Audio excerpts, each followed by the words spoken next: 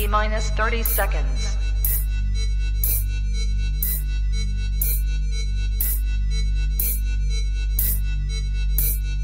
T-minus 20 seconds.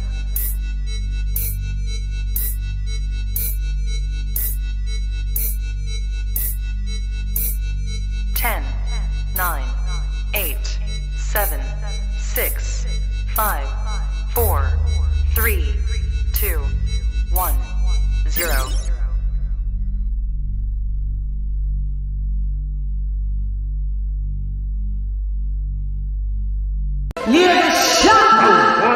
Fight!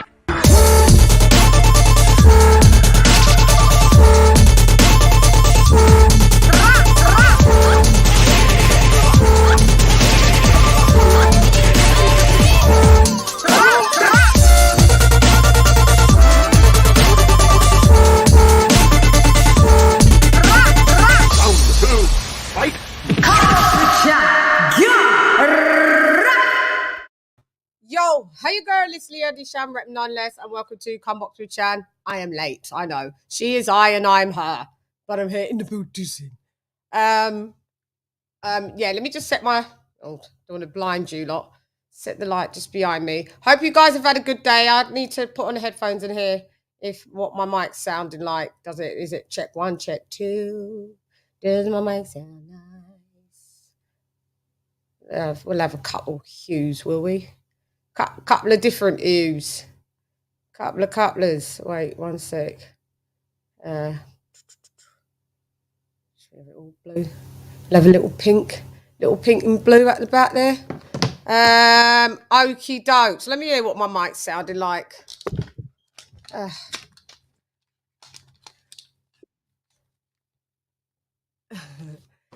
Check, check. Does my mic sound nice?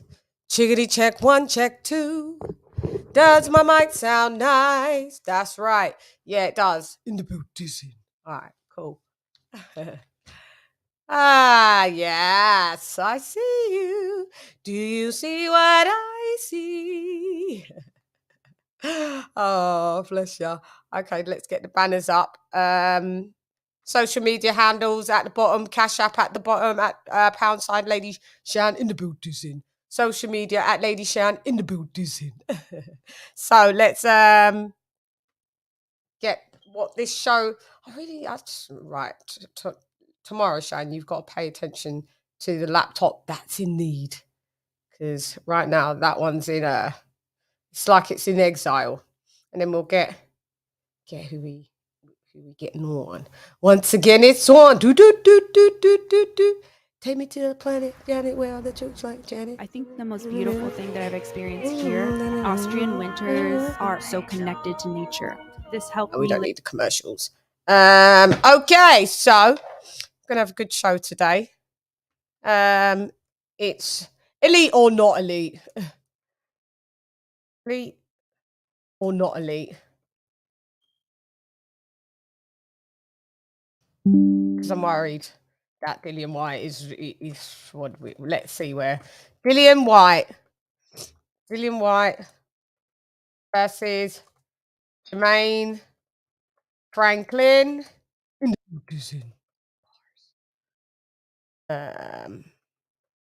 JERMAINE Franklin, REGIS PROGRAIS. Prograis destroys ZEPEDA. Oh, do you know what? I need to take these notifications off. They're doing my head in when they interrupt me. This is JERMAINE Franklin. REGIS PROGRAIS. Wait, type that. Destroys. ZEPEDA. And it's the weekly wrap-up shiggity show.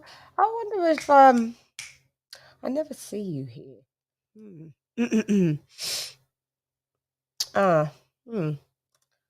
Let me just do it like that then. Long one. Show in the boot dissing. Ya tú sabes. In el edificio. There we go. There we go, yo. Okie dokes. Roll call. Quick roll call. Can't forget my honourable members. Who subscribe monthly. I appreciate y'all. Martin King Boxing in the big dizzy. Jimmy McKenny in the big dizzy. Ringside Report Live in the big dizzy. King of King Boxing in the big dizzy. Without Lady Chan in the big dizzy. Queen Lisa Bells in the big dizzy. Stephen T in the big dizzy. Mark Niggly Nash in the big dizzy. Donald Banks DB in the big dizzy. Mimi Here Today USA in the big dizzy. AJR Day in the big dizzy. Fire in the big dizzy. King TJ in the big dizzy. El Primero Applecat in the big dizzy. Dr. P in the big dizzy. Devil Beat in the big dizzy. Mike R to the left in the big dizzy. D-Style Boxing in the big dizzy. Duck Right Side in the big dizzy. Slim Boxing and Commentaries in the big dizzy. Hope you're alright, pal.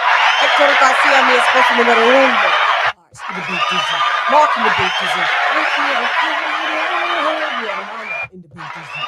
ERF Boxing in the big dizzy. Ivo in the Australia. And Ben Adams in the big dizzy. There we go. So let me introduce co-host. That always brings the most. I'm introducing, introducing, introducing.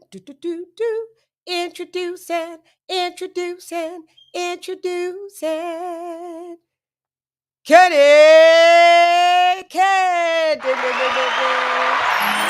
Hello, everyone. Hello. Hello. How have you been? How's everyone been?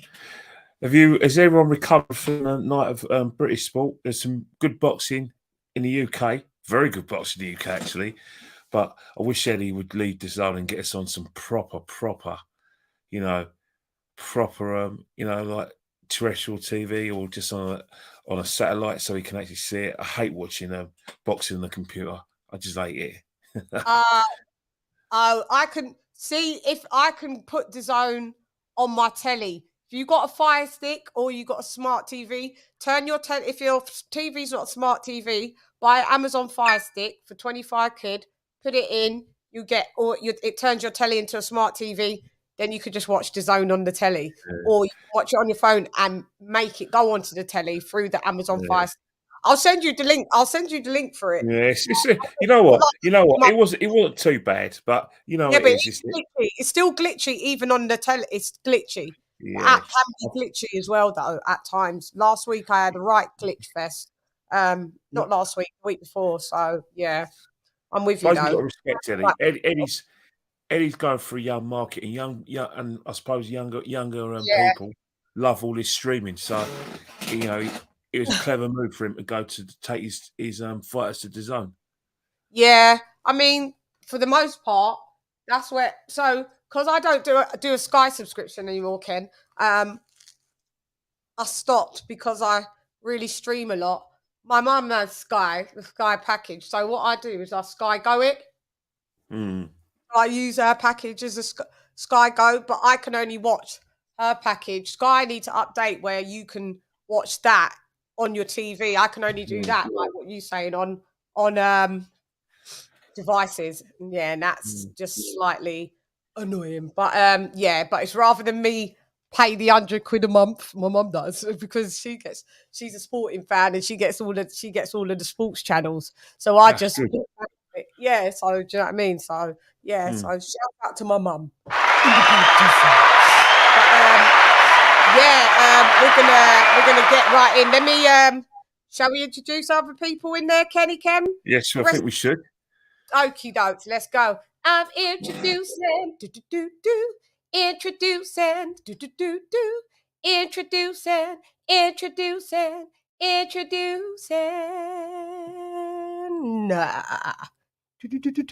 I'm being a goofball. Let me stop. AJLJ Alex and King of King in the boot.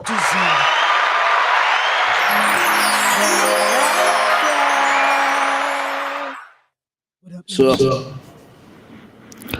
Hey, how you doing back on the scene? What's up, Kenny Ken? LadyChann in the house. What's up? What's cracking, y'all? I'm all good, King. All good day. Good. in the Uzdanya. All the better to see you guys. Thank you for joining on panel as usual. Love to see you. So yeah, we're gonna let's chop it up. Put brushes away, mirrors away. Yeah, cracked ones is that as well. Jeez. My mum say that's bad luck. How have you still got that? No. My mum's mad superstitious. Very superstitious. She go mad seeing a cracked mirror. But it is bad, isn't it? I guess it I'm not overly superstitious, I guess, but you know. I've walked under ladders. I don't know if you have the same superstitions over there in the States, but you know, we have a lot of superstitions here. Don't walk under ladders, don't put a hat on the bed, don't have a cracked mirror. In it, Ken, we've got all of them type of things in it. Yeah, I know. I don't know if we follow them. I follow some of them, but not all. Okay. The Americans were quiet, so I gather that they don't have them superstitions here. Because what is once the split the pole when you walk on the sidewalk and stuff? What, the pole? Like, don't split the pole. Like, don't go walk on the inside of a pole, like, you know, a street light or a pole or something. I always walk on the outside. Yeah, I've heard of that. I've heard of that. That's one. If you do that's real, bro. Don't do that shit ever. Yeah. What? Don't walk under a ladder? Split a pole. Or yeah, go on a ladder too. That's another one. Don't never do that. Okay, I've done it just to see what happens. Multiple times, nothing. The only reason why you shouldn't is when someone's on the ladder, because maybe they fall on you, or maybe the paint that they've got, or whatever. But I mean, you know, whatever. Yeah, that's really what it comes from, because you don't want somebody to drop a drill on your head or a bucket of paint. Yeah, I think that's what it is. But other than, you know, Friday the 13th, is it really a bad day for me? I've had a lot of good things happen to me on Friday the 13th. And I've probably had bad things that have happened to me on Friday the 13th, just because it was not because it was Friday the 13th, just because it was that day and it was to have a bad day. But, you know, it's whatever. 90% of the time, I don't even notice. Yeah, you're like, oh my God, it was Friday the 13th yesterday. Like, yeah, I don't know. The only reason you know is because they play Jason movies. Yeah.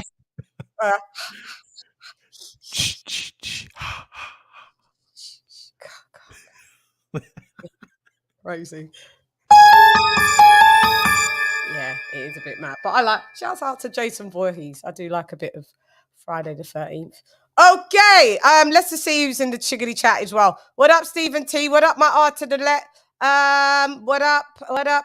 Sister Bales in the building. I'm sounding good. Okay, great stuff. Thank you for that. Ivo in the Uzdanya. What up, though, Ivo? Yeah, I'll be a little bit tardy for the party.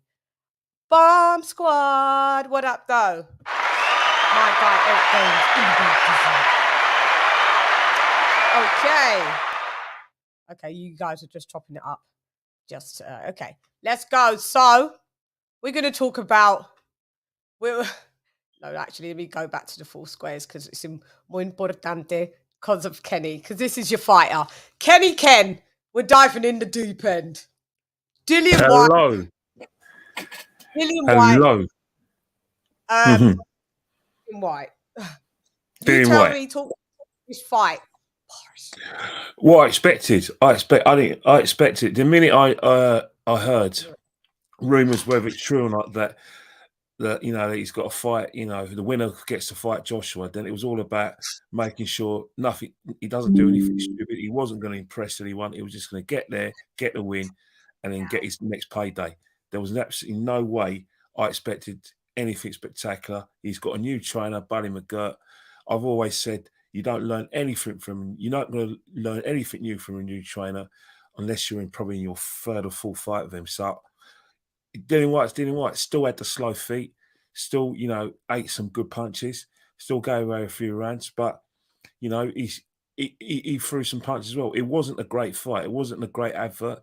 You know, people who, you know, want to write him off have got, that's evidence to say, you know, he's probably had a few punches. Maybe he's not in a big time, but when you've got the carrot of fighting Anthony Joshua next, anything, you know, that's what he was going for. You know, I thought, you know, Franklin was brilliant. I thought he gave everything his all. You know, he's 21-0, younger, threw some great hands, caught him a few times. But there were times when I thought Dillian's defence was a lot better than what he was before. There were times when I was looking, I'm thinking, don't get hit by the uppercut. Don't get hit by the uppercut. And thankfully, he got himself in a situation where he wasn't caught clean with the uppercut, because if he got caught clean with the uppercut, we know what's going to happen. But for me, as a Dillian Whyte fan, all I was interested in was just getting himself out of there and getting that Joshua fight. Okay, I think the cross-arm guard saved his little life, because I did see he scored a lot of uppercuts against Franklin. And Franklin, not that much couple on him, but I did see Franklin try to load up on a few uppercuts, and Dillian Whyte was like, "No, not ever. You're not gonna get me. No." And then he did like one-armed, like different kind of shielding, which was quite interesting to see. I don't know. It was that. I saw that. I saw that fully. The Wakanda cross-arm guard. I know people are going to change it into that, because I saw people saying that, you know, but in a good way, saying it. They would have worked on that. Him and Buddy McGuire would have worked on that. I think his defence was a lot sharper than he was before. You know, because there's no. It was a case of like, if he gets caught on a bingo one, what I call the uppercut, you know, that's it. It's career over. But for me, there's certain things I didn't like. I didn't like his shape coming in. I thought he carried a few pounds here and there, which he always does.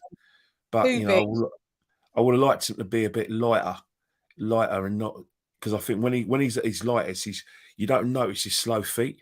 When he's big like that, I was looking at his feet and I thought, you know, Mark Tibbs has got a bit of a point. He's got a bit of slow feet, and I think Mark Tibbs did a very good job with him, to the extent that he covered up a lot of his weaknesses, either slow feet. But what he did is he got him in such a good shape that he said, right, stick to your strengths. Yeah, you're going to eat a lot of punches, but, you know, he got him, you know, throwing in more combinations of throws and more uppercuts. I think what Buddy McCurt's trying to do with him is to defend like that and get his shoulders in, get that right hand up, and then boom, you want to hit me uppercut, you're going to hit me elbows. And I think that was one thing I was impressed by. But apart from that, you know, I wasn't expecting too much. No way was I expecting too much in terms of like explosiveness and coming out and putting a show for the fans. You know, Dillian Whyte's probably thinking, I owe you lot nothing. I'm just here to get my next payday against Joshua. No, Dillian Whyte, you owe us everything, and you owe us you owe us your soul, because we pay for your pay-per-views and your lifestyle. We pay your mortgage, we pay whatever you choose, we pay your rent, we pay your children's nannies, we pay your children's fees for education. You owe us the world. Sorry. And I think that is coming to an end, because listen, what I saw. Let me start with the good. So the good was cross-arm guard. Very good. Did I expect to see much being under Buddy McGirt for 6 weeks? No. But what I did see was him trying to. I did a point score and rewatch, because when I first watched it, I weren't scoring it. So I thought, wow, this looks a bit close. Frankly, looks like he's done amazingly well, which he did. But I did a point score and rewatch yesterday, and I had Dillian Whyte win. I had the same score as the judge, two of the judges, 116-112 in favour of Whyte. You know, he was pot shot in and that with the jab and, you know, bits and pieces. But was it an illustrious win? No. Because on one of the judges' scorecards you drew. This guy, Jermaine Franklin, is either better than we thought, or Dillian Whyte isn't as good as we thought. I've come to the conclusion it's both. Jermaine Franklin's better than what we thought. Dillian Whyte is not as good as what we thought. He's not elite. I've been saying that since Pro B's show, when he first had me. Well, when he used to first have me on back in January last year, I would say.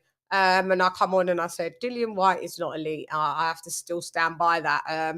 Dillian Whyte doesn't beat Joshua, as we already know. He doesn't beat Joshua again. He doesn't beat in my opinion, Deontay Wilder. He doesn't beat, we already know he doesn't beat Tyson Fury. He doesn't beat Joe Joyce. He doesn't beat Andy Ruiz. Maybe he may have a better chance at Andy Ruiz just only due to the hype, but I don't really think so because Franklin reminded me of a Black Ruiz.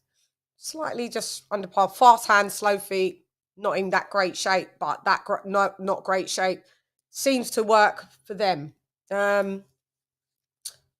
Yeah, he shouldn't have gone the distance with someone like that.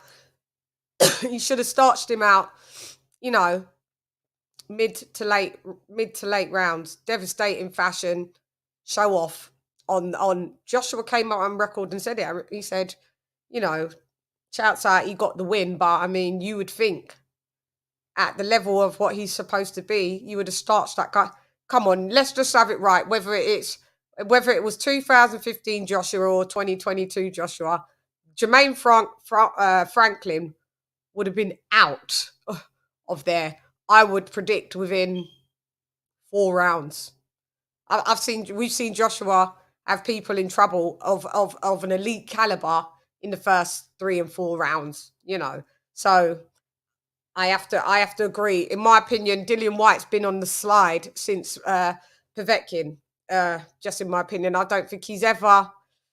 I think that's, you know, that consecutive win of 11. He's had 11 consecutive wins, and then that got broken by Povetkin. I just think that you know, in pushing 35 now, I don't see his elitism. He never was, but I mean, he was a good fighter. I don't think that returns back to that Dillian White that we had. If I had to place him in top 10 heavyweights, he used to be, for me, like number between. He'd place between like number 4 and 5. For me, I'm looking at probably putting Dillian White at probably about. Because the heavyweight scene is so thin, if it was a super stacked with a lot of quality in the heavyweight division, Dillian White for me wouldn't make it top 10. But because the division is a bit thin, I'll put Dillian White in the top 10 at probably about between 7 and 8. That's where I place him now. So he's falling a few pegs down below. But that's just my quick assessment. Let's chop it up. King of King in the Buddhism. What's your thoughts? So here's the thing about this evaluating how Dillian White looked in this fight. Kenny makes a good point that he did make a defensive adjustment with his right hand sliding it more cross towards his body, but what it allowed him to do was left him open for left hooks. So he blocked. He made a responsibility to block an uppercut, which left him up for another punch, which you don't want to get hit by a left hook by AJ. I'm sorry. He was getting clipped with it over and over again. He was taller. I don't like low-key. I want to give Jermaine Franklin for looking good, but the dude's in 3 years has had one fight against a guy with an upside-down record who he knocked out in 4 or 5 rounds. This guy was set up as this was an easy fight. This was a fight that Dillian White's supposed to look good in. It's a tune-up fight. And he just limited. He's just not going to be able to fight anybody above that level. And for him to think, I don't know. Like I said, I guess the setup is AJ next. I don't see nothing that leads me to believe, even AJ coming off 2 losses. Low-key right now, Dillian White's a tune-up for AJ. That's the extent that he is right now. He's a tune-up for AJ. That's what it looks like. And it's just like I guess he's working on some things. He needs to be in better shape, like Kenny said, his feet, to disguise those slow feet if he was a little faster. But this guy was shorter than him. Like I said, he wasn't in good quality shape. He just had some good boxing skills, but he's been sitting on the shelf. It was a setup fight, and he eked one out. Even though, like I said, when you rewatch it, he might have won 8 rounds, but that was like 8 rounds by 1 punch. It wasn't like a dominant victory, you know. But yeah, so I don't see. Like I said, it is what it is. That's all I got to say about it. Yeah, that's where I'm at too. Oh, I'm introducing, introducing, introducing Queen Lisa Bales. Can you call back in a minute so I can just get everybody's take before? Just give me 1 minute or on the caller. Give me 1 minute on the callback. So I need to get everybody's takes first, and then you can call back, and I'll have the phone line connected. Yeah, okie doke. Hey, hi everybody. Hey, Bye. what up, Major Key? What up, Lisa Bales in the building? Nothing, just chilling. Yeah, what up? Thanks for joining us, sis. You're welcome. Thank you. AJ all day. You heard what myself and Kenny's take and KOK's take. What is yours? What say you? Oh well, I expected more Dillian, but also I expected less of Jermaine Franklin. As Chan is like you said, like we were disproven by both. Jermaine Franklin was better than advertised, and Dillian White. I mean, because also I was just also factoring in he's coming off a knockout loss, so I didn't know how good he would actually be. And I'd say for the most part, his chin kind of held up well, but that's due to the fact that Franklin kind of can't punch. But just weighing chins, I say Franklin, man, he had a beard. He surprised me with all the punches he took. He really did. And I like as we mentioned the cross guard, the variation that Dillian White kept using. I hope he kind of use. I think if he implements that in his style, that'll pretty much. I think that'll add a lot of longevity to his career. You know what I mean? That'll allow him to compete for a lot longer because, he would. That was good. I mean, because he even said post fight he was just kind of like experimenting, with like that new style, and that's how I kind of came across during the fight. He's just. I don't know if he used this. I don't even know what the game plan for this fight was going in. I don't know if they tried to go for a knockout or just to win on points. I kind of like to know, but it seemed like that's how they were. Just fighting just to experiment for the most part. Yeah, him and Buddy McGirt. But as far as what he does next, Joshua rematch, I'm not really. Me being a fan, I'll watch it, but I'm not really excited to see that because let's be real. Let's just say okay, Joshua and Dillian, they run it back. Joshua starts as Dillian. He's going to get any credit for that? No, he's not going to get any. Oh, he's washed. Fury got credit for it. But Joshua ain't going to get credit for it. This is what I'm saying. To me, it's a smash out for Dillian White because I just heard that Dillian White said if he didn't do well or win this fight, he was absolutely retiring. So, I mean... Oh, he said that? Yeah. So now the Joshua fight, he's like, make sure the money to Eddie in the locker room is plentiful. It's a cash out. He knows he can't really do nothing. He doesn't have long left probably. Yeah, because he's pushing 35 now. And honestly, 35. Body seems to be breaking down in my opinion. His knees are going, his shoulders gone, his hands are broken religiously, his fingers are broken quite a lot. He is quite plagued with a lot of injuries, and that I think that's just because he's too heavy. He has no discipline. When he comes in at 251 pounds, he has no business coming in at 251. Dillian White should come in how he used to be when he was back in years ago. He should be at the 235 bracket. He's 6'4". He ain't super tall. I mean, you got the 6'6" and 6'7" lads are still coming in at at 258, and Dillian White's coming in just short of them. I mean, being like 3 inches shorter. Yeah. I mean, because Dillian, he's not. I mean. It's like I kind of I concur when you saying he's not elite. I concur with that, but he's good. He's like I say he's world level. I mean he's good enough to beat certain guys probably world level, but elite. It's like that. He's never had a world title. He said what? He's never had a world title. He's no different from Carlos Takam. And shouts out to Carlos Takam. Oh yeah. He's around that level. Yeah. Matter of fact, I like for him to fight. That's a good fight actually. I like for him to fight. Yeah, I always thought they'd fought, but they haven't. It kind of seems like they never did. Wow, that's crazy. I guess I'm confused with that. He's fought Chisora a couple. It was Chisora he fought a couple times. Did he fight Chisora twice? Yeah, he did. Yeah. I keep thinking he's fought Takam. That would be a big fight. Brutal. I think that's more level. I think that's more the same level, don't you? fringe world. Yeah, I'd say that. Yeah, Yeah. something like that. Yeah. Yeah. The Yeah. French world level, I'd say he's at that level. But I mean, he's only lost to to good guys though. I mean, no slouches have beat him. You know, Tyson Fury, Joshua, Povetkin, those guys. And but as far That's as why what, I know he's not elite. That's why I know he's, because every time he steps up, he steps up, he falls short.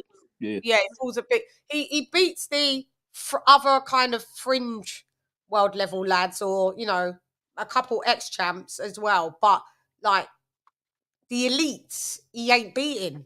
Yeah, he ain't beating. I mean, he beat a Povetkin, but let's have it right. He didn't really look that great, Povetkin. Yeah, he was coming off COVID, and he got all that stuff, and he was ill. An old geezer, but an in shape geezer nonetheless. But he was breaking down. He was at his last legs, and then you still got knocked out by him, and he's like 3 inches shorter than you, and then you beat him, and he was just coming off the back of COVID, and anybody that had any sense could see that Povetkin was a warrior and was totally ill in that fight. So you couldn't really credit him for that. Which I didn't. I did, but I didn't. You got the win, but same with me. It's like I gave him credit, like he ran it back and beat him, but at the same time, it's you got him when at the right time. You know what I mean? Yeah. I mean, but I was saying I concur. Like when you say he's not elite, like he's not like he's fringe like world level. That's how you best describe it. Yeah, yeah. And I don't know, man. It's just I still kind of want to see him in big fights just to see what he has left. You know fights are there with him, Wilder. I mean, that's one. All right, I think Wilder beats him at this point. I think I said that on the rewatch yesterday. I think Wilder beats him. Yeah, Wilder's he's too fast, and he'll land that right hand. You know what I mean? Yeah, because I'm not liking Dillian White's punch resistance. What I'm seeing how he is reacting to punches. He got hurt by Jermaine in that fight. Yeah, he got hurt a couple of times, and it was quite noticeable. And he was quite you could see he got a bit panicky when he thought he was going to get uppercutted, or when punches did land. Even on the gloves and that. The reaction, the overreaction almost, and the couple times he's staggering, but that's because he's got shit feet as well. I just think if Wilder lands that right, he ain't the one getting up. He ain't getting up. No, yeah. At this stage, I'd have gave him probably a better chance, like a few years back when he was trying to fight him, when he was champion. I would add him watching Wilder before. But unless he really implements the come forward style, and he could beat Wilder. So I would say it's a 55. It's possible. 55-45, I edge it to Wilder. If you want to bully Wilder and come forward and he wants to do that, and like what Tyson Fury done, Dillian White has got that type of body frame that he can do that to Wilder. That would be his best bet to do. If he tries all of this boxing stuff and tries to box at range and at mid to long, definitely mid, that's where Wilder likes it, and you allow Wilder to be able to come forward, Dillian White's done, mate. He's done. But yeah, let me pass it on to Lisa. What up, sis? What's your take on the fight? Because we rewatched you had it as a draw.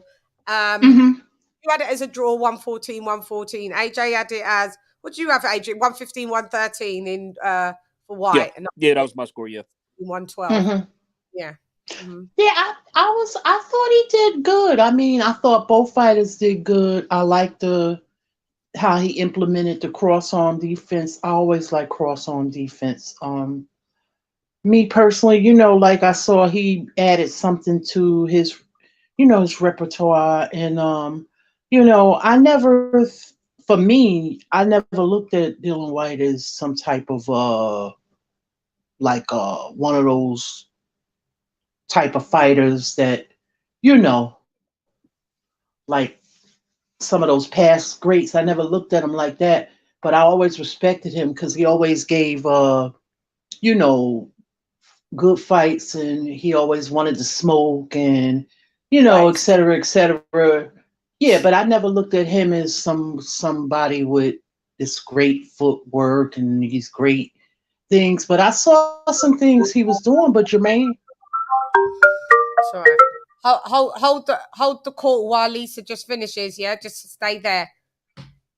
But How did Jermaine that? Franklin Go ahead. is better than I thought as well. So I hadn't seen much of him before. I have seen him before, but now looking at him, I saw a lot of slickness. He had a lot of slickness, fast hands, and I don't want to, like we already know that people just don't like Dillian White, and but I give him credit. Like here over in the States, a lot of people never really rated him high. So I was glad to see him come back and to get a win, and I just, hopefully, like AJ said, that cross arm defense can add some years to his career. And if they're gonna make the AJ fight, I don't have a problem with it, and I'm gonna tell you why. Why? I feel like they should get the credit. Why not? Other people are rematching and rematching and rematching, and they get credit. True. So that's the way I feel. They should get credit, but what I'm saying is I don't think they will. Yeah, I'm gonna give them credit. Other people do. I'm not. I really was bothered, but I guess I'm not like totally opposed. It's like, all right, I would like to see a different matchup, but if that's what it is, that's what it is. And just before I let Paula come in the building, you just made a point of saying, look, this is the point that I just wanted to quickly make. Just because I state someone's not elite and someone's not an elite fighter, it isn't necessarily a bad thing. Just because you're not elite doesn't mean that you're not a good fighter, because not everybody can be elite. Do you know what I mean? Everybody's across the board. Some people are really good. The majority of fighters aren't elite. Yeah. So it's like to take that shot. Yeah. It's like somebody saying like, yeah, you play basketball, but you're not Michael Jordan. Okay. Yeah. But people that are not Michael Jordan still earn a great living in the NBA. Yeah. And are necessary. That's true. Yeah, because I haven't seen many. Oh, sorry. No, go ahead, sis. I haven't seen many heavyweights doing what Usyk is doing with the hands and all that stuff. Like, it's just how you see someone, like you could say that person is elite. Like that's how I felt when I saw Senicia Estrada. I said that little lady is elite. The way she move her hands and the things that she do, it's just like you could tell that she's been doing this for a long time, since a kid.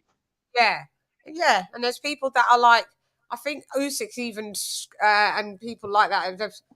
Usyk and I would say like Bivol, they've carved even like a separate little lane of super elite. Like they're super. Yeah. Like, do you know what I mean? Yeah. Before like world level elite and that, and it stopped there. Like there's like world level elite, super elite, and it's no dig on Dillian White if I say he's not elite. It still doesn't mean that I want him to retire. Doesn't mean I don't want him to be in any more fights. Doesn't mean that I'm downing on him. I'm just being critical of of where I feel that he fits in. Doesn't mean I don't think he doesn't beat anyone, unless it's the elite and super elite, because that's if you did, you'd be elite. So that's the only difference. But we've got Arlette in the building. Smoke. Let me put on the fucking headphones because she's coming. She rides for this dude. Go ahead. Well, no, I don't ride for everything. But good evening, everybody. But I don't ride for everything he did, because Lisa just heard a mouthful of what I just said about him. So okay. Well, so I don't really ride for everything, but just wanted to make a few comments because I was listening to what you're saying, and I just have a few comments. Like, to me, there's not a lot of elite fighters. There's probably only 3 elite fighters in the heavyweight. Yeah. And I don't consider Wilder elite. And you may say because Wilder was a champ, but who did Wilder beat? Yeah, I don't. But who did Wilder beat? Wilder beat Stavern. I think Dillian White could beat Stavern. Yeah, I don't think Wilder is. No, but I'm saying because if we can still think Dillian White gets beaten by him. You know what? I don't know that too, because I don't know how Wilder really looked after these 3 fights against Fury. You can't even judge Wilder from that last fight he had because it wasn't long enough. That's really like 50-50. And I think a lot of you guys are being unfair with Dillian because he does have the best resume. No, Him and AJ. AJ does. He's got one of the best resumes. Yeah. No, I think he has. Him and AJ got the best resumes in the heavyweight division right now. Well, AJ's got the better resume, obviously, because AJ's fought more elite. He's fought them after AJ, and yeah, there's stuff. Yeah, like I said, AJ's number one, and Dillian's number two. Dillian has a better resume than Wilder, way better, and I think everybody that Wilder beat, Dillian can beat. I think he can beat OT. I think he can beat and to be honest with you, Ruiz, I think Ruiz can beat Wilder, but we'll see when that fight happens. But this ain't about bashing Wilder. But I'm just saying, it's only 3. I think we're being a little harsh on him. I don't think Dillian is elite. Like I said, it's only 3 elite, but he is world championship level. So he is compared to what we have today. Why hasn't he won a world championship then? Okay, but like I said, he could have won a world championship. Why does Wilder got a world championship? Because he won a world championship. Too. Yeah, but he beat a champ. And who was that? Jermaine Stefan was still a champ. I understand, but I'm just saying, Wilder, Dillian could beat someone like him too. But he hasn't. But that's not Dillian's fault. No, whose fault is it? I'm just saying, who's ever doing the matchmaking? I'm just saying. No. I mean, that's his fault to go down and strictly chase one governing body. If he wanted to chase his whole career, which he basically he's given up all his prime years. He wanted to fight Wilder. Yeah, I know. We know. But Wilder blocked him and all of that. So therefore, what you needed to do was get yourself into other title contention. But what Dillian Whyte didn't want to do was pay sanctioning fees of our governing sanctions. If he had done that, he would have been ranked in the WBA, the WBO, and the IBF. But he chose to strictly just be on the WBC route. We know he got blocked. We know Wilder ducked. We know all of this. We know Fury is this and that and the other. But at the end of the day, I can't say that he is a world that he could be a world champion, and he's never been a world champion, so I can't place him there. I mean, he fought Joseph Parker, he got dropped on the last round. I mean, that was an extra. But Chan, you're not keeping the same energy with Joe Joyce. He's not a world champion either. Who did he beat? Joe Joyce is but there's a difference, Arlette. For one, Joe Joyce is a prospect. He's 37 He's a contender right now. He's a prospect. Okay, but he's a 37-year-old prospect. The age doesn't matter. It's the amount of fights. He just came from the 2016 Olympics, placing silver, which they're thinking of overturning him to get it to be gold because he was robbed. So that's still under. They're just under review. So they're checking that. Joyce has only had 13 fights. He's wiped out everybody, and it doesn't matter if he's 37 or 40. He's a contender. He's a prospect, and in my opinion, of course he beats Dillian Whyte. Joe Joyce will cane Dillian Whyte. Dillian Whyte went life and death with Derek Chisora. Okay, and he ain't a world title holder either. So I know. But they're the same level. By the way, Chan, can we rewatch that first fight with them? Wait a minute. Joe Joyce. First of all, Derek Chisora can make anyone look bad, in my opinion. It can make anyone look bad. Even people said that Derek's fight against Joshua, that fight. Well, that fight against Usyk, that first fight they had. To me, a lot of people said that Derek Chisora gave a better showing of himself than Joshua did in Joshua's first showing. That's all I'm saying. I've heard people say that. Derek Chisora's absolutely got slightly a better resume than Dillian Whyte at this point. I mean, he's fought Tyson Fury twice. He's fought Alexander Usyk. But he lost. Yeah, no, but a resume means the level of contender that you've fought. It doesn't mean that you got a resume in your job. When you go to a new job, just because you're going to a new job, the old jobs that you worked at didn't mean you didn't work at them, did it? You just put them ones on because those are the best jobs. that you worked That's at, true. right? So You're yeah, right. You're right. so that's what a resume is. So I would say that Dillian White's got the third best resume in the heavyweight division, after Derek Chisora. But yeah, I just know he's just not elite. I don't think Wild. Yeah, I mean, don't I think was just Wilder's giving an elite. opposing Yeah. opinion on Yeah, that. yeah, I no, I wasn't like it. trying to like. I No, mean, I like and different I was opinions. being, and like I said, I'm sick of hearing Dillian and his BS. By the way, I was just telling Lisa, I don't want to hear no, because to me he's getting on my last nerve. So who do you think he beats? Who do you think he beats then, Arlette? Me, Dillian for White. real? Yeah. I'll be totally honest. I said Wilder is 50-50. Andy Ruiz is 50-50. Joe Joyce, I don't even know. I can't even say. Maybe Joe Joyce will beat him because Joe Joyce got that jab. The engine. So, but, yeah. But other than that, like I said, he beats a lot. Like, he's still a world contender. I'm not going to throw him away with the baby water because he didn't look like, I think everybody was expecting this guy to get knocked out because we don't know him. We don't know Franklin. So everyone was already Joshua, you would have knocked him out, Arlette. You know that. He would have been knocked out. But I said that Doc was elite. I did admit Doc was elite, and I said that Dillian wasn't. So I agree, Joshua won.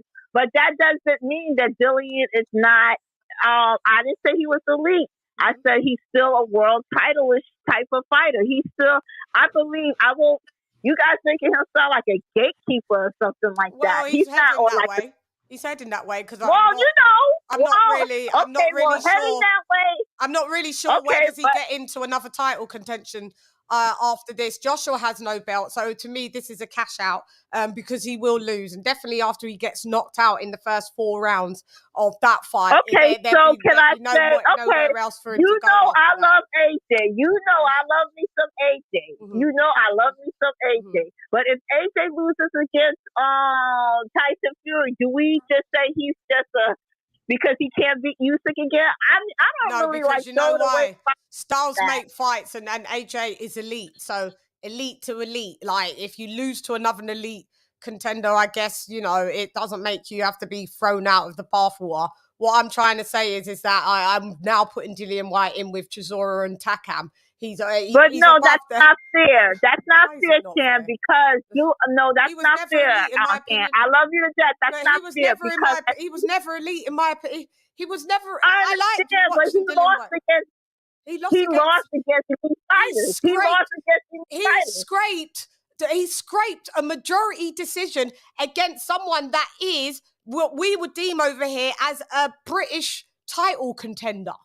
But that's now. That's now. He's not the same like how he was. But to say that he wasn't like. Well, he hasn't been that guy. I've never seen him hold a belt. I've seen him have an interim title. But the people I'm trying to say, the people he did lost against was elite people. Now. Joshua, no, they wasn't elite people that he lost to. Oscar Rivas wasn't elite. Joseph Parker. No. Oscar Rivas, he didn't lose against Oscar Rivas. He got dropped. Sorry, and scraped to win. But he won. Joseph Parker. Yeah, but meaning okay, cool. But it was by someone that's not elite. Anthony Joshua got dropped by someone that's not elite. Anthony Joshua got dropped against Andy Ruiz. Arlette, you're gonna have to let me talk. So, like, I say something, you say something. I say something, you say something, because otherwise it's screaming. So Anthony Joshua got dropped by someone that's not elite, but we did fast find out that this guy was absolutely a great fighter, hence why he's gone on for strength to strength, really, I guess so. But is Andy Ruiz the best thing since sliced bread? No. But does he beat Dillian White? Possibly. You never know. I may give Dillian White a little heads up on that. But, I mean, Oscar Rivas, he's gone down to bridgerweight. He's a bridgerweight champ. So let's keep that into perspective. When Joseph Parker got dropped him as well, Joseph Parker's not known as a big hard hitter. In the last round, Dillian White scraped a points decision against the ex-champ. Anthony Joshua had washed him years previously and already taken the belt off of him, and he lost his own. Let's move on. Alexander Povetkin dropped him, sparked him out. That's an elite fighter, that not an elite 42-year-old fighter that knocked him. His life, his soul left the building. Like, yeah. But go ahead, you go. No, but you Return know what? fire. I'm a Povetkian fan, so I'm not gonna. I think he was an elite fighter, but I'm Yeah, just he saying. is. Other than Was. that, I'm just saying that I don't. I agree, he's not elite. I'm not Yeah, even that's arguing fine. with that. But it seems like you guys are really like, are you serious? When he's like, if you can diss him, then you can diss a lot of other fighters because he's not that far. And even the fighters that you think that will beat him, he's not that. They're not like Wilder and All right, you said name Joe me. I want to write them Joyce down. and all that Tell stuff. me who he Oh, beats. Tell me who he beats, and we'll discuss it then. I told. Sorry. Who? I'm sorry. What? I mean, what was the question, sis? I'm sorry. Who does he beat to grab a world title off? That's a good question because I know he can't beat Usyk and he can't beat Fury, but neither can 99% of them. So I mean, I don't think so if they any of those guys can beat him. If they vacated, just say for instance, they vacated their belt, who like does he beat Joe Joyce? You said. I don't know. I'll be totally honest. Okay. I can't because I want to say Joe Joyce will beat him, but I gotta see more. Joe Joyce will wash. Because you know DILLIAN what? White. Joe Joyce. Joe Joyce will. I don't know. I can't Joyce say will that. wash DILLIAN White. I'm telling you. Okay, well let's see the fight. I see. I want to see that fight. That's a good fight. I want to see that. And me too. And unfortunately, it's going to end really bad for DILLIAN White. It will look very embarrassing. I agree. If he dies, he dies. Let him fight. If he dies, he dies. I've seen Joe Joyce beat Jalalov back in the amateur. I'm just saying, if he dies, he dies. Jalalov, because as much as I like him, I'm not going to protect him. I'm not going to say, "Oh, I want to see what he does." Yeah, I mean, I just don't think we just see him after he gets beaten by AJ. I just don't think we see him anymore because I think. Well, I already know that AJ's gonna gonna have him. Yeah, it's gonna knock him out. I'm not even arguing. Yeah, it was. I mean, we're not going to want to watch him on pay-per-view for much longer, unless it is going to be him versus Wilder, him, Joe Joyce. Those are pay-per-view fights. Him, Andy Ruiz, but he's not going to fight Andy Ruiz because he's not in contention with any. Like he's just. I think he's in now the WBA ranking or the I want to say the WBA or WB. He's tried to go down another route now, but it's quite late in life. But I mean, I don't really see him in any other big fights other than Wilder, Joe Joyce, and they don't have to fight him, to be honest, because they're in title contention where he's not. He had his title shot and he's been beat, and unfortunately, he has to go to the back of the queue, and he scraped a majority win against someone that he should have washed the CHANN? canvas with. Yep. I think he beats Daniel Dubois. Yeah, he beats Daniel Dubois. That's who he does beat. Yes. But you know how I feel? I don't protect fighters, and he made his money. He made a lot of money, and he did his thing. So, and he fought the best that he can. So yeah, he's done I'm not doing that. He's done a good job. Let him just. I'm not like when he loses against Joshua, because we know that he's gonna lose, and if he calls it a day, then he did what he did. He made his money. He fought a lot of good fights, and he gave us a lot of entertainment. And that's all I can ask for. Yeah, he did. And maybe he still just, even if he gets beat by Joshua, he still continues. I'm not going to be, doing marching with a picket sign saying he must retire. I'm quite open for DILLIAN White to stay fighting as long as he wants, like I am for Carlos Takam, who is 41 or 42. He still wants to fight, looks in tremendous shape. But unfortunately, DILLIAN White isn't like Carlos Takam. He isn't in tremendous shape. He doesn't stay in tremendous shape. Carlos Takam lives in the gym. Carlos Takam he's in shape. I don't see the same discipline with DILLIAN White, and that's why he's having lackluster performances as going from the Povetkin down to where we are to present day. He eats too much. He's too greedy. He's way overweight. He's sluggish. He's got a bad build as it is. He's top heavy and bottom little. He exudes. And if you need to be elite, you have to have an elite diet. You've got enough money to have a dietitian, a nutrition. He chooses not to have any of that. His body's breaking down. He's got multiple injuries. He always goes, no fight always goes in 100%, but he goes in all the time. He's got remember the doctor said if he doesn't, don't fight Otto Wallin with that shoulder injury if you want to fight Fury, because otherwise you'll only have one fight left. So I'm going to have to take that into consideration, that you've got that bad an injury that really you're on your last legs, and the Joshua fight is a cash out. And I don't expect to see Dillian White after that. I don't think he's going to be wanting to fight Nathan Gorman. Because Chan, like, he got a lot of money for that. I'm gonna be listening. Can I finish? I'm gonna be listening. I'm gonna be in the chat. I will call you back. Yeah, okay. All right. R to the left in the building. Love you, girl. Love you. In the building. Oh, look. What up, outlaw pugilist in the building? What up, bud? Long time no see.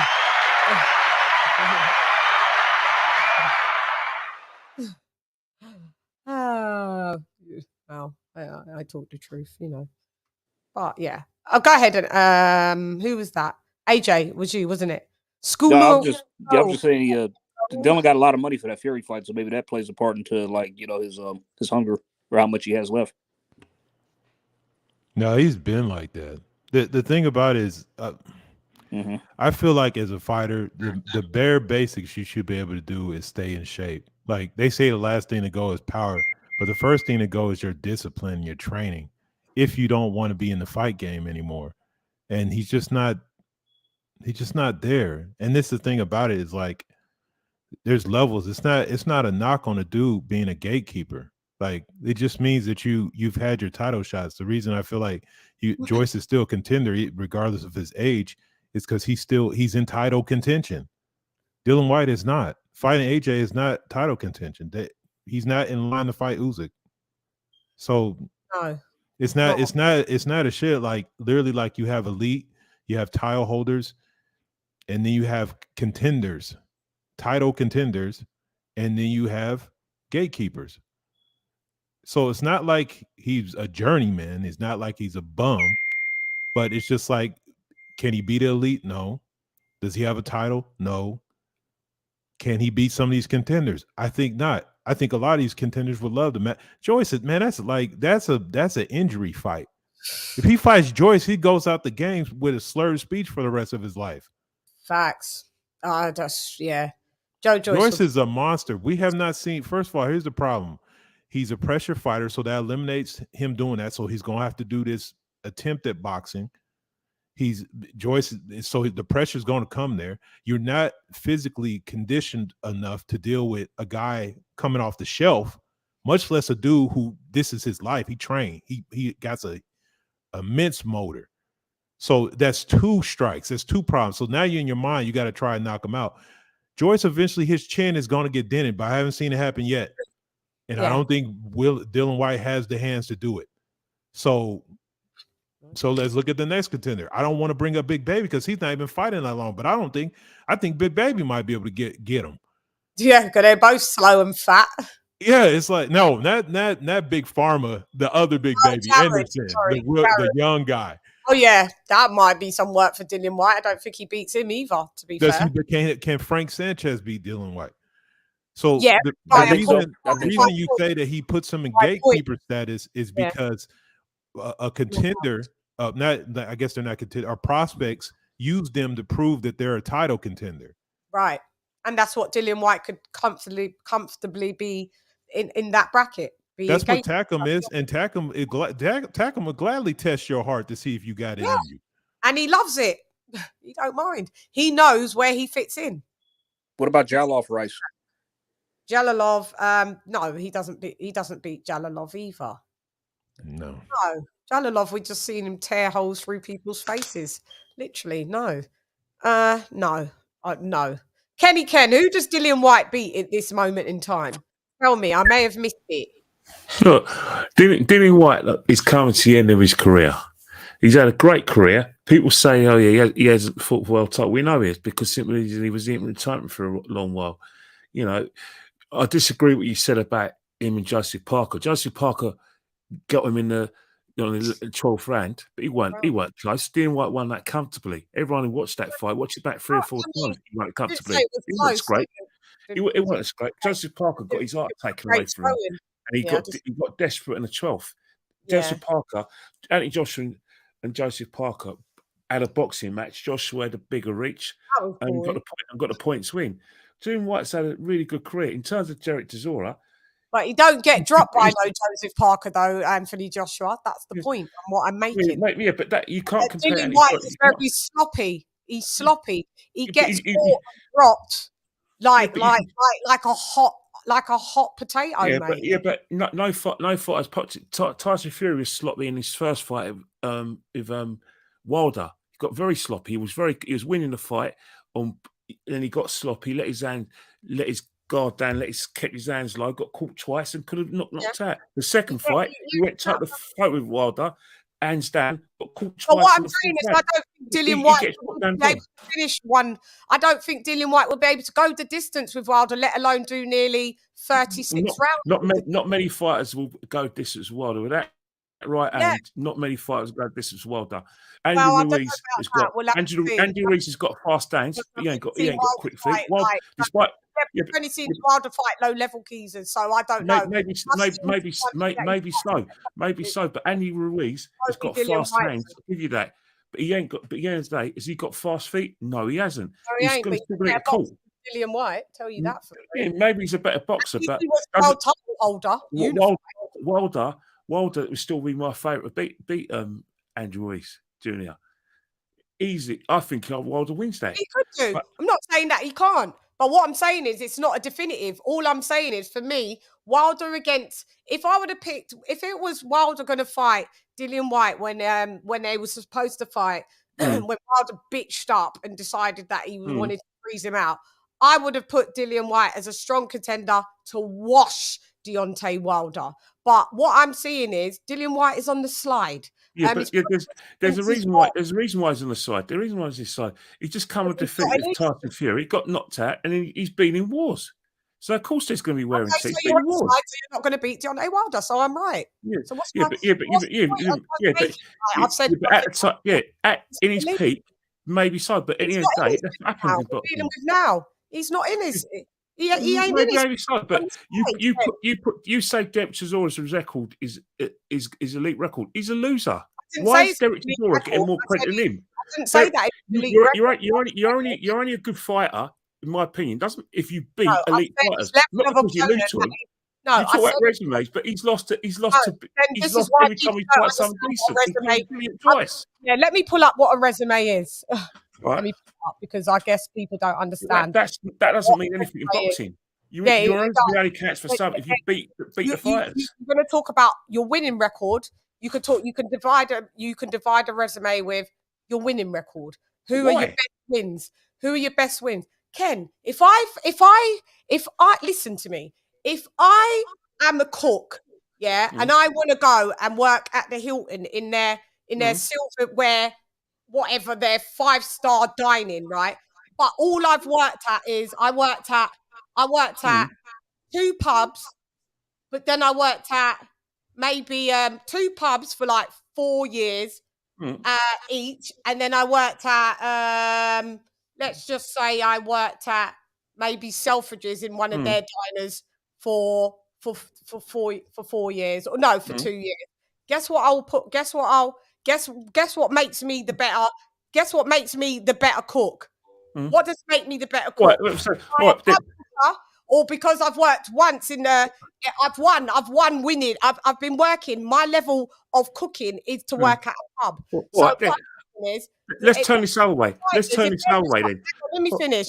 Hang on, let me finish. If you're just fighting, this goes for Wilder as well. If you're fighting D level and E level and F level and G level fighters, I can't put you as you're some amazing fighter. So what I'm saying is, when it comes to resumes, it's about your body of work. It's not always about who you've beat. It's about your level of opponent. At least we can see your resume, your curriculum vitae, that we can see what you've done.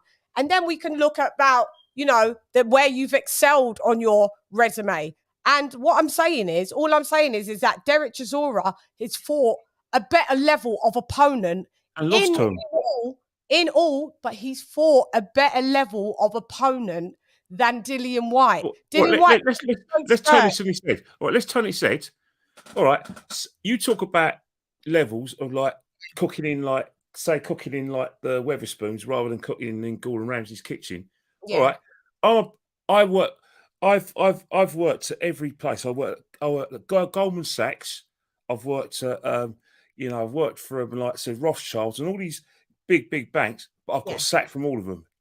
Does that make me a good banker? It means that at the top level, I weren't good enough, which means if you look at Derek Chisora's resume, that's the equivalent of Derek Chisora working at Goldman Sachs and Rothschild, but he weren't good enough. That's he's not a good fighter. He's not better than Dillian White. Neither is Dillian White good enough. Dillian White had a better career than Derek. From Goldman Sachs. Dillian White has got a better career than Derek, though. Dillian White has got a better career. Hey, hold on, y'all both talking over each other. It's hard to hear y'all. Y'all both making good points. Why don't you go back and forth? I'll finish. Yeah, but no. Look, I'm gonna just bring some clarity because just on the outside, because I was similar to you, Kenny, when people used to bring up the resume thing. But think about and give an example. They say like at 147, Adrian Broner had the best resume. He didn't win none of those high quality fights. Same with Sean Porter. They say he has a deep resume. He really only beat one of the top 5, and the other fights he lost. So the resume is more of a reflection of you actually putting yourself in opportunities and fighting a variety of styles. You know, you could think of it. There's journeymen that have better resume. Now, as far as results, yes, that's a different context. Yes, but we're saying that if you don't even put yourself in a place to get a win or loss by fighting individuals, if guys aren't choosing to fight you, so resume wise, when they say Chisora has won no significant high level fights, but he's been in those fights, he's fought those guys. So like when you look back, he fought like because we did a rundown looking at people's records, and I really look back and you can see like, damn, this dude fought all these people, but it's like, yeah, he did lose. Was he like? So that's mainly what you mean. What you're looking at is like, okay, well, the results is that he lost all those fights, but like, say you could say that about Chisora and White. White. Of course, yeah. Right. So that's the difference: winning record and the body of work. Like I'm an artist, so I've got a body of work. I could have 20 songs, 15 of them if they've charted. I'm elite, innit? If 5 of them tanked. I'm but 15 have ranked bars. Then I'm elite. I'm deemed as a successful artist. Or but him. So what I'm saying is sometimes we say iron sharpens iron. Like it's not a bad thing that sometimes people lose to people that are miles better than them. I still give them props for being in the ring with them in the first place.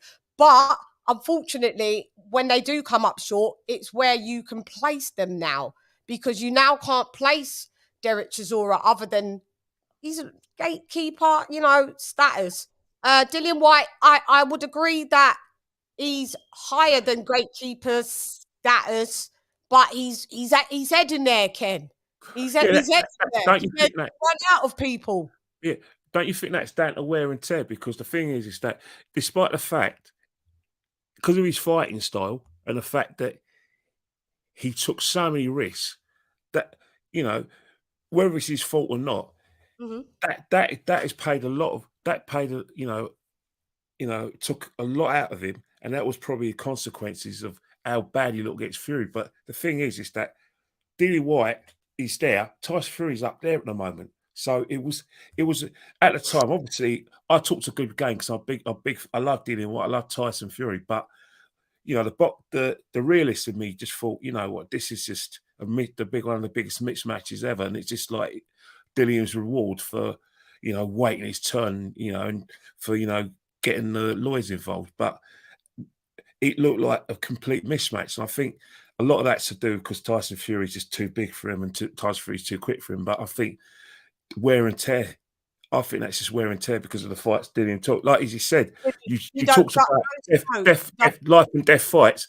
He's probably had too many life and death fights. Hence the fact he looks like a wear and tear. But that's what we do like about him. Yeah, He don't got no smoke. He ain't a chicken. He ain't a coward. I give him that. It's like Joe Joyce. Joe Joyce. He hasn't. He's basically looks like $1 million because even though he's 37, a few years older than Dillian, the fact is he hasn't had those life and death fights. You know, he's had the incredible fitness, and you know he's gone in there and he's taken man's out, and he's got better with every fight. Like, for instance, when we saw him a few years ago, we thought, oh, God, this guy can't punch. Yeah, but he's durable. And then after the bar fight, he's got better and better. And what he's done with his punches is that he's twisted his arms rather than go straight and go like that. He's twisted his arms and used his leg. He's getting more power now. He's getting more knockout power.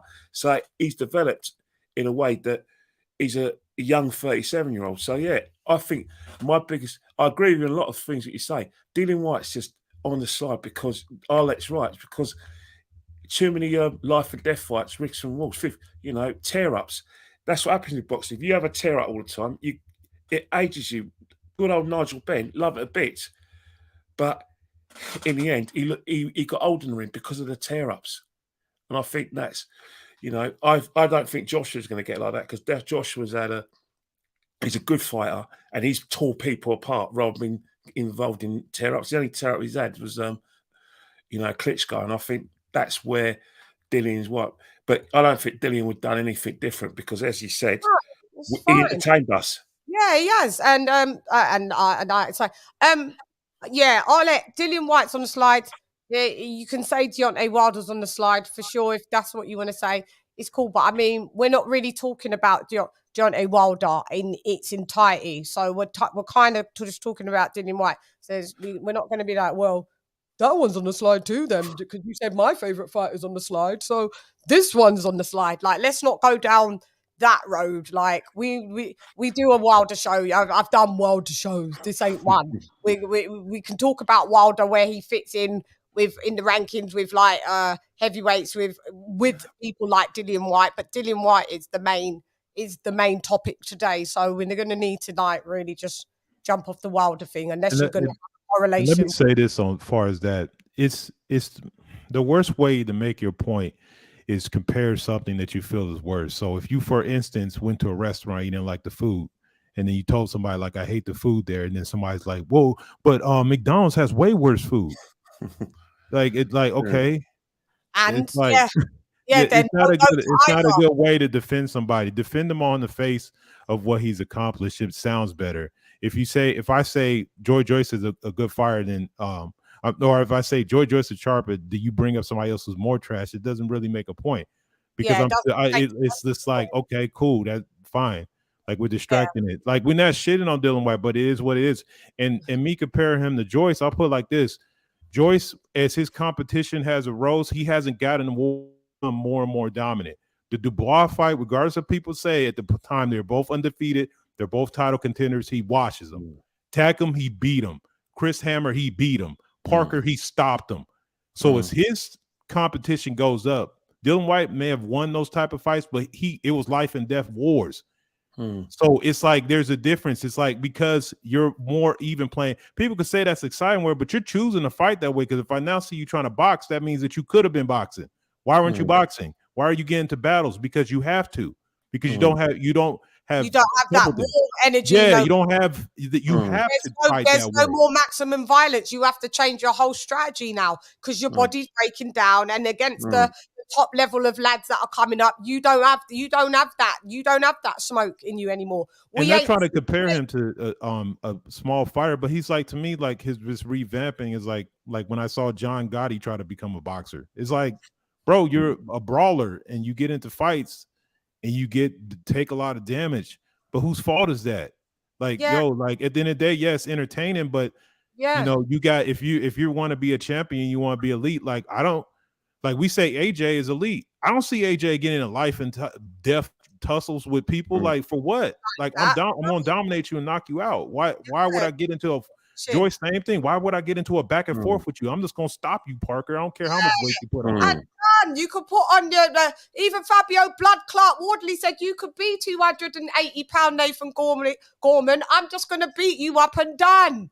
That's it. And he ain't no levels. Shouts out to Fabio Blood Clot Wardley in the booties. Yeah, this is what I'm saying. There's levels. Dillian White, there's no disrespect, but like you lot stop getting in your little feelings, right? I don't want to hear Dillian White, which I have heard him saying what he always comes out with an excuse recently after every last that he's still learning at the age of 35. No, buddy. Your learning days is done. It's finished. It's finished. It's done. Them days done. You're not learning nothing. You're trying to adapt. You're trying to survive at this point. Right? That's what you're trying to do. I don't want to hear what you're not the same age as Joshua. You're 2 years older than Joshua. And if Joshua's saying he's still learning, but he's learning, having back-to-back elite fights and most of his career, then it's not the same. It doesn't work for you to say, well, I'm still learning in my career. I said it. Customato could come down and descend from the heavens and train Dillian White. We're not going to get anything different. It's not going to be a different result. That's it.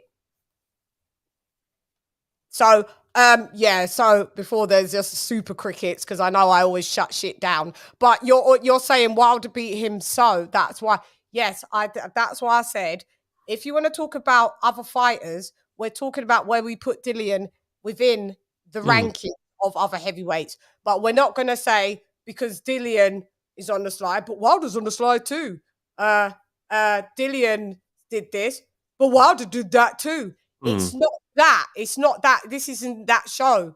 Do you know what I mean? Unless you just got something that's so super valid that correlates. We're only making correlations because they're in the same division. We're not making it where we're building up this fighter, so we shit on that fighter. You know, when it's time that I need to shit, when someone steps their little foot out of place, you know it's desecration mode activated round here. So it's not no turning of events. But what I'm saying is, like, let's just keep it that this show is called Is Dillian White Elite?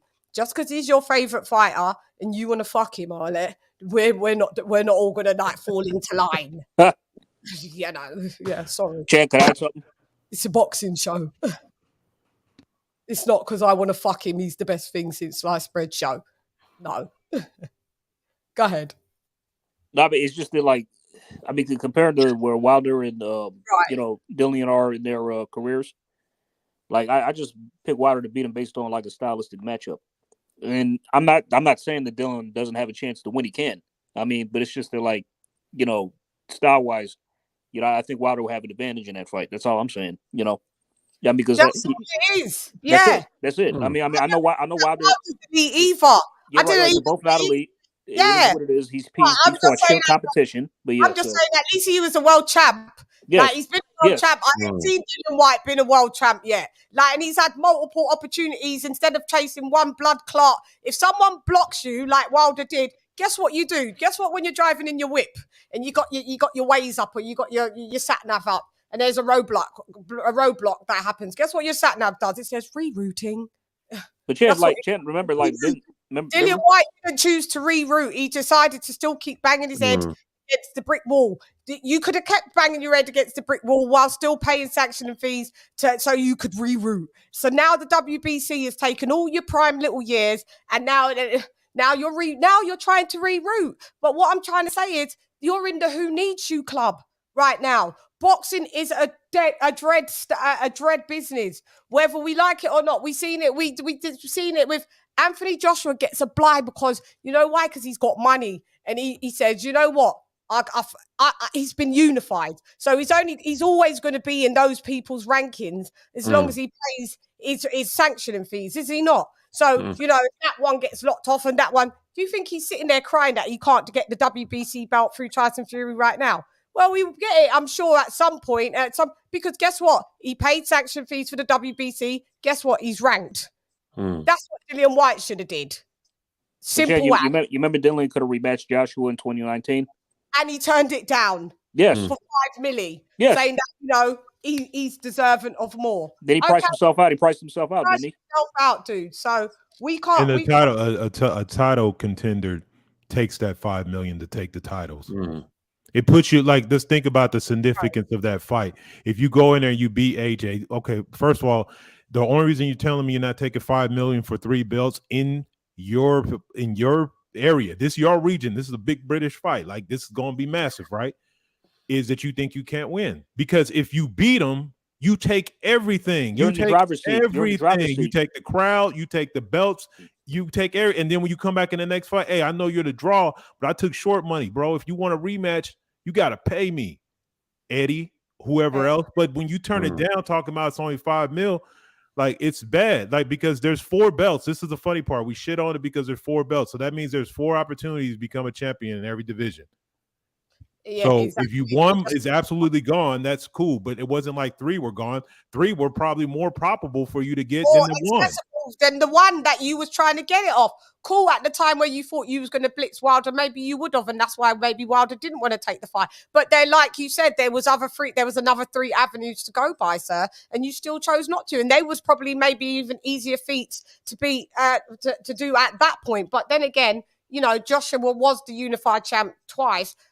You just never put yourself into contention to keep on being able to be a Mando for Joshua. Do you know what I mean? Like, Joshua beat you in 2015, and since then he's left you by the wayside. So that's your own fault. You could have put yourself into title contention. And I'm glad you're telling the truth now, Arlette.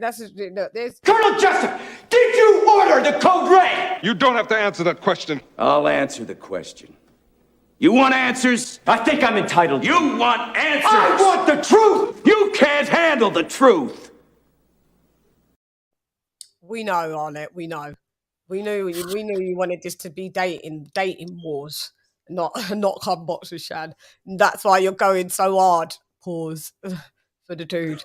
You're gonna have to take that little bit of your head off and bring it right back to boxing and be fair. What we're saying isn't a lie. I mean, that's Kenny's favorite boxer. That's Sammy Ali's favorite boxer. You can call back in, Arlette, if you've got anything to add to that. But Kenny, do you see? Do you think we're being too hard, Ken? Or not at all. Not at all. You got to call it as you see it. You know, I see it in a sort of different way to you. That it's not an excuse. It's a fact. The guy is suffering from wear and tear. And you're right. There's a lot of things that you know, King of Kings, you said that the reason why he fought like that is because that was the only way he was going to win these fights. He had to come out fighting. He had to have a tear up because, and you know, it was risk and reward. But as we all know, risk and reward has a toll on your body. You know, as I said, I keep on using Nigel Benn as an example, but that is the perfect example. Risk and reward. You know, he wasn't. He could box, but he didn't have the skills of Joseph. You know, a lot of Kazaki. He didn't have Chris Eubanks, you know, cast iron chain in defense. Yeah. So, and he was a small, you know, sort of middleweight. He's 5'9", whilst a lot of these guys were 5'10", 5'11", but massive. Right. So of course he had to come out punching. Dillian White, as we all know, he's got slow feet. As much as he's trying to get himself in good shape, you know, do you think he needs to drop some pounds? Where do you think I've always said that from day one. His optimum weight should be? Dillian White's best weight for me, he's 6'4". I'll have him about between 17.5 stone, 18 stone, nothing bigger. What did he come in on this? He come in at 18 on the what did he come? No, I think he come in at 7. See, I don't really do. Yeah, the thing about it, but the thing with Dillian White, my thing with Dillian White is that I've got no problem with someone who's got slow feet, because a lot of heavyweights, a lot of heavyweights haven't got quick feet unless you're type of 3. So that's not a problem. But when you've got slow feet and you've got a situation, you've got a defense problem where your chin's hanging out, you're sort of uppercut. I need you fit. I need you athletic. And one of the things with Dillian White, he's made some significant improvements because his shape for the first AJ fight was an absolute disgrace. Me and my wife were watching it. We could see the rolls coming his back. Don't get me wrong, we've seen Tully Bellews rolls the fat coming his back, but Dillian White was different animal. We knew that Dillian White, the minute he caught Joshua, and he was going to put everything into those punches, and then by the fourth round, he'd be actually gassed. And that's what happened. And that's what Dillian White, his tank has improved a lot. But I just look at his shape and I think that's probably one of the reasons why I do get frustrated with him. I like the risk and reward, but I always thought that you need to get a title and you need to defend it a few times, because this you can't fight like this. Anthony Joshua, when he retires, he's going to be like looking the same, you know, fit as a fiddle. Probably be able to run a London Marathon about when he retires. Dillian White and Derek Chisora, I look at them, I'm thinking, God help you guys in your age, old age. When they retire, can you imagine what them two are going to look like? Dillian White and Derek Chisora. They're going to look. I'll tell you one thing. Their speech is going to get a lot slower. You think? If it isn't already. Yeah, I think definitely Derek Chisora's will.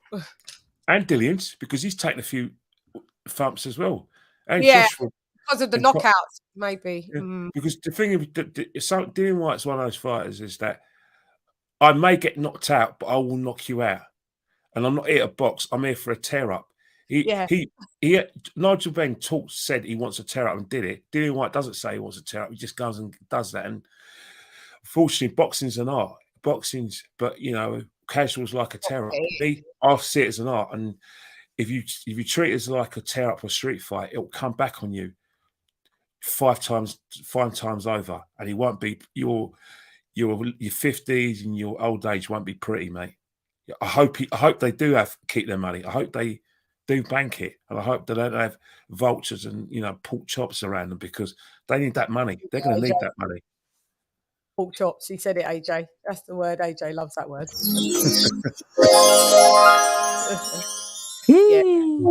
Yeah. Anybody want to? Lisa, are you with us? Yeah. Somebody called me, and I had to show them how to get somewhere. Literally. Sorry about that when I dipped out. Okay. Who does Dillian White beat?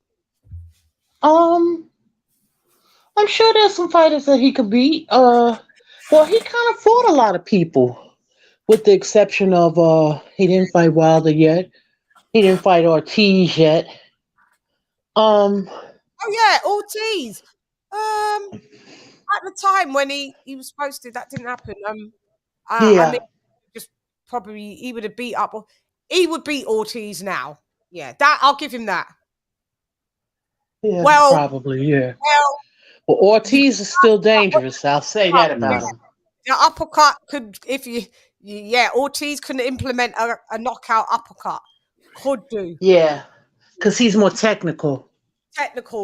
So yeah. I can't even go 100% like that way. Do you see what I'm saying? Like, guys, like I can't now go like before. I could say Dillian White knocks out Ortiz, Dillian White knocks out John A. Wilder, Dillian White knocks out XY, Dillian White knocks out Z.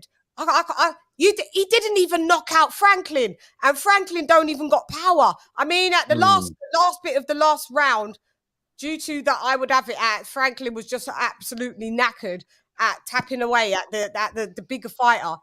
Dillian White didn't even drop him once. No, he didn't even drop him. Here we go. Yeah. That's all that.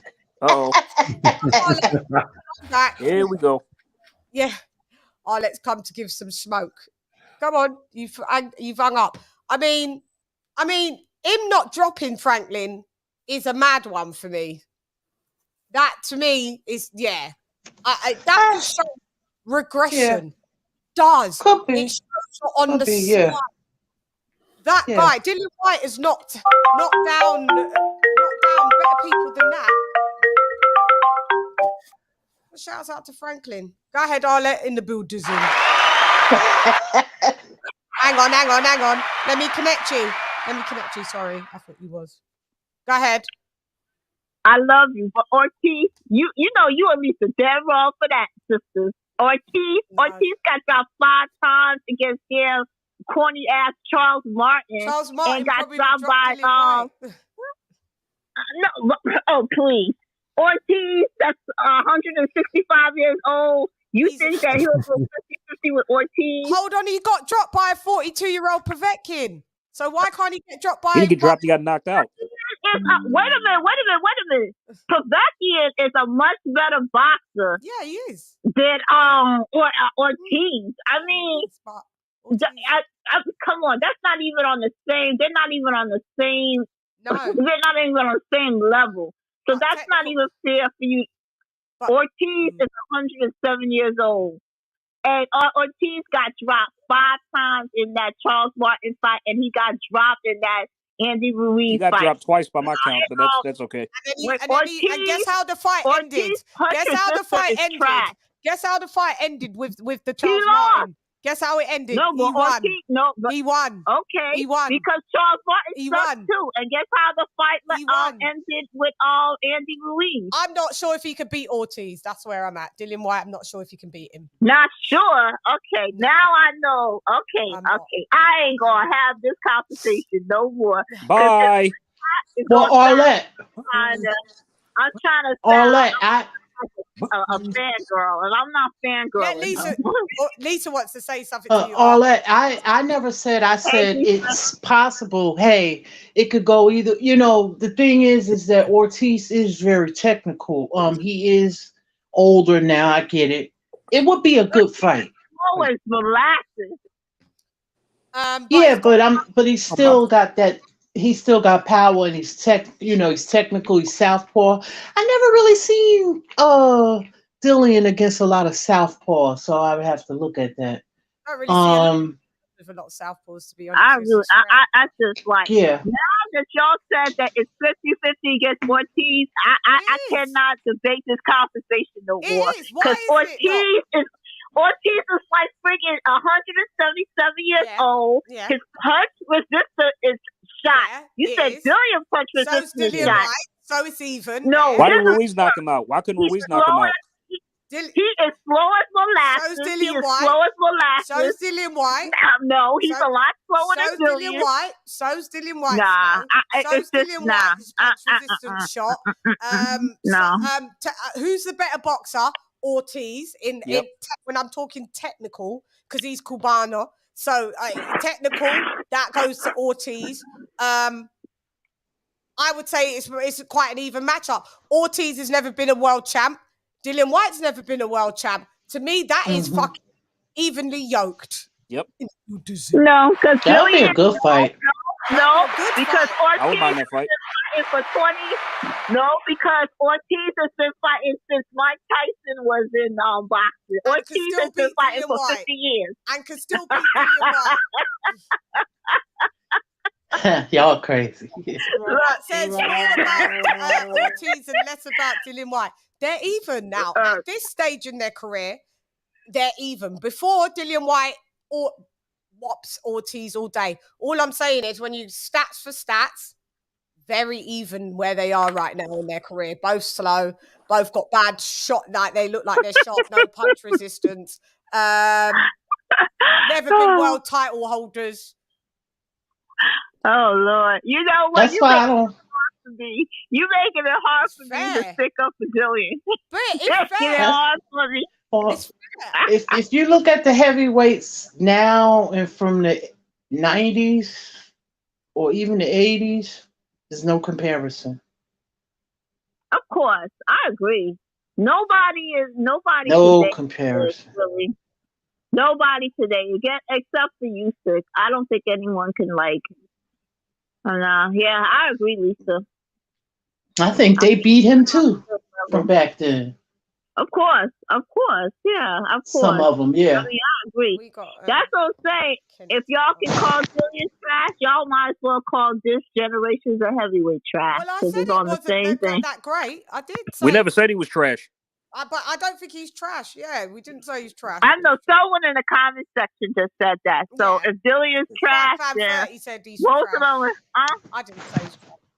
Yeah. No, I didn't say that, but someone said it in the if Fight Fan thinks he's trash, then all of them are trash. All of them, mostly all of them are trash. Not really. I'm just saying, if White is trash, yeah, I said almost all of them are trash. Don't try and drag everyone down on the one ship, Arlette. If White's trash, he can be trash by himself. Doesn't mean everybody else is trash. No, but I just said, if you can say he's trash, then mostly all of them are not that good. People say that Joshua's trash. That's their opinion. They're allowed an and opinion. If they think AJ is trash, then everybody's trash. And guess what? When somebody says their opinion, I listen to it. But then if I can refute trump their opinion with a fact, then I'll, then their opinion is nullified. But that's true. But AJ's not trash. No, he's not trash. But it still doesn't stop people from saying it. Like, some people are going to think he's trash. Some people are going to think that Dillian White's trash. They're allowed their opinion. Yeah, but that's coming from a place of hate. Because you know why I said that? You can't. Dillian has accomplished a lot. AJ has accomplished a lot. All these guys right here on the top 10, they are on the top 10 for a reason. They have accomplished something.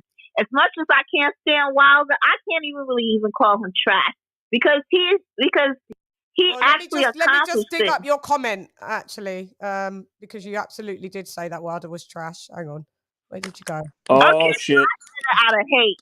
Yes, I say that out of hate. Look. But honestly, I can't call none of those guys trash. I really can't. Nobody in the top 10 is trash. You never heard me call Derek Chisora trash. Never call it. It's just I say that because I don't like Wilder. Wow. Well, he is trash. And I spelled it wrong, so I really didn't say trash. I said that. Yep, you gotta be careful. So Arlette, is he trash or is he not trash? Which is it? Which is it? Look, he is trash. Okay. But now, he is trash. But trash can come in different forms. He's a trash person. Yeah. If that's your opinion, and that's also, I don't rock with Wilder, but when we're just talking in the landscape of boxing, if someone wants to say Wilder's trash, they say he's trash. Like you said, he's trash. If someone says that AJ's trash, they say he's trash. But I can usually have the facts that will negate why they think he's trash. And then once I do that, then they don't really have anything else to say. But, people are going to have their opinions. If people think Dillian White's trash, I don't, but people do. And you're going to have to show me why those people are wrong. That's all you got to do. Okay, well, I can't really change anybody's mind. Hit them with facts then. You just got to hit them with facts and show them why. Who's your favourite fighter? Okay, so your favourite fighter is that, and my one's this. Okay, so here's the stats, facts, and data about my fighter. Does your fighter hold those same stats, facts, and data? Because if yours doesn't, and you're calling mine trash, then that means your opinion is trash. That's how you just combat that. Facts. But you know what? But Shan, you know me. I have a little troll in me. That little Capricorn is like a little troll in a way. But I have to admit that I say things because if I don't like somebody, of course I'll just say something like that. But it wasn't nice to say he was trash, but that's how I feel about him personally. But like I said, as far as a boxing element, I won't call anybody trash that's in the top 10. Because if they're trash, then I might as well say the whole heavyweight division is trash. Yeah. Fight Fam 30 said Wilder's trash. White v Wilder next. World trash champions. That guy is nice. Wow. He's saying they're both trash. So he's agreeing. He's agreeing with you. So who does Fight Fan think is great? No, he thinks they're both trash. I don't know who's. No, I'm just saying that. So, who does he consider to be good? Yeah. Yeah, who do you think? I would probably think, I bet it's a Fury. Are you a Fury guy? Or he could be an AJ guy. Who do you like, Fight Fan 30? Who do you like, just out of curiosity? I'm just curious. I don't know. I see he comes on my chat every so often. I want to say that he is Tyson Fury in the Buddhism. I want to say that you are, but I think you are. I think you are. But once you tell me who your guy is, then I'll reply. Until then, I'll wait. I don't know. We'll wait. I'll get his reply. And who he, Why it's not trash, isn't he? Not Stephen Trash. Someone who's never held his. But how can you call But you know why I would call Wilder trash before I call White trash? Not you, Alex. Sorry. I will tell you why I would call Wilder trash before I call White trash. Because White, at least, he tries to fight everybody. Yeah, he wants to smoke. Yeah. So I can't say people that want to smoke and want to fight, you can't call them trash. People that duck and try to hide behind their O's and try to fight. But to me, that's trash. Yeah. That's why I say Wilder's trash. Okay, that's fine. I'm not against you. You can say what I'm saying is, yeah, I think I'm Dillian just White saying, is to me, commendable. that's why Yeah, Dillian White is commendable all day long. Shouts out. Like this show isn't the shit on Dillian White show. This show is a boxing analyst show. So I'm just analysing and calling the truth. He's not trash, but he's just not elite. That's all I'm saying. That's You all. just gotta not look at it very. Oh, sorry. Go ahead. You notice you never hear anyone call what's his name, Derek Chisora trash. Yeah, they do. Because he fights everybody. I mean, but how can someone see, you know what? This is my issue with a lot of boxing fans. Trash. Joshua's been called trash. Yeah, but I don't that's my trash. issue. Joseph Parker's been called trash. Chisora's been called trash. Kenny called Chisora rubbish. He don't like Chisora one little bit.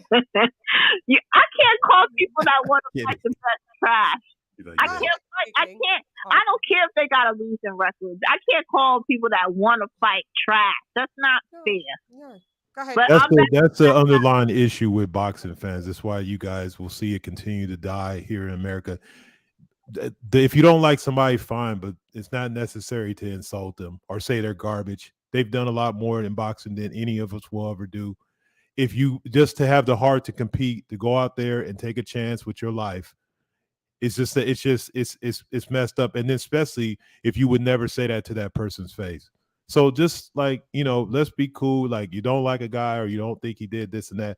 That's fine to say you don't like him. But then like when we got to throw names at him, like I personally may not like White, but why? I don't know the dude. Like I don't like for real. But in boxing game, he's actually brought something like we actually are talking about heavyweight boxing. I lived through the Klitschko era. I lived through just not even talking about heavyweight boxing because it was that boring. So I just think, people want to say the most dramatic. They got to either be hot or cold.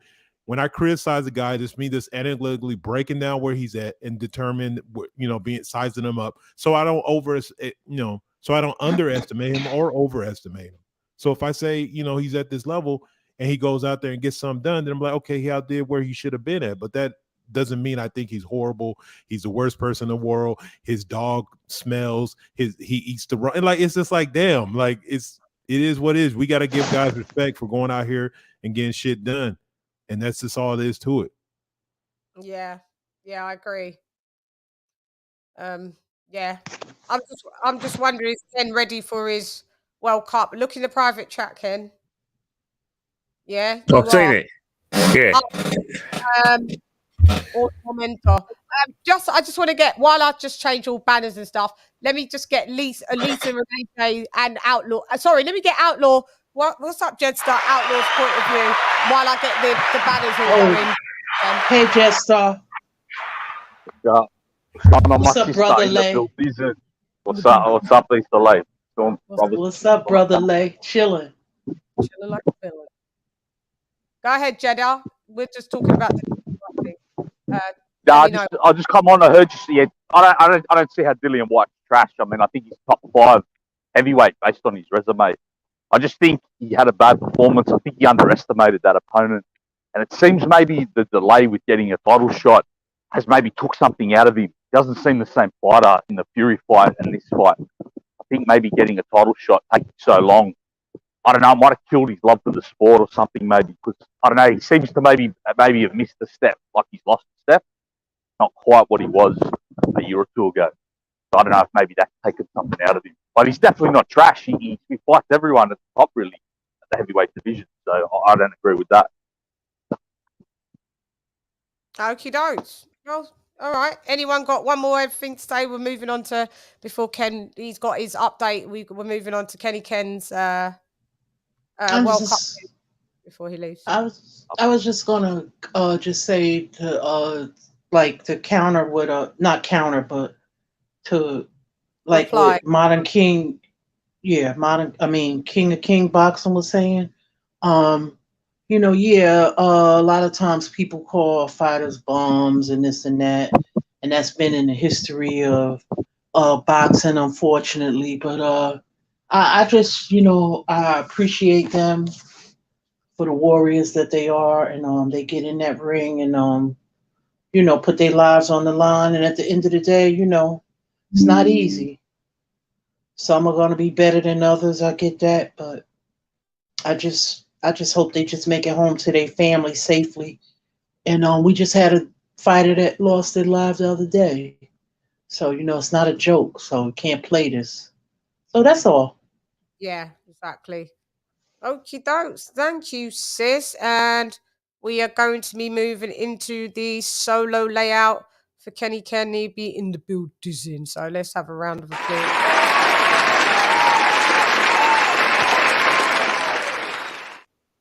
I do got to have I've got to get you an intro for that, Kenny Ken. So, right, we're moving over to our World Cup football correspondent, Kenny Ken's World Cup 2022 news update in the building. Well, first and foremost, we're talking about football this time. Like we've had the virtual signalling, we've had people being criticised, but we start with England. They had a game against the United States. I thought the United States were a better team, and the United States should have won the game. They were better than England in every department, in midfield, slightly defensively. I thought their forwards ran at England's defence and midfield ragged. And it's a do and die match tomorrow for the United States. Iranian journalists have been trying to wind up the Americans, talking about their past, about the Americans shouldn't virtual signal about Iran, about treating women in Iran. They should look at themselves. So it's a grudge match. Everyone knows about.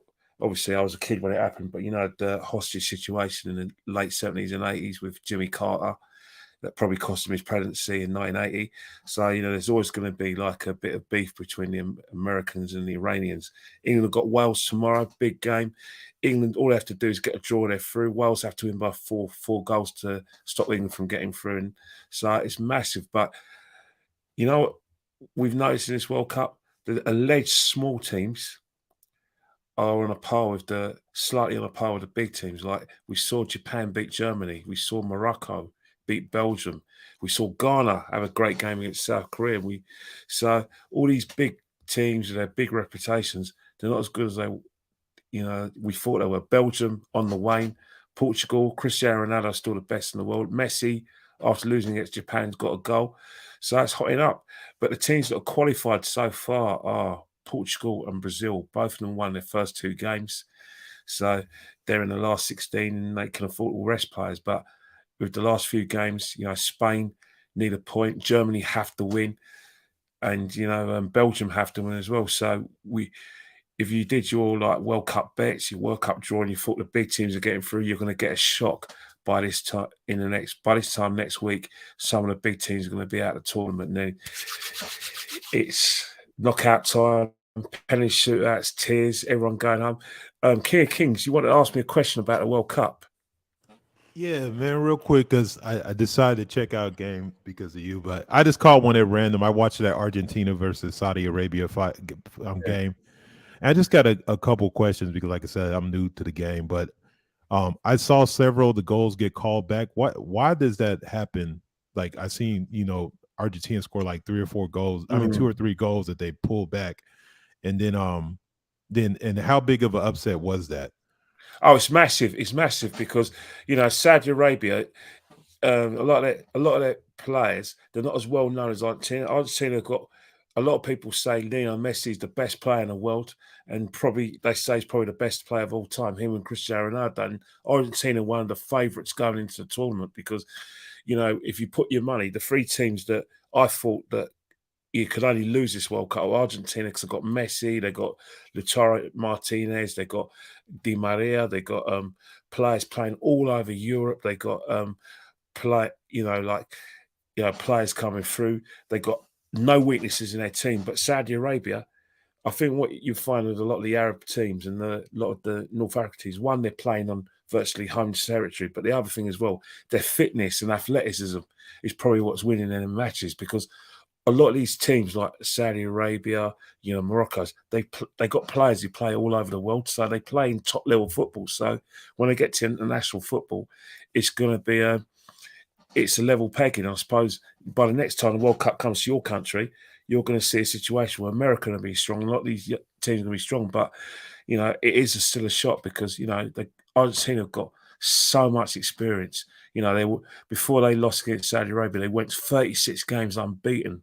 They won the, you know, Copa America, beat Brazil, so they were going in the favourites. So it's a massive shot. But in terms of like the offside, it's just like, you know, unfortunately in football we have this rule called the offside rule, which is really annoying. But I think what it is that if you're on the attack and the sort of the attackers in front of the defender, then they have to call it offside. The attacker can only be just behind or level with the defender when you know, or sort of attacking pass is played through, and that's why why Argentina, although they got the ball in the net 3 times, they had to be disallowed because they're all good decisions. But there was a penalty as well in that game where it looked a bit dodgy, where there's small contact. You know, Messi went down, and then he got a penalty. But saying that, good thing about this World Cup is that you never know. But what's going to happen is that the big team's going to make all sorts of excuses if they go out or they don't win the tournament. They're going to say that because the World Cup was held in the winter, we're not used to that.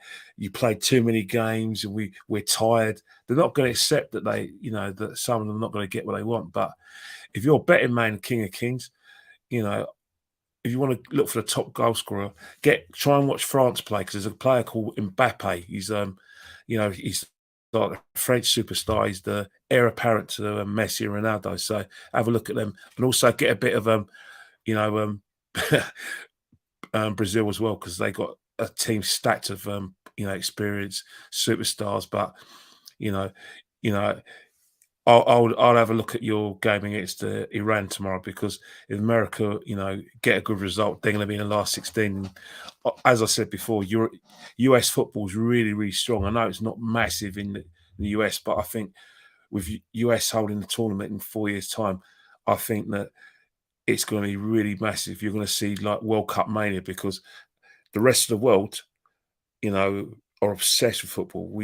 I think in the United States, a lot of teams are now getting into it, because I think a lot of American expats who live in England, they brought their love of the game with them. And also you've got a multi-race, multi-culture country, Hispanics love football. Your Mexicans, your Puerto Ricans, like your Cubans, they bring that love of the game. And also you've got people from South America and America as well. So they bring that love of the game with them. British expats as well. So, I think the World Cup in, Canada, United States, Mexico is going to be massive. And I think everyone's going to be part of it. And I think the USA are going to have a team that I think can compete. They won't probably win it, but they get to the semi-finals. They're more than capable of getting to the semi-finals in the home tournament.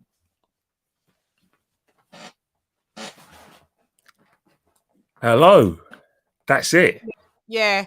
Sorry, I was just answering in the chat. So, okie dokes. I'm back in the building. I was listening to what you were saying. Anybody got any more questions? So who are we up for next? Tomorrow you've got the all British clash between Wales and England and Wales, although Wales are the home team, and you've got Iran and America. That's that should be a football match, but that's going to be political. And also Australia, that they won their first game for about 16 years. So they got a game 50-50 game against Denmark. They win that, they're in the last 16, first time they've done that in 16 years. So no team, the only team that should is probably weak in this World Cup is Qatar, the host nation. But all the other teams, there's some really strong teams, and good preparation. But if you ask me to put me money in the line, I still think France, Brazil were probably the favourites, although France ain't got a midfield. What, France, Brazil to win the whole cup? France. But the thing is, France have had a lot of injuries. They've lost some key players. They've lost about 4 or 5 key players that would have got in the squad. But they're so strong Germany? because we always lose against them at the last minute as well, don't we? No, Germany not as strong as they were before. Germany haven't had the last time Germany was strong was about 6 years ago. But a lot of those players who won the World Cup in 2014, they've either got old or they're retired and they've got a new team. Yeah. But I think with German football is that England have probably got a stronger base of players than Germany. And I think that France are levels, and you probably say Belgium as well. Germany are not as strong as they were before, but the thing with the Germans, you never write them off, because there's some really, really crack German teams that have got to World Cup finals and got finals. They're a tournament team, but no, them not this time. Spain's another one you should look at. Spain play beautiful football, but you know they overpass. What about any of the Italians? What Italy? No, Italy haven't qualified. Italy didn't qualify, They so qualified this World Cup. Italy didn't qualify for this World Cup. They didn't qualify for the last World Cup. Italian football is that's slid. You know that word you like to use, trash. Italian football at the moment is trash. It's bad. Yeah. They're bad. I know they won the Euros, but you know the talent. There's a talent drain in Italy. Yeah, wow. So we're looking at France, Brazil, and Brazil as the favourites. Don't rule out Portugal because they still got Cristiano Ronaldo. They got some good players. Like they got Ronaldo. Yeah. And Portugal looked played good against Ghana. That was it. They actually played good. That's right. I remember Portugal got players like Fernandes. They got Lau coming through. They got Felix as well. They got a strong defence. And you know they got Ruben Neves who plays for Wolves as well. So you know Portugal are one of those sort of dark horses that if Cristiano Ronaldo gets to the score sheet and scores loads of goals, I think they'll get far in the tournament as well. I don't think people are going to want to play Portugal because of the Ronaldo factor, because they've got some good little team. Love Ronaldo. I follow him on Instagram for years. Yeah, do love Ronaldo. He's got the highest Instagram followers in the world. Guinness Book of Records. He's worth billions. Guinness Book of Records. Let me just show you. Let me just tell you the number of Instagram followers because they said it broke the Guinness Book of Records. You know, Ronaldo. Jedi, I've just muted your mic because we're getting a lot of rustly noises that don't sound too good. So if you're not speaking, you've got to mute, bro. 5. Yeah, Jedi. Keep it muted because it's just a lot of noise. 505 million subscribers. I mean, record. Half a billion. See, that's the thing. You know, the thing with football, the reason why it's so popular is because it's going to a lot of markets that that have been neglected, like America, which is a massive social media, like market, and it's entertainment business as well. Football's, Americans, NBC are paying a lot of money for the rights for the Premiership. So football's massive then. And you've got the Far East where there's America's got the contacts in terms of entertainment and with Hollywood and everything, but the money is in the Middle East and and Far East. That's where the dough is, and that's why a lot of Premiership clubs like to tour there. And I think what's happening as well is that a lot of them are going to Australia as well. And, Australian football, they used to produce a lot of strong players playing the Premiership. But I think at the moment that there's a bit of a talent drain. But, I think they if they beat Denmark, that could, boost football in Australia. Because I know that there's a lot of, in Australian football at the moment, there's a lot of who isn't it? Rather than, getting players the best players getting through. Yeah, that would have to be Jedi to answer on about the Aussie football. I have no clue. But this is Cristiano Ronaldo's Instagram, 505 million followers. That's a clean 500 million. And he's only following 520 people, 23 people. So, this is all authentic. He ain't doing follow for follow and all that stupidity. It's just him, saying whatever he's saying in Portuguese. So shout out to Ronaldo. He's still a bit. I think what's happened with footballers is that David Beckham, players like David Beckham, has shown footballers how to market themselves and use the best of their sort of marketability. So, Cristiano and Messi, they must be worth in terms of there must be £1 billion PLCs now, both of them, because of the fact that football's gone all over the world now, to the extent that big money men around the world are going to be interested in going. I think that's the thing.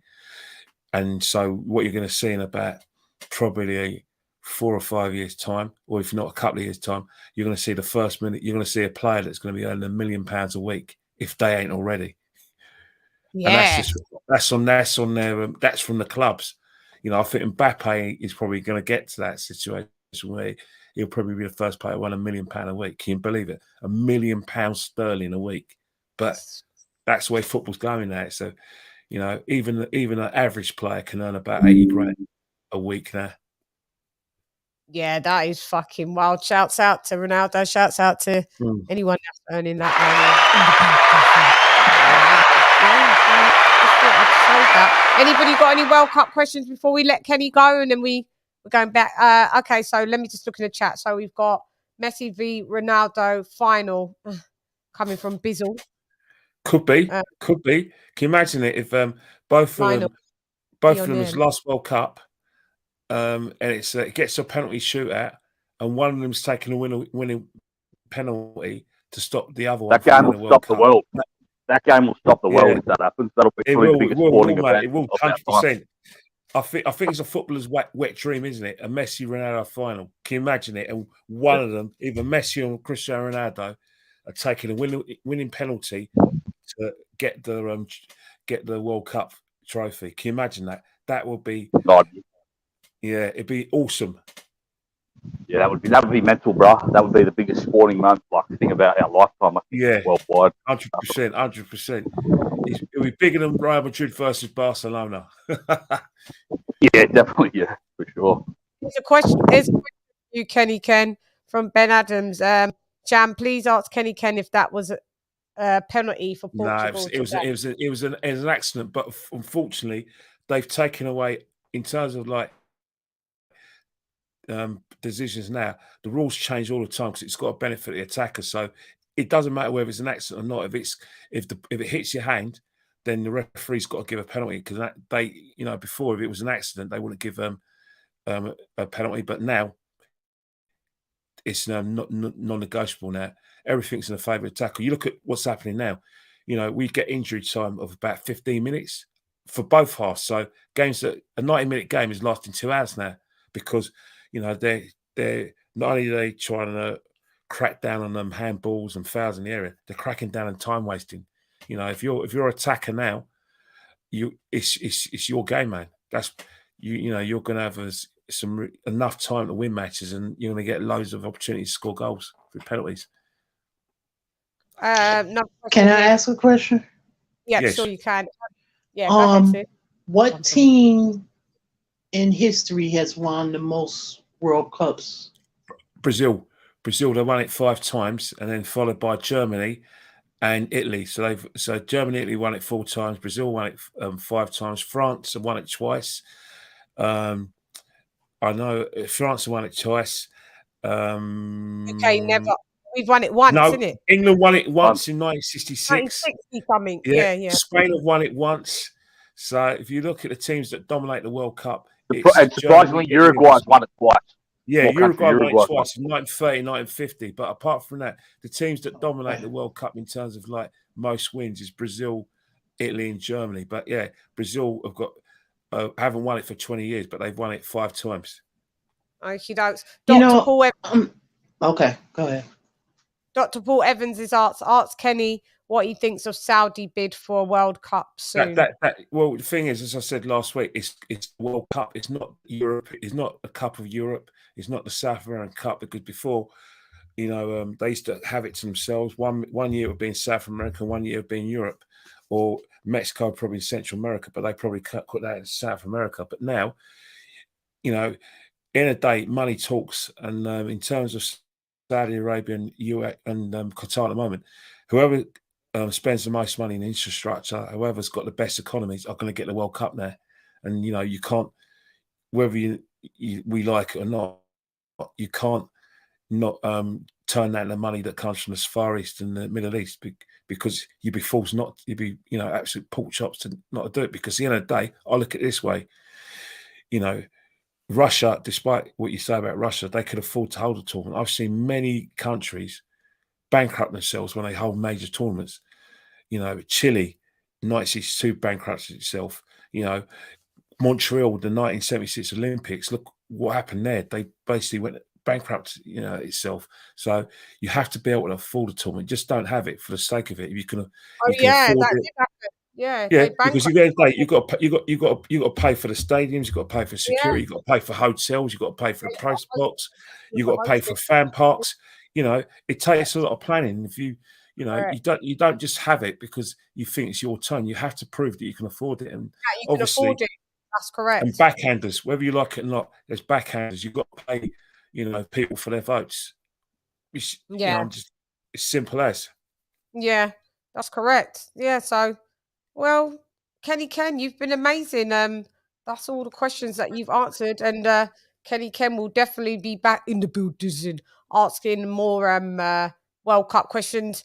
And I'll have a nice little old intro. Sorry, my bad. To have it to put it in the theme of things. Tell them where they can I find you, don't need Ken. no intros. I don't need no intros, man. I don't need no But it's intros. nice to have to break up the show. It's all good. Tell them where they can find you, Ken. You can find me at KennyKen1972 on Instagram and Twitter, and you probably could find me tomorrow watching the England game. You know, my mother-in-law's bought me a nice little England shirt as well, so I might as well wear it. It'd be bad manners not to wear it. No, tomorrow you want to stay in the mother-in-law's good graces, love, as long as possible. Do right. She buy all my football shirts. You know, she buys me most of my football shirts from my birthday and Christmas. Why am I going to, not wear that in her honour? Yeah, it's true. Wear it. I don't blame you. I'm with you. It's better to keep them on side than offside. Pun intended. And I like English shirts as well. I like English shirts. Yeah, so wear it, and then you'll give us the updates on next week Monday, will ya? Well, yeah, we'll be getting to like the knockout stages, so we want to know which teams have got through, and there'll be maybe a couple of teams that are going to probably be out of the tournament by the time we get there. Who knows? Maybe a big name. Who knows? We may not get the Messi Ronaldo final. We know Ronaldo's going to get to last 16, but who knows? He could be knocked out by then. Yeah, that's what I'm saying. I would like to see if that happens. That'll be, you keep us in the loop. I do need to catch a game. I've caught none in the Buddhism. You've been watching too much boxing. That's what you've been doing.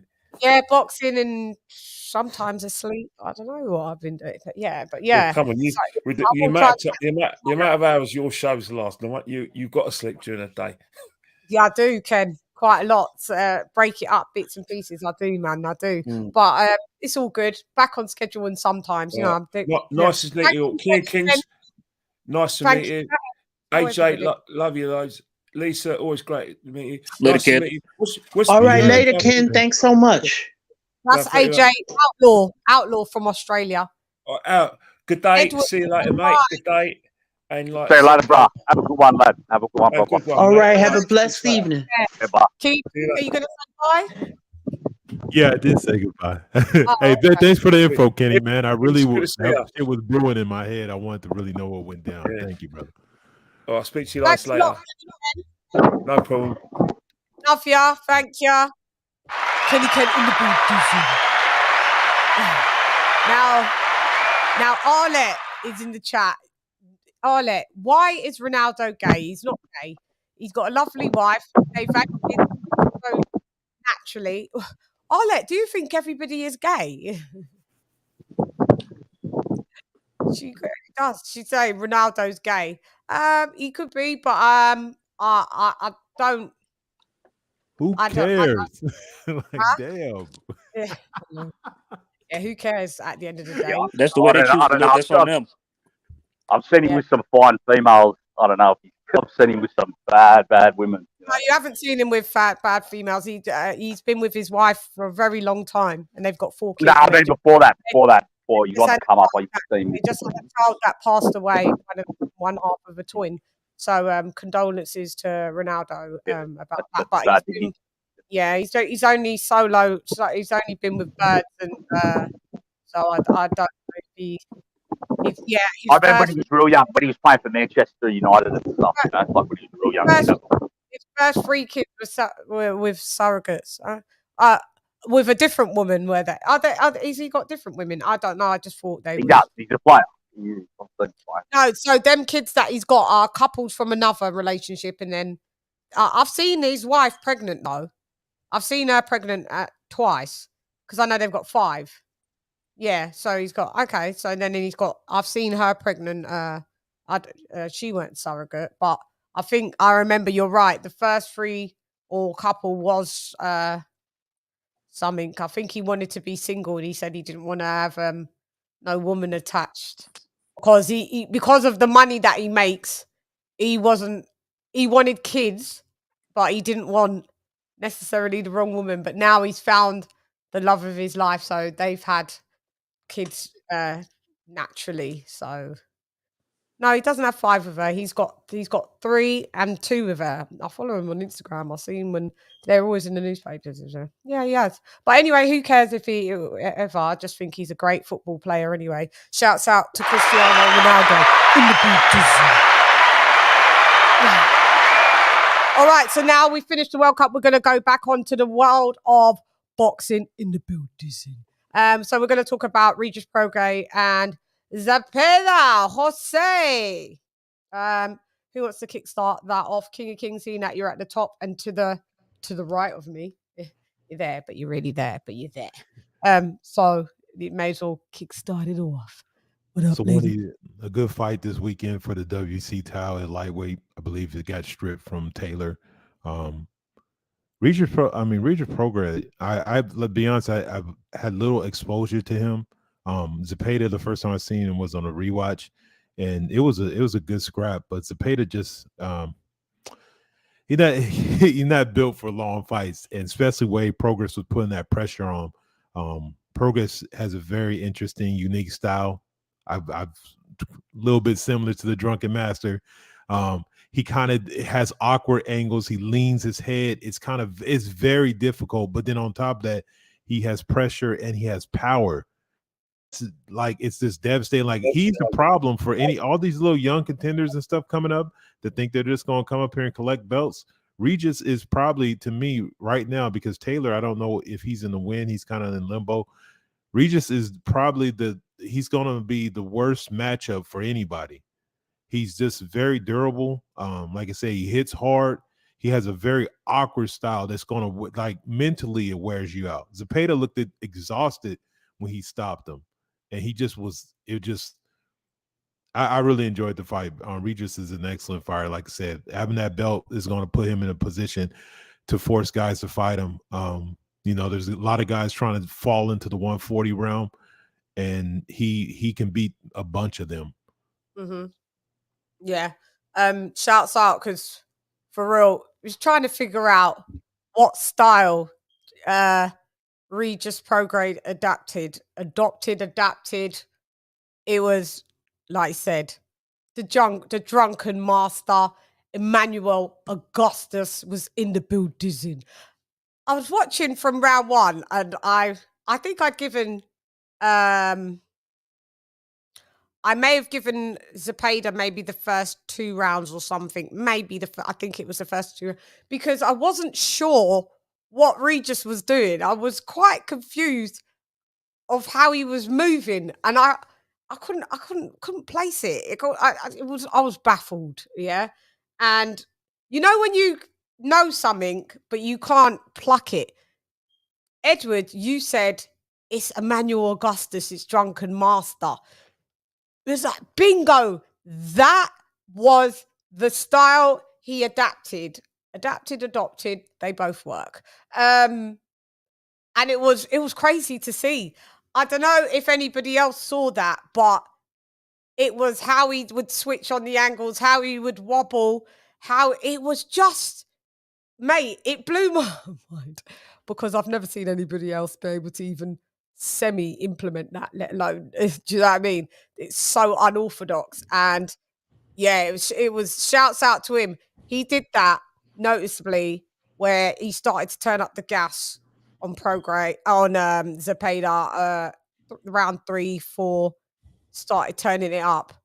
By the way, shouts out. I am going to do the predictions, but I need to give myself a round of applause just for that prediction alone. I don't care where I came in the league, right, because I predicted an 11th round stoppage in the building. On the money. Yeah. That was quite wild. So when I saw him leading up and turning up the gas on Jose looked fucking knackered. Round 8, I thought, fuck, he's gonna get him out here. Then we saw round 10. He was battered by then. I said he nearly got him in round 10. I said he's got to get him in round 11. Then round 11, he came out. When they came out of their respective corners, Regis like threw away the drunken master style and just went front foot dominant. Anyway, he was front foot dominant anyway, but just in spurts. But it was almost like, all right, that drunken master style has worked. Now I don't need it. Back to boxing, front foot, pummeled all the way to the ropes, and that was it. It was amazing to see it switched on and switched off. Regis Prograis is a beast. Like he's a finisher by every means, because he immediately knew that, like I said, that the reason that you can see it, like even the way when he holds his arms with his gloves, that is all Emmanuel Augustus. It was so weird and awkward. I was like, what the hell? And then I just thought about like, yo, but like I said, he has the one thing Augustus didn't have. He has that power. And when he saw Zepeda had basically was mentally and physically done, he's like, okay, let me go ahead and send you on your way. Back to Regis Prograis activated. Yeah, it just went back to that and got him out of there. Yeah, it was amazing to bloody see. Two-time WBC champ now, isn't he? This is the second time in the build.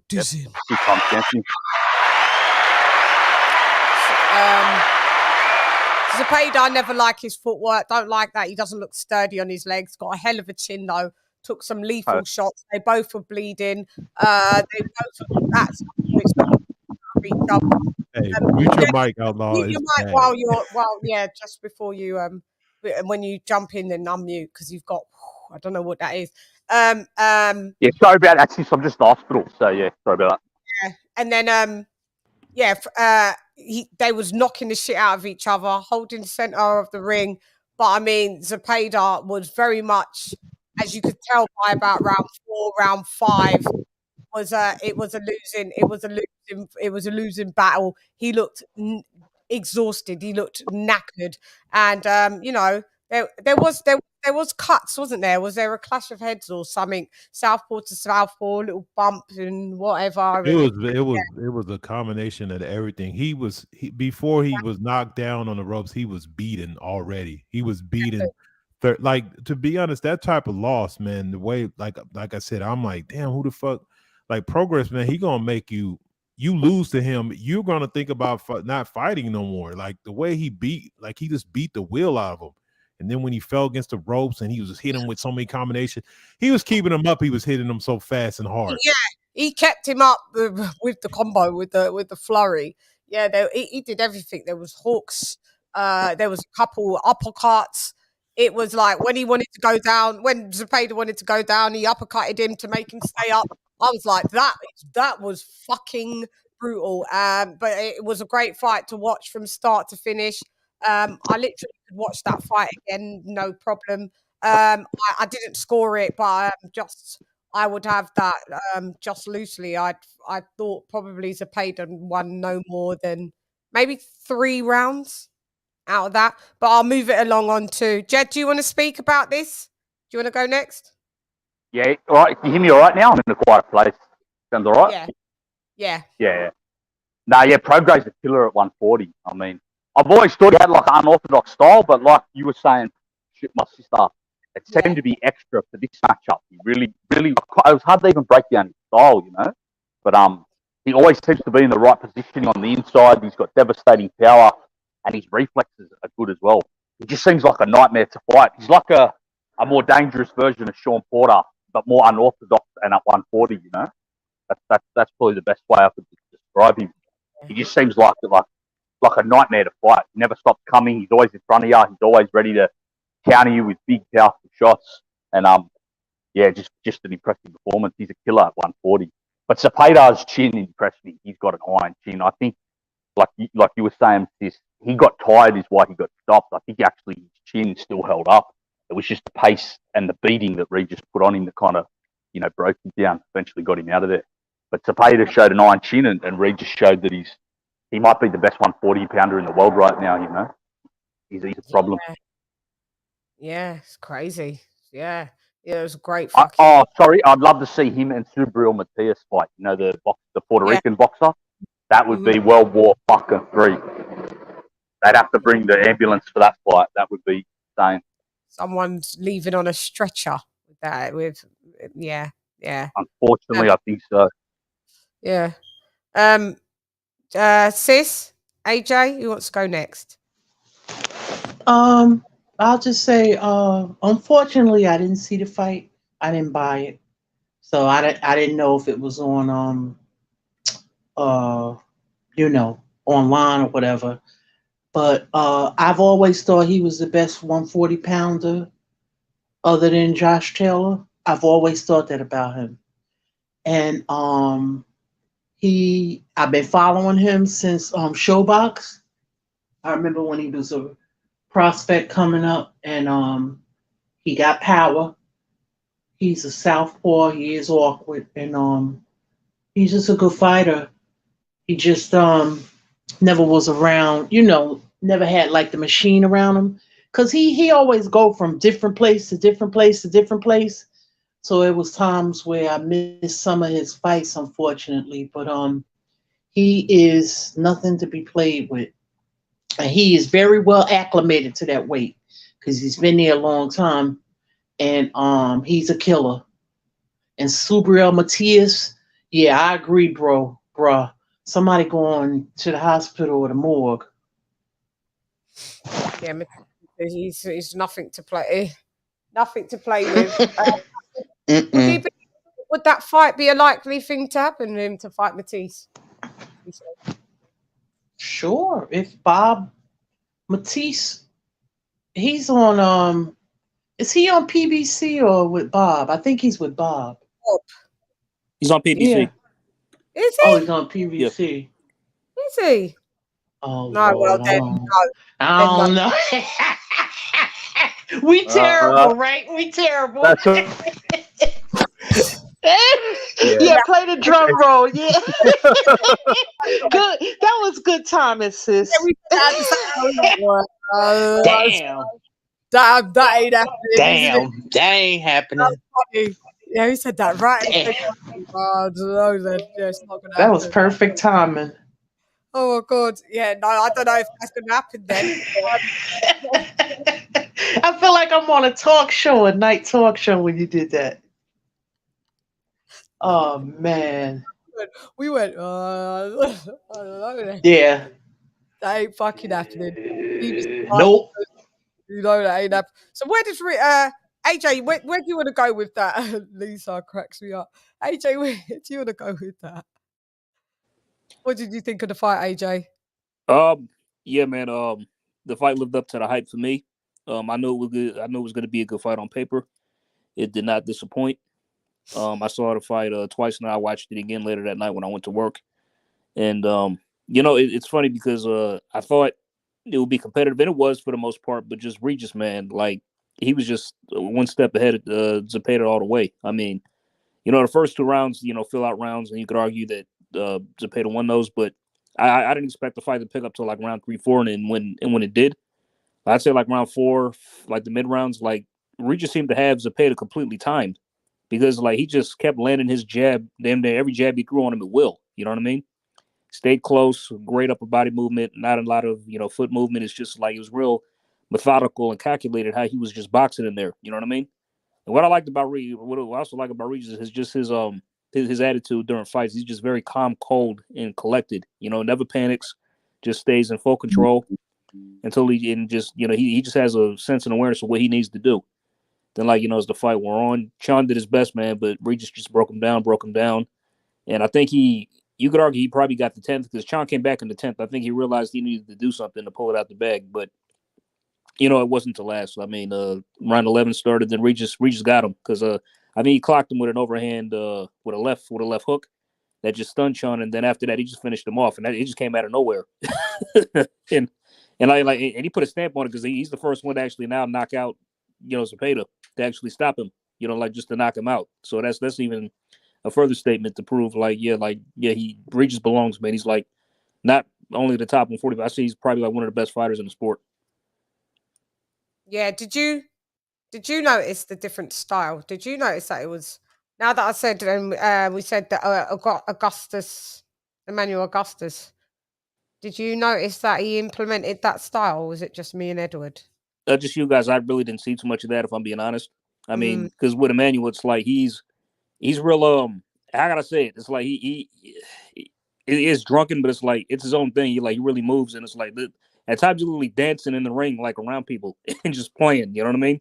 Regis wasn't really doing none of that, you know. I mean, not to say that it's a bad thing, because it worked for me. It works for both guys. But I just think how Regis fights is kind of like his own style, his own like methodical style, like how he just moves, and you know how he just stays close to you and just really, you know, just really get us all up in your face. And like the most impressive thing is like you can't, like Jose, he couldn't really hit him at all. Fight like how he fought on Saturday. Yeah, there was influence, but how he fought with that style, right? I've never seen him like fight like that ever. Did you see his fight with Tyrone McKenna or no? No. Okay, got it. Maybe it was kind. I mean, it was earlier this year. It was kind of something. It was kind of similar, but just a little different. No, yeah. I didn't, because remember I was saying, when's the last time he fought? I thought he hadn't fought thingy. So no, I didn't see the Tyrone McKenna. Yeah, that was back in March of this year. So was it that same? A little bit, yeah. So it was a little similar movement in that fight too. Yeah, and Tyrone McKenna was a lot taller than him. He was like 6 feet 6'1" in that fight as well. So you know, but he pieced up Tyrone, just beat the shit out of him, cut him real bad as well. So yeah, he's got power. I just thought it was drunken master. That's weird. Yeah, the thing that where I would say that is I've probably watched like 25 Emmanuel Augusta fights. The highlights are the few times where he's doing a little skipping thing, but he only does that, and that was like a very limited style. What I mean is just the awkwardness of the stance. Like Regis Prograis is looking off. He's looking off towards the ground, but he's punching from there. Yeah, and he's punching with his hands pointed down toward the ground. He's throwing shots, and it was he's falling forward, but then throwing a right hand around the way, and and it's like what the fuck? Like, it was and like I said, if you go back to there was even a part where he did the little shuffle skip, and I was like, that's when I was like, what the fuck? Like, if you, like I said, that he did it just momentarily, but like I said, if you look at the awkward stance that Emmanuel Augusta used to have, him doing the dancing when he turned it up, but most of the fight is literally like that. He would throw punches in places where you didn't expect, and Regis kind of does set. Regis almost looked like he's not set, but he is, and it's like Zepeda, who, like I said, Zepeda, I had a feeling he was going to slow down, but it was just like he did not know what to do.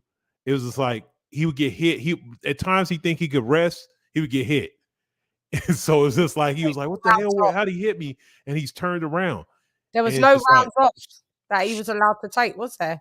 Yeah, and then on top of that, he's a southpaw, what makes it even worse, because like I said, Emmanuel, I think, was a traditional, he was a conventional fighter. So he's a southpaw on top of that. So any right-hander, like I said, that shit is wild. I'm not going to see, like, I'm looking at the people in that division. T.O. did not want none of that. That's an ass whooping coming. I'm sorry. I don't care what nobody says. Haney, when he moves up, he'll take the smoke because Haney got the competitive spirit. But he's going to have to be extremely disciplined and keep him at the end of the jab. You know, there's guys still in there, matches for him to have in there, you know, Ramirez. But like I said, T.O. got to get past Sandoval Martin first. So I don't even know if he can do that. Yep. But T.O.'s not gonna fight Regis. That's not gonna happen. No, he's not. He's gonna. But like I said, this why you guys just pay attention to the talk. It's why all of a sudden belts ain't gonna matter, because all the dudes got belts you can't beat. So to me, if I'll take T.O., I'll take Garcia, I'll take Little Tank. If you motherfuckers ain't fighting for titles, I'm not watching no fights you have. Even this next one is a tough fight for him, but I don't because the way you guys are so disrespectful to these champions, I don't want to hear shit. If you're not fighting for a championship, I'm streaming your shit, I'm jacking it, I'm watching highlights, I'm not paying attention. Like, this is all it is to it.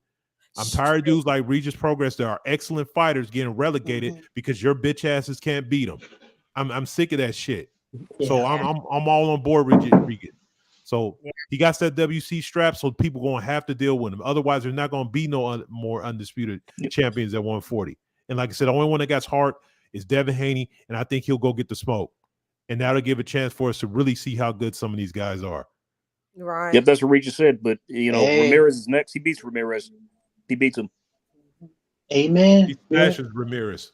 He smashed. But no, I'm gonna give Ramirez his props because if he takes the fight, that's a good fight. And as Regis gets him, he just got outclassed. Like when we're thinking about elite at this level, Regis to me in that division is fucking elite. And if you don't beat him, you don't fight him, then I don't want to hear shit else. No other win matters. No other win matters. Josh Taylor at this point in time is on his way, probably leaving. Catterall is not better than Regis Progress. Regis Progress, I think, was smack. Like it would be a good fight, but he beats that dude. I think the thing with him and Taylor when he fought, I think he had a little bit not enough experience. That was his first big time fight. I think in a rematch, he could have edged a win out against that Taylor in a rematch. Mm-hmm. Like that was hold that thought, guys. Taylor was at his best as well, you know. Yeah. Hold that thought. You know what? Listening to you, Chan, and King Boxing, right? It just dawned on me. I remember when I used to see him on Showbox, right? And he had a move that kind of looked like the Rhythm Nation. Remember that video? Yeah, he had his arms would stick out. Oh, yeah. And then the legs. Yeah, y'all are right. It just came to me. Epiphany. Yeah. Yeah. AJ know what I'm talking about. It never dawned on me. Damn. It's like Regis do be putting his hands up and doing all these subtle, like, kind of dance moves in there. It's kind of like he's styling. You know what I mean? Yeah. I think that's due to his New Orleans roots. They're very like that, innit? With their African Creole with the American combined root, isn't it? So yeah. But all sis, you gotta go there. You gotta visit there. I've got there as well that I keep saying I've got to go to New Orleans. It's a place to go to, being in America, because it's got that root of that Creole vibe that I would well fit right into over there, wouldn't I? Definitely. Yeah, and the food and that as well. So yeah, I do. I would. But also a couple things like for as far as Teofimo goes, they're probably lining him up for a shot at Josh Taylor, provided he beats Jack Catterall. And they both win their next fight, so they're probably going to do that next. That probably is what makes the most sense, I guess. For top rank anyway. So then Subaru Matias like it hit me as well because he was supposed to fight Jeremiah Ponce for the vacant IBF belt on the Wilder Hellenius card, but Ponce had some visa issues, so the fight got scrapped. But I think the fight is still in play though. So, yeah. So we've got Sandor Martin against Teofimo Lopez. That's a potential banana skin fight in the book, because there's some bad blood between them too as well because they both accused the other of ducking. Well, we saw Sandor just basically retire Mikey Garcia, didn't we? So I believe Sandor anyway. I don't believe Teo. I mean, he's full of shit. So yeah, I don't believe Teo either. You see, he's talking. He's talking. Well, we don't believe you. You need more people. Teo. His esophagus will explode. Yeah, I saw it, Lisa. I mean, he need to shut his mouth. Seriously. I mean, it's like... I've seen what he's saying about... I'm supposed to do that from the earlier sister report on it. I will do it later. About what he's saying about Bud. Dude, you just did the same thing. Thank you. You did the same thing when you ran off. I thought you was getting the big bag at Triller. And Eddie Hearn had to fucking reel you in and say... the fight for a year and all that shit. Yeah. Then you lost. Then you on lost. On top of that. And the worst thing about Teo is, like I said, he's the original. He's like the original hater. Like, you're a fucking buster. You talk shit about somebody and then turn around and do that. You talk shit. Why are you all this shit? He's a bitch. And then you turn around and do the same shit. Yeah, we're gonna Like, shut up, man. Like he been riding high off that Lomachenko win, and then he used an excuse to basically lose to, because whatever we want to say before the Australian dude whatever beat him, we all know fucking full well we thought that was a cherry until he lost. And then we're like, oh shit, the dude's actually good. Nobody gave him a chance to win.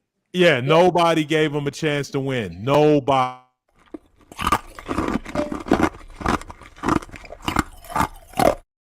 Nobody. One or two guys picked it. One or two guys picked him. We know who that is, guys. We know who picked him to win. Hey, before I go, the Greek guy beat him. But yeah, if that Greek guy can expose his defense, Regis will put Teofimo in a box. Oh God, He's Australian. Jesus Christ. No, he's Greek. He's Australian. He's Australian. Nah, he's Greek. He's Greek. Yeah, but he's Greek. Trust me, he considers himself Greek. But he's don't be trying this on him. He's y'all. I'm telling you, in the city, he's Greek. He 100% considers himself Greek. Yeah, that's how it is. I'm West Indian. Okay, I'm British, aren't I? You know, I've got a British accent. He's Australian. Well, he's always Greek to me. That's what he considers himself. That's how he's considered. To us, he's got an Australian accent, so he's Australian with Greek heritage. Nah, that's a Greek. Yeah, he got an Australian haircut. That's Australian, bro. Own it. Trust me, he's Greek. I live here. I'm telling you, he's Greek. I'm telling you, he's Greek. He's Australian. But that accent, but if you live here, you can see that accent is Greek. That's a Greek accent, a Greek Australian accent. You know, why Blaney, where his country of residence and where he was born was in Australia. He wasn't born in Greece. That's his nationality, but his heritage and he's Greek. His heritage is Greek, but he's like if Greek were playing Australia in any sport, he would go for Greece. You know. Yeah, but where he represents, who he fights for was Australia. We don't look at him and go, oh, he's Greek. Yeah, he's the finest of Australian. He's Greek to me. He's the Greek Gronk to me forever. So. Yeah, unfortunately. Either way, Aussie Gronk. Either way, if he can expose Teofimo's defense, like I said, if that Greek lad can do that, Prograis will absolutely destroy Greek lad, Teofimo. he's Australian. He's Greek to me. He's Greek to me. He's to us and to the world, he's Australian. When I refer to him, he's Greek. That's what I'm saying. What? You should try and embrace him a little bit, because he actually made us look at more Australian boxing on the map, as much as a Gronk he is. So, he didn't fight for Greece. He's of Greek heritage. Like I'm of West Indian heritage, but I'm British, aren't I? Yeah, I don't really care about that. I'm just looking at the fighter, and I don't rate him. And if he can expose Teofimo, if people start going, well, Shan, you're not English, but I am.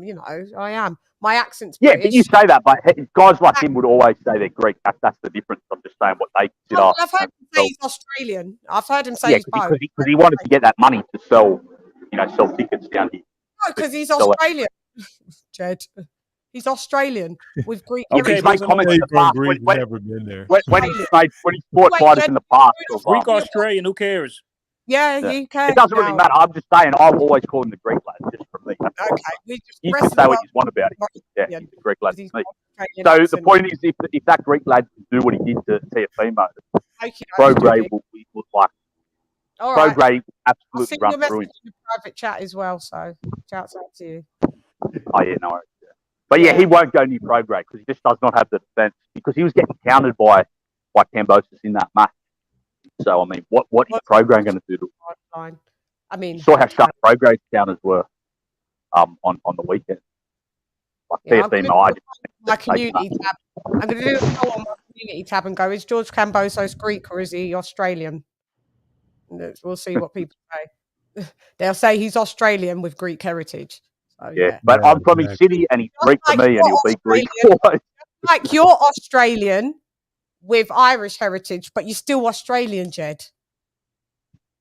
Yeah, but if Ireland plays Australia, fuck Australia. I mean, you want to use that terminology, none of y'all are Australians. You're Australian, Jed. Hey, bro, I consider myself Irish, so you're talking to the wrong lad here. I always say I'm Australian with Irish descent. I'm British with West Indian descent. But if Ireland played Australia, I go for Ireland. I always say. Okay, and you would probably go for Australia, and I go for England. And when England gets knocked out, I go for the next country, South America, because West Indies don't got a team. But at the end of the day, I go for where I'm born, which is the UK. So you've got Lebanese brothers. If they're born in Australia, they're Australian, but with Lebanese descent.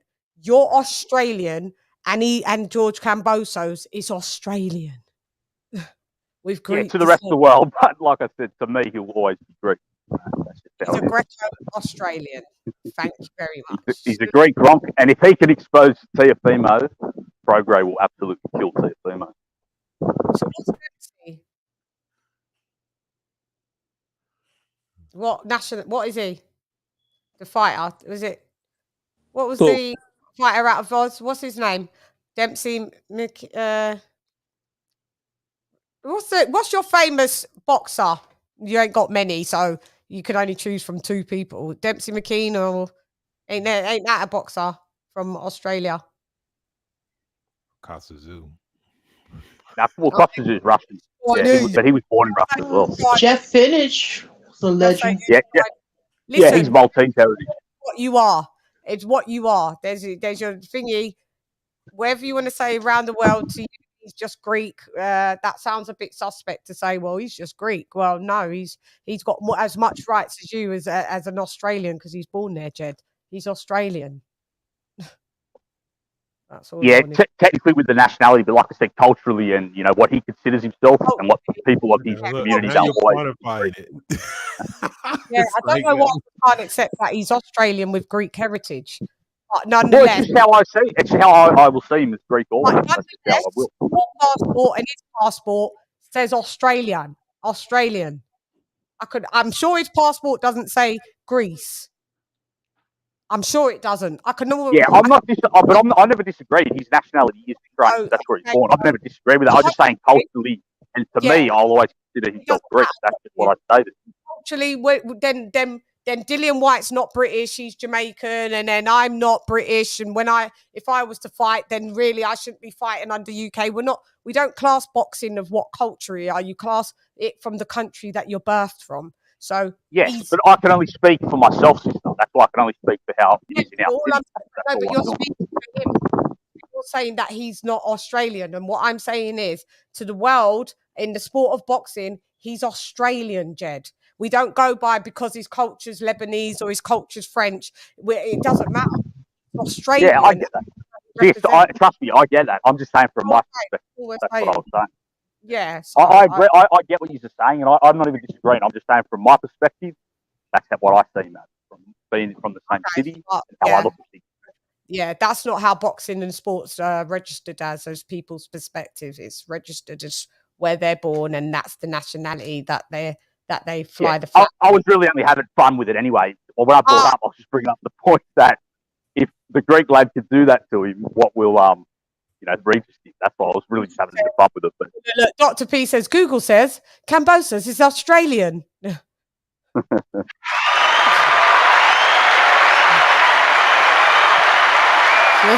Jed, that's what he is. But yeah, he's from Greek heritage. But yeah, Jeff Horn is Australian, is he not? He is as well. But his heritage is from somewhere else originally. Though the only real Australians are Aboriginal. That's the truth. Yeah, but even if his heritage is from somewhere else, like what I'm saying, so is my heritage from somewhere else. If I was a boxer, if I went into the Olympics, it doesn't matter that I've got parents from different sides of the globe. I'd box under being on Team GB. Be under Team Jamaica, Team Venezuela, Team Dominica, because I weren't born there. I was born here, so I'm Team GB. So he's Team Oz. That's all we're saying. I don't understand why this has gone on for 5 minutes, but it doesn't matter. I don't really know it, but I just made the statement that if he could do that, we know what happened to him. So who else was on the docket? Is anybody else? Because we've got 15 minutes left of the show. Yeah, I know exactly. Hap. Everyone from Australia is not from there, except for the Aborigines. Yeah, I just said that. They're the Aboriginals are the only real Australians. That's why I always say this. I'm Irish. That's my heritage, because I know who the real people, the Aboriginals are the only real Australians. So that is a matter. That's the truth. That's figurative fact. That's true. That's the truth. And I can't speak on other countries, but I can speak on mine, and that's how I see it. No, it's not your country. You're from Ireland. Which one? Exactly, Pick one. Exactly. So you can't speak on your country if you're not Australian. You got to pick which one you are. You just said you're not Australian, you're Irish, but you said Irish, that's my heritage, but I live in the city, so that's Okay. why I'm saying, yeah. There's the point made then. He's Yep. Australian. Cambosos, Gronkbosos is Australian. It's his country as well. It's no different, is there? No? No, I never just, I live in this, technically, that's that. No, No, yeah, there's no difference between it's not your country more than his, it's not his more than yours. It's the same. You choose both Australian with different heritages. Ireland all day, my sister. Ireland all day. Ireland all day. His grandparents moved from Sparta. Oh, Sparta. Sparta. Oh, yeah, I guess so. Wherever that is. Yeah. Oh, you talk about that's from Greece. Yeah, his grandparents moved from you using the Sparta thing. Cats. What's this? What are you saying, Apollo? Katsidis would. I don't know who that is, so I can't comment. Does anybody know who? That was another Greek lad, another boxer, of Greek heritage. Of a Greek. Just fucking hell. But is he Greek Aussie though? From Australia? He's born in Australia, but he's Greek heritage. Right. Yeah, I don't know that one. Actually, he was a way more exciting fighter than Cambo. He watched his fights with Marquez, Casamayor. He had some really good fights. Like, he wasn't really world class, but he was in a lot of exciting fights. I don't know. Hap knows all of the discrete fighters. Technically, I'm German, then Saxon, with Italian in the blood. I ain't native to Britain in the least. Got no Celt blood. Yeah. Interesting. Yeah. Interesting. Thanks for that, Steve. Massively appreciated. Everybody's on my ancestry, dear. 1, 2, 3 at the minute. Well, technically, I'm 40% Ghanaian or 20%. Like everyone's gonna do a DNA test. We'll all land it in next week. Oh yeah. This is what I've got to do. So, shouts out to Queen Lisa Bales that came in top 20. I think at number 9. I want to say 19, but correct me if it's 18, sis. In the building, in the prediction. I have no idea. To be honest, thank you though. Let me double check. I'm sure it was. Hang on. And Champ Ross's prediction league. Let me just make sure so we get the number right. It was number 19 in the building for that week's prediction. We have King of King came in at number 16. Oh, that came in at number 16. He was only just in front of you in this episode, in this week's predictions. Number 16, top 20 in the building. But barely. Congratulations. I had a bad week. I thought it was going to be worse, but then we have to do overall place in the prediction league is King of King Boxing. What up, LadyChann? Number 1 in the building with 741 points. You've got a substantial lead of. My reign continues. Your reign continues of. Hang on. You've got a substantial lead of like 32 points ahead of everybody else. And yeah, so Lisa, you were top 20. Sorry, AJ and Shan, we never made it this week. Shan came in at number 26 in the building. AJ, you did pitiful. You was number 40. That was bad. What happened to you, AJ? Disappeared now. I'm here. Sorry. Just Yeah. multitasking. Yeah, sorry, you didn't make it top 20 in the Bill Disney this week. Neither did I. It was only Lisa, King of King, that made it. I barely make it in the top 20 lately. It's all good though. Yeah, it's all good. I'm just looking for it to see if I've missed anything else. I'm nearly there. I'm number 26 overall. Yeah, with 614 points. So, King of King, I'm coming for your slot. Hey, that fucker Ryder killed me, man. I should have picked corruption over. I just did it. I thought he would. Hey, Ben Adams, I Go ahead. picked him because of Ben. I told Ben. It's all good though. It's all in fun. It's banter, as Ben says. We knew that Ryder was the guy. Yeah, I know. I knew better, and then I was And I like, forgot all about the Daniel Jacobs robbery shit. I was Yeah. like, damn, I should. If I had remembered that, I would have been like Ryder by I correct. remembered it after, hence why I did it on my report, and I was like, no. Why didn't I remember this information before? But I remember, Daniel Jacobs got robbed. That was a robbery. For sure. Yeah. AJ, you're riding at 627 points in the boot, Dizzy. I'm just behind you, G. So you better. So what happened with Parker and Ryder? Did Parker say he broke his hand or he broke his hand? He did.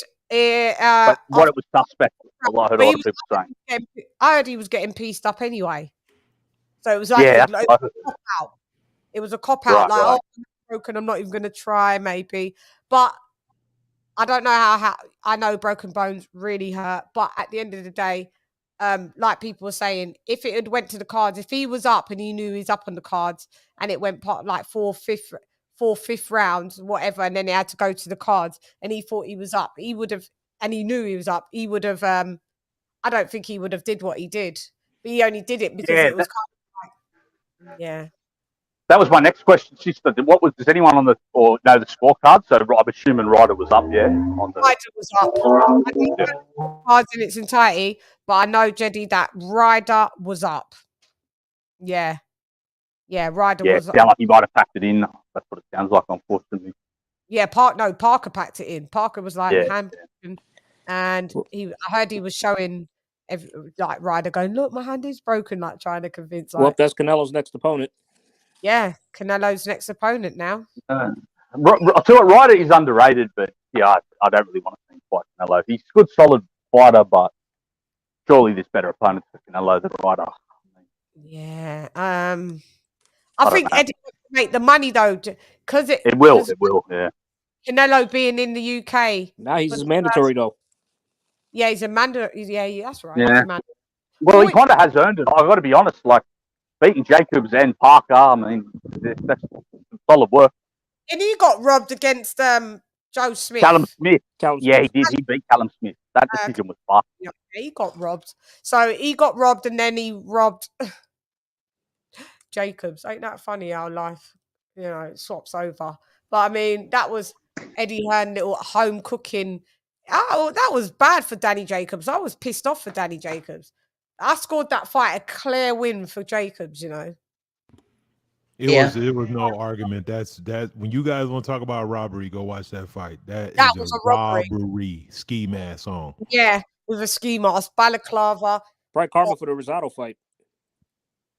Yeah, and then but then Gabe Rosado got robbed. Yeah, with what goes around comes around in boxing. It seems like sometimes guys rob someone and then they get robbed. I don't know. It's like that's where it's the only place where triangle theories actually do happen in robberies. You're gonna get robbed back down the line. I think what's gonna happen is Jack Catterall's gonna end up robbing someone now as well. Yeah, he's gonna rob someone. Who knows? He might get a robbery win over Taylor. Might come full circle. Taylor, that'd be hilarious. You never know. I wouldn't care if he won by robbery against Josh Taylor. It would make it even. Let's be honest, it would be even. It would. Yeah, it makes it fucking. An eye for an eye. The UK, it was. Yeah, it was in the UK. Speaking of robberies, I forgot Estrada and Chocolatitos is this weekend as well. It is, isn't it?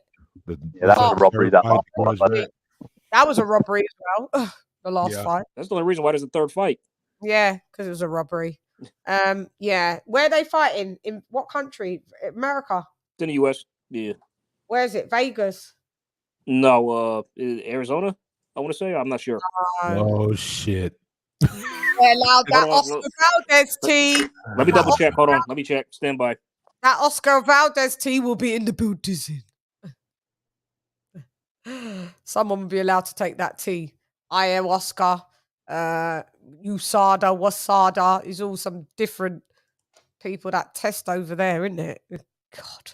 Oh my God. Yeah. That's sanctioning. That's the sanctioning body where Eddie Hearn moved that Julio Cesar Chavez fight to Junior. Because they're allowed to take drugs up until the blood clot week of the fight before that was it. That's Yeah, right. that's where Valdez Shakeout was, wasn't it? Yeah. That, We've got this out. That's yeah, it's why. in Glendale, Arizona. So that's Oh whatever. fuck, it is in Arizona. It is. Yeah. That's crap. Chuck shouldn't have took the fight there, bruh. Chuck Yeah. Liddell shouldn't have took the fight there, like. Yeah, You're he gonna should have fuck around and get hurt, man, because Estrada gonna come in there. juiced up. Could be in Vegas. I don't know. All these boxing commissions are rough, but it could have been in Vegas, yeah. The second fight was in Texas. Yeah, they're not rating him. They They're did. not respecting them two legends. They're not. Oh, let's have See, them in Texas is rough as well. Arizona. Arizona is fine. Está bien. No, it's not fine. But you know what? It might be there because they are trying to cheat, you know? That could be maybe one of the reasons why it's there. Yeah, it's just Cheatsville. It's in the Buddhism. Like, it could be strategic while it's there, you know?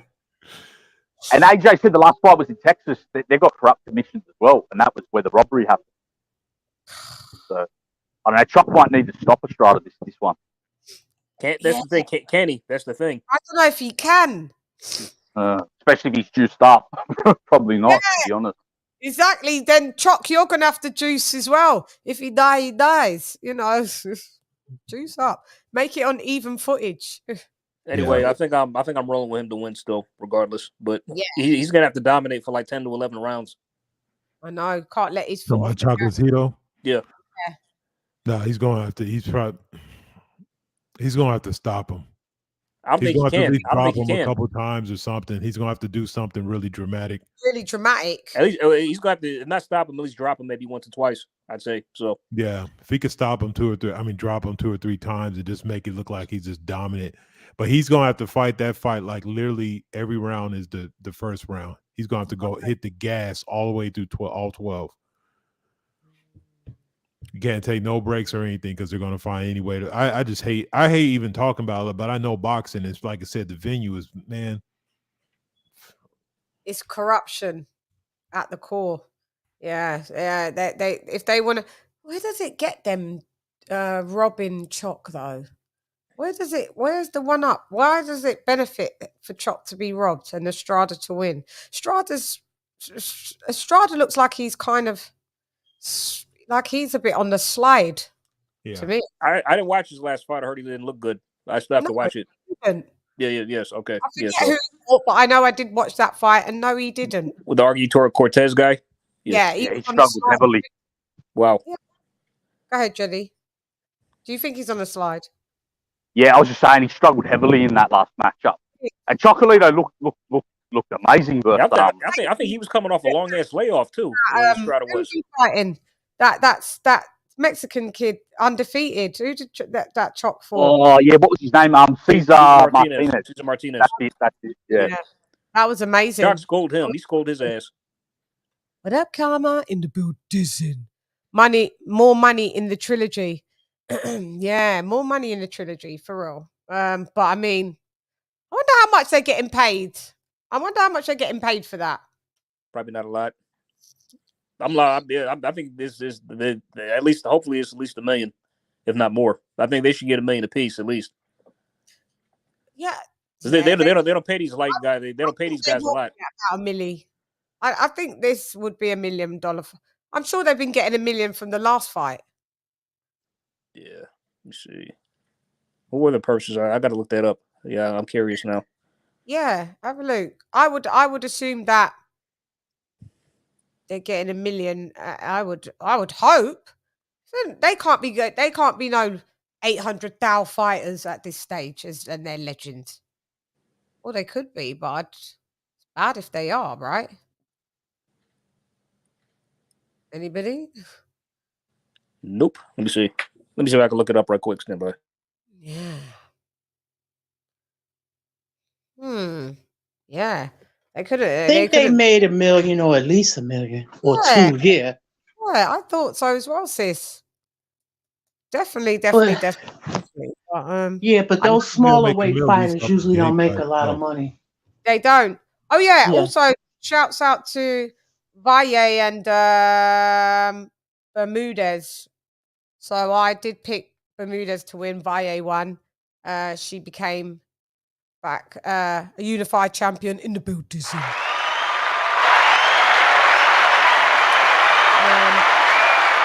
I'm not up on game of these girls, but what I do know is that Valle was a former champ anyway, so she unified and got all these belts. So I think she just needs. How many belts does she need to get? One more or two? How many did she get unify on on Saturday? 2 more.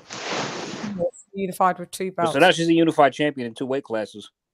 Yeah. Okay. She's from minimum weight. This was at flyweight. Light fly or super light. fly. Yeah, fly. One of the flies. Yeah, so it was super flyweight, and they've given her 10 days to pick which one she's repping for. Yeah. By the way, minimum or super fly. More likely that she goes back down to super fly because those girls are quite big, and she is a really small girl. When I was watching it, I did think she was minimum weight anyway, but she was a little bit. She kept there. What they was what were they 112? I think so. Smaller, right? Oh yeah. Oh, flyweight. I'm not sure what that is. Yeah. Superfly 112. Is that 112? 116? 112. Yeah, 112 with one of them. Yeah, I think 112. Yeah. Okay. Yeah, but they're minimum. But she is usually a minimum weight fighter. Tiny. Okay. They're tiny. She's tiny. I didn't see that fight. Yeah, it was a good fight. It was the co-main to the ProGray ZEPEDA fight. Yeah. Okay. And I missed the Jamie Mitchell one. She lost. Yeah. Yeah, Jamie Mitchell lost. A Brit took the belt off her, which is shocking actually, because I had her winning. So did I. Mm-hmm.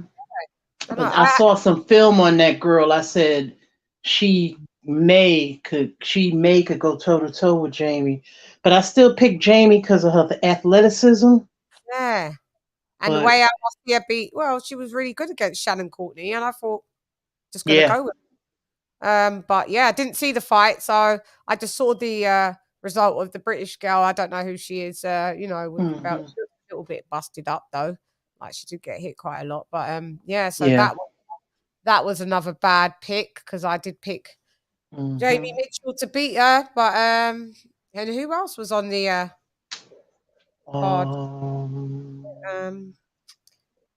We got Aziz, Fabio Wardley. Yeah, shouts out to Fabio Wardley. Done, man, that was a tough one for him. What a fight that was! Wow, Fabio, that was as short as it was. That was a fucking epic fight.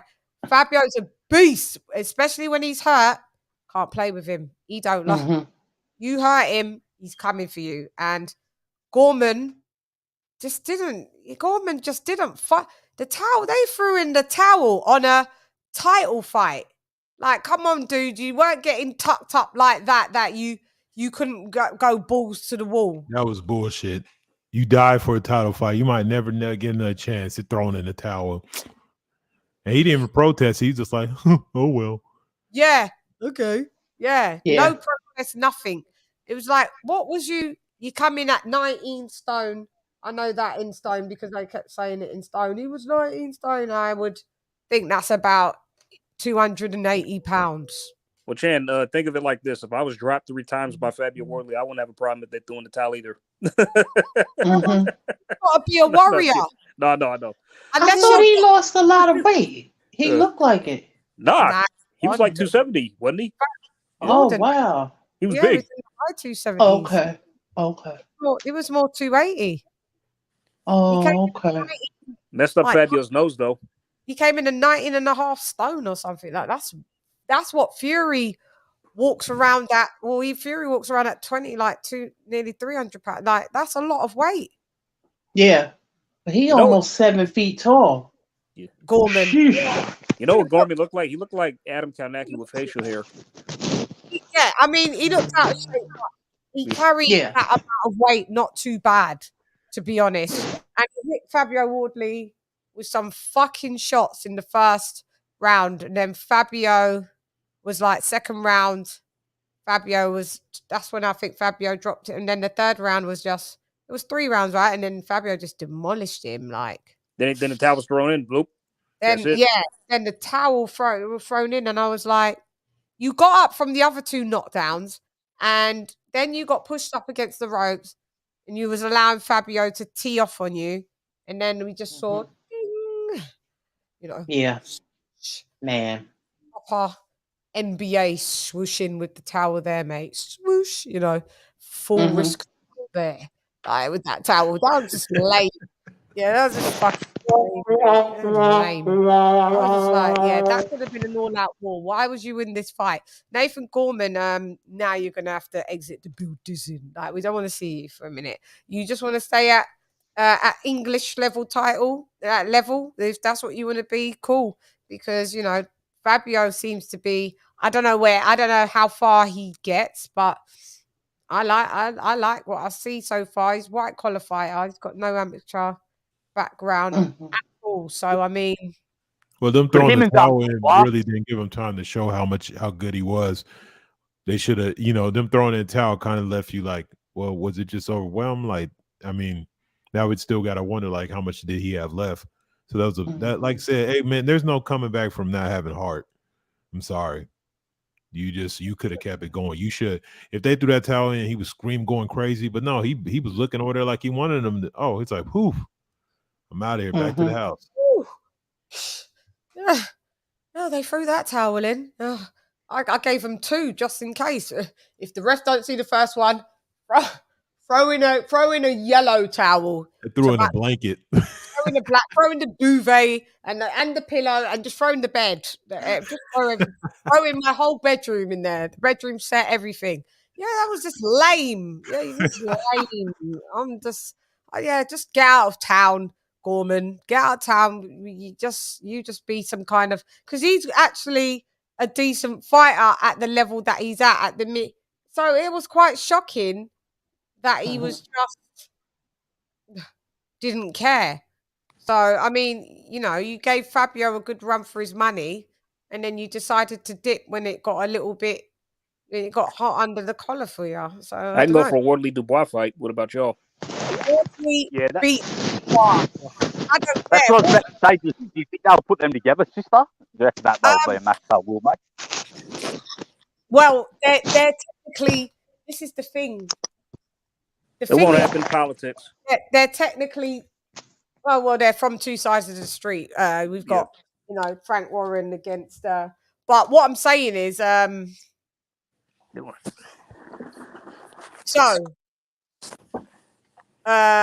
his name's just out of my head. Dubois. Dubois is a regular title holder, isn't he? He's a WBA. He's Reggie belt. Yeah, he's got, what is he? He's like 21-1 or something. What is he? Is he less than 20? I don't think he has 20 fights. No, he hasn't had that many yet. I don't think. No, because Fabio's like, I want to say like he's now, was he 15 and 15? Oh, is he 15 and 0? 15 and 0? Yeah, I think he's 15 and 0 now. Yeah. Slipped up quick. I thought he was about 10 and 0, 11 and so he's on levels of the same amount of fights as Joe Joyce. But they're at different levels. So Joe Joyce is at title contention, fringe world. Fabio Wardley, you could put him in with Dubois. I think he washes Dubois. I just think he's rough. He's rough. Dubois, I'm not high on Dubois. I don't know about you lot, but I'm not team Dubois. Dubois doesn't handle to adversity very well. I don't trust him. I don't think he got a gut check against Joyce. And I'm like, ever since then, there ain't no recovery for that to me. Like, you got to do something really amazing. Since then, you kind of floating with these fringe contenders or whatever the fuck. Yeah, these character building fights. He's 19 and 1. He actually showed potential in the Joyce fight. I thought that was kind of competitive until the eye injury. So yeah, it was competitive to the eye injury. You're right. It wasn't that he wasn't competitive. It's just how he took the way. Well, that's the problem. Yeah, that is the. Going forward from that, he's just fought. Who's he fought? No one. I mean, he's really fought nobody since then. So nobody. We need him to fight somebody. I mean, well, Frank is going to match him very carefully now that this happened. So that's the problem. Yeah, they're going to look after him now, like with the opposition was, and I'm probably going to up against Joyce. They wanted to win. He dropped it, and Joyce beat him. So now they're going to make sure they don't do that again. Probably with him. And like you said, AJ, and that's probably going to hurt his growth as a boxer because he's not going to get experience. It is with the right matchups. Honestly, like the best guy, he's not even the best guy. Was Trevor Bryan. Trevor Bryan is sorry, like I'm not going to say he's you know what, but yeah, he was yeah. As soon as I saw his last fight, I'm like, oh yeah, Dan's going to chin this guy, and that's exactly what he did. I want to. All right, let's see who we put Wardley with. Doesn't matter if they're. How about Hrgovic? How about Hrgovic? No, that's going too far. No, is that too much. Considering how Hrgovic looked last time. That's still too much. No, Hrgovic levels, no, way levels above. Even that rubbish version. No. How about Alan Babic? That would be a good fight. Babic, versus Wardley. I mean, you know, Babic is a smaller geezer. What about Zhang? Well, that's too much. I want to say, I heard someone say that. I want to say that Zhang's too much for him as well. I want to say that the sheer size of him. I want to say I'm not high on Zhang, but he is an Olympian. He does have some technique. He got robbed the other day. Now that's a fucking robbery. He got robbed against Hrgovic. Hrgovic lost that fight. Great robbery. He did fight Hrgovic, didn't it? Yeah, it was. I don't think Wardley can beat a Zhang at this stage, by the way. Even though Zhang is other side of 39, he's still got some technique and his sheer brute size. Nah, don't think that as yet. Dubois for sure. Martin McCauley. How many? Dubois 19-1. How many is Wardley? 15 fights in now. 15-0, yeah. 15-0. So it's time for the step ups now. How about Martin McCauley? McCauley is a good fight. Does he beat McCauley? Be a good fight. How much is McCauley in it? What's his stats? How many fights in is McCauley? Stand by, hold on. Let me see. I think he would only have a similar. 19-1. He's 19-1 too. Yeah, exactly same AJ. What? Yep. Step up. What about a Tony Yoka? How many is he in? Yeah, why not? Oh, that's good. That's a good one. Yeah. How much Yoka's coming off a loss, I think. Coming off a loss. What is he like against McCauley? What's Yoka? 15, 16? Stand by, hold on. Yeah, I'd say be under 20. I'd have to guess. Yeah. I think I tried to step him up a bit earlier. Yeah. They thought he was like a blue chip prospect. Oh wow, Yoka's 12-1. He's 12-1. Yeah. I thought he's so. They rushed him. Yeah. They rushed him. McCauley thing, and he got fucked up. So I beat the shit out of him, man. He really did. Yeah. So he fucked him up. I think Tony Yoka with 12-1 against a Fabio Wardley would be a great fight. That works. Because that's 12-1. Fabio Wardley's absolutely had more fights than him, and that would be quite even. And then see how. Because Tony's really fragile. I don't know if he could take a punch, man. He every punch that Martin seemed to hit him with, he just seemed to just wilt and capitulate. You know what I mean? Yeah. It's like his whole body was made of glass. Then you would see. Yes. He was fucked up. He's got. And it's like seeing that. It's like, wow, man. If you're getting beat up by like this, it's like I don't think you're gonna go for it. You may be a gold medalist by default or whatever, but nah, son. You may not be. You're not cutting it. I don't think. Yeah. Right. Just imagine what Joe Joyce would have done to him in the pros, probably. Oh God. He got fucked up. Yeah, you said he made gold medalist by default. Ben Adams, the Takam. Nah, Takam will destroy fucking Wardley. No. I don't know. It's like no. You don't think so? No, okay. No. All right. Takam will come. No, come on, you gotta give Takam. He's not older, but he's had a few of them African continental belts and all of that. He's had all of them as well. Do you know what I mean? He's an African champ, and but that's a good step up for Wardley, though. If they want to step him up, that's a good step up. It's a good step up fight. That's a good step up fight, though. When I would say, just before they want to level him up to a world title, get him with Takam. Then you can gauge it from there. Takam in about 5 more fights. Because Takam, he just made he broke Makmadov's knockout KO streak. Yeah, he did. This is what I'm saying. We were This is picking him to get destroyed, and look what he went in there and did. I mean, he was making dude look silly at points, man. Like jabbing, like me and Lisa watched the fight. Remember, Lisa? You watched it, didn't you? Yeah. Yeah. And me and Lisa was cracking up at what Carlos was doing to his ass. That was funny. I mean, we wanted to win after that, but we knew it wasn't going to happen, unfortunately. So no. We love Takam though, but Takam's a great guy, but no, I don't think Wardley's ready for a Takam. No, we got to wait. How about Otto Wallin? How about Otto Wallin? That's too much. Wardley again, 15. 15 and 0. Yeah. You know, yeah. And who did you just say just now? Otto Wallin. That too much? You think? Too much. Too much. Okay. Yeah. Too much. We got to take it down a slight notch. Take it down a notch. Got it. Any guys? Put him in there against Dempsey McCain. How about that other heavyweight coming up? How about him? Ain't he Australian? Yeah, that guy. Yeah, the Australian guy. Yeah, Australian heavyweight. Jeddy, is he Greek? Yeah. Fucking hell, where's he from now? I'm afraid to say he's 22 and 0, 14 knockouts. Okay, so a bit too much. Yeah, that might be too much. He's a good boxer. But has he beaten anybody of note? I don't know who he's fought really. So no, but I'd still think that's a bit. He's in training camps with. So is Wardley though. I do know Dempsey McKee come over and fought. I've seen him. I've seen that Dempsey. I think he could beat him. I've seen him. He looks. I don't think he's all that. Really? So I think Fabio Wardley, Dempsey McKean now. I think so. Yeah. Yeah. Look. What about Kevin John? I know Kevin Johnson. Is he still fighting? Kevin Johnson that guy? Yeah, he's the journeyman. Yeah. Yeah. I don't know. I don't know if he's still fighting. Yeah, I don't know. So I can't. I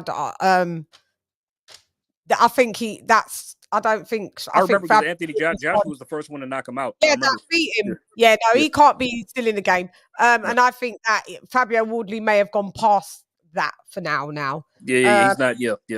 Yeah, that's a bit beneath.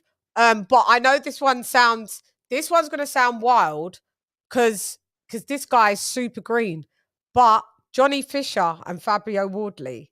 Nah, Johnny's still too green for that, I think. No, he's not. You don't think so? He's got like 6 fights, right? That's it. Yeah, he's only 7 fights in. I think he's 7-0, 6 or 7-0. Eddie's not going to do that just yet. I think that's too much for Johnny. It's too much for Johnny. Style matchup. Yeah. They're both white collar. If they had the same number of like fights, then yeah. Yeah, I mean, but just both white collar, but that one he's too green.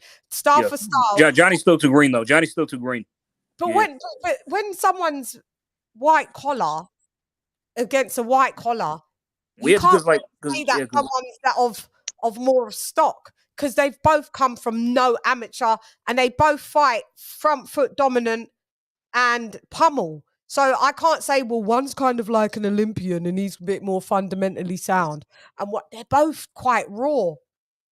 Yeah. I know they wouldn't be matched up, but for me, that would be a nice fight to watch style for style. I'm thinking like I'm putting on my Eddie Hearn hat, and from his point of view, he wouldn't do that to Johnny. Like he wouldn't put him in there with Fabio. That's all I'm saying. I mean, I don't have a problem with the fight at all. Yeah. But Eddie, from Eddie Hearn's standpoint, is like, no, he's probably not. Johnny's too green for that. I'm not going to put him in there with Fabio. So. No bueno para ti. I mean, like they both have like no amateur? Because I know Fabio doesn't have an amateur background. But what about Johnny? Johnny, none. None. Wow. White collar. Oh, so that's what you mean by white collar. No amateur background. Yeah. Where it means that there's kind of like a league where it's like kind of like near enough illegal fights, like white collar boxing. Yeah, that kind of vibe. So they've just done that. No amateur. Yeah, that's not much experience. Official books. Yeah, no, they're raw to the core. So I've seen some of the white collar boxing. Some of them are like just like not even full time boxers. They're like some of them are and decorators. Do you know what I mean? Like, yeah, they're from. Yeah. Some of them are like workers that are just not even full time boxers. Yeah, you're right. So I don't think we'll. I feel like I've got too much light on me, mate. Yeah. To be fair though, back in the day, boxers had jobs. Yeah, we won't see that type of matchup. The power surge. That was weird. All my lights decided weird. But who else? Hang on, let me think. Because I know there's. Who else would I like to see him with? Big Baby. Jerome What, Miller? Jared Anderson or the other Juice said one? Jared Anderson. Nah. Nah, Murder. he looks like a top prospect. I don't Jared think is too that's too skilled. much. I think he's too skilled for Fabio. Jared Anderson looks like he could be ready for the world level. Like, How many fights has he had? He's under 20, isn't he? No. I think he's under 20, I'd say. 12 and 0 or 13 and 0, one of them. Like, So yeah, skill level looks like He he's fights. close. He's got a fight coming up. I think he's fighting Jerry Forrest, ain't he? I thought that was Forrest. He's 12 and 0. I know his levels are different from But skill wise, like that's all wrong for Fabio though. I think. Skill-wise. Yes. Like I'd pick him to beat Hergovich probably right now, Jared Anderson. No, I don't know. That version, yeah. But I know that version ain't the real version of Hergovich. I know because his dad died, and I know XYZ. If I see Hergovich fight again and he's still like that, then I'm just gonna have to go with that's the version of Hergovich that we have in the building. But I'm not opposed to Jared and Fabio Wardley. Well, it sounds like no. One's 12 and 0, one's 15 and 0. Whether someone's going to get supposed to fight right now. Let's get like. I don't think does Jared have an amateur fight. background? I think he does, right? Yeah, he does. Jared does. Say that. I don't know how extensive, but yeah. Yeah, I don't know how. If you think about it, that's kind of like the records that Dubois and Joyce had when they fought. I mean, that's kind of like when that's the levels where you get like 13 and 0s. You got to start clearing each other out. That's when you get the young test, and that's when you who's like the surge. Like start cleaning out the prospects. Yeah. See who's they was like 10 and 0. Joe Joyce. I mean, Joe Joyce was about. I want to say he was about 10 and 0 when he fought Daniel Dubois. Yeah. I think Wardley and Dubois should fight because I think they sound like they've got the same level of experience, similar amount of fight. Won't happen though. No. Wardley's extensive. Dubois' extensive amateur background. You're right. Yeah, he is too, isn't he? Yeah. Yeah. I was mixing him up with Anthony Yard for a minute, thinking of the extensive. Oh, he was what about too, Anthony Yard then? Like you said, Fabio Wardley, Anthony Yard. Anthony Yard's light heavyweight. Light heavyweight. I was just mixing the two Frank Warren fighters with limited Emmental. Plus, he's got Beterbiev problems. So yeah. Yeah. Do you know what? Because Anthony Yard, I know naturally he's just so not a 175 pounder. Really, could he be a cruiserweight? Definitely, I reckon. Yeah. Wow. So he cuts. He cuts a lot of weight to get down to light heavy. Yeah. Wow. You're going to see him in fight. When you see him in fight week, you're going to see how when it comes to weigh in, how sucked in he looks. He could even, I reckon, bulk up and fight at heavyweight. Like if he bulked up. Just the only thing is because he's short. I mean, when I say short, he's only. I think he's just below. I want to say he's just below 6 foot. He's like a 5'11". Yeah, so I don't know how effective he'd be there, but yeah, if he bulked up, he could make the weight. So sure, he's a big lad. He'd be a small heavyweight though. I don't think he would be. Nah, not a big one. 30 pounder. Nah. Plus, impacting on a lot of muscle wouldn't be good for him anyway. So yeah, but he's naturally athletic like that though as well. That muscle he is naturally a very hot lad. But yeah, he could be a cruiserweight for sure. I think at some point, I don't know if he'll ever go up there or if he'll just retire as a 175 pounder when he calls it in. I'm not sure, but he definitely could make cruiser. Yeah, he balls down a lot to make that 175 limit. He does. Who else have we got? So we've got Babbage, Dubois, Bacoli, Yoka, Anderson. Like King of Kings said, throw him in. If you'll die, you'll die. You know, we got to see. You're 12 and 0 and one's 15 and 0. And you know, we'll see who wins. I'm not opposed to that. I don't know if it would happen. But all I'm saying is, you know, that's not a far-fetched fight. Whether you think that Fabio Wardley gets washed or not, cool, I get it. But I'm just trying to visualize that fight in my head. Fabio Wardley and because Jared Anderson isn't a big heavyweight either. Oh, so I mean, Fabio Wardley's definitely got the height advantage over Anderson, and Anderson's got more of the skill level. But I wouldn't discount Fabio Wardley's power over. Listen, Fabio Wardley is 6'6.5". No. Fuck, he's that tall. No, That's he's tall. 6 foot. He's the same height as Anthony Joshua. I think he is. Pull it up. I might be wrong. Joshua's 6'6". Joshua's 6'6". Joe Joyce is 6'6.5". Wilder's 6'7". Fury 6'9". Dillian White 6'4". Usyk 6'3". Andy Ruiz, they say he's 6'2", but he looks about more like 6 foot. Maybe 6'1". Yeah, 5'10". Yeah, 5'10". Yeah, he might be 5'7" actually. Yeah. Check for me, AJ, how tall. Yeah, this really is the super heavyweight era. These are big lads. Says he's 6'5". He's 6'5". Yeah, he's a big lad. What was Lennox Lewis? Does anyone 6'5"? remember? 6'5", 6'6". Yeah, he was like the first real super heavyweight like skills in that era. Yeah. So, okay, so he's 6'5". How tall is Aaron Anderson? He's definitely not 6'5". Definitely not. He's definitely shorter. 6'4", 6'3", something like that. Maybe 6'4". Not 6'4". I don't think he's 6'4". I feel he's shorter than that. Maybe 6'3". Is he 6'4", Anderson? Check. It says he's listed at 6'4". Whew. Doesn't look it. I've never seen him tower. When I've not seen him tower. Okay. I thought he was closer to maybe 6'2". Yeah, he looks about 6'2". I thought I would have gave him 6'3", thrown an inch, caution to the wind. But if they say 6'4", okay. But you know, these box recs, they be lying. But I did, when I spoke to Fabio Wardley, I know he is 6'5" because he did tell me he is absolutely 6'5". So yeah, that's not a lie. Yeah, I mean, Wardley's got the height advantage over him, only by an inch. If they're really saying that he's only 6'4" and this. Who else? Who else is there? So what would you say? This sounds so fucking crazy about what I'm gonna say, but like we just said, like, why couldn't he fight Joe Joyce then? Why couldn't they just fucking throw him in with Joe? Joe Joyce would obliterate him, wouldn't he? Yeah. Because I'm just going by the number of fights that they've had.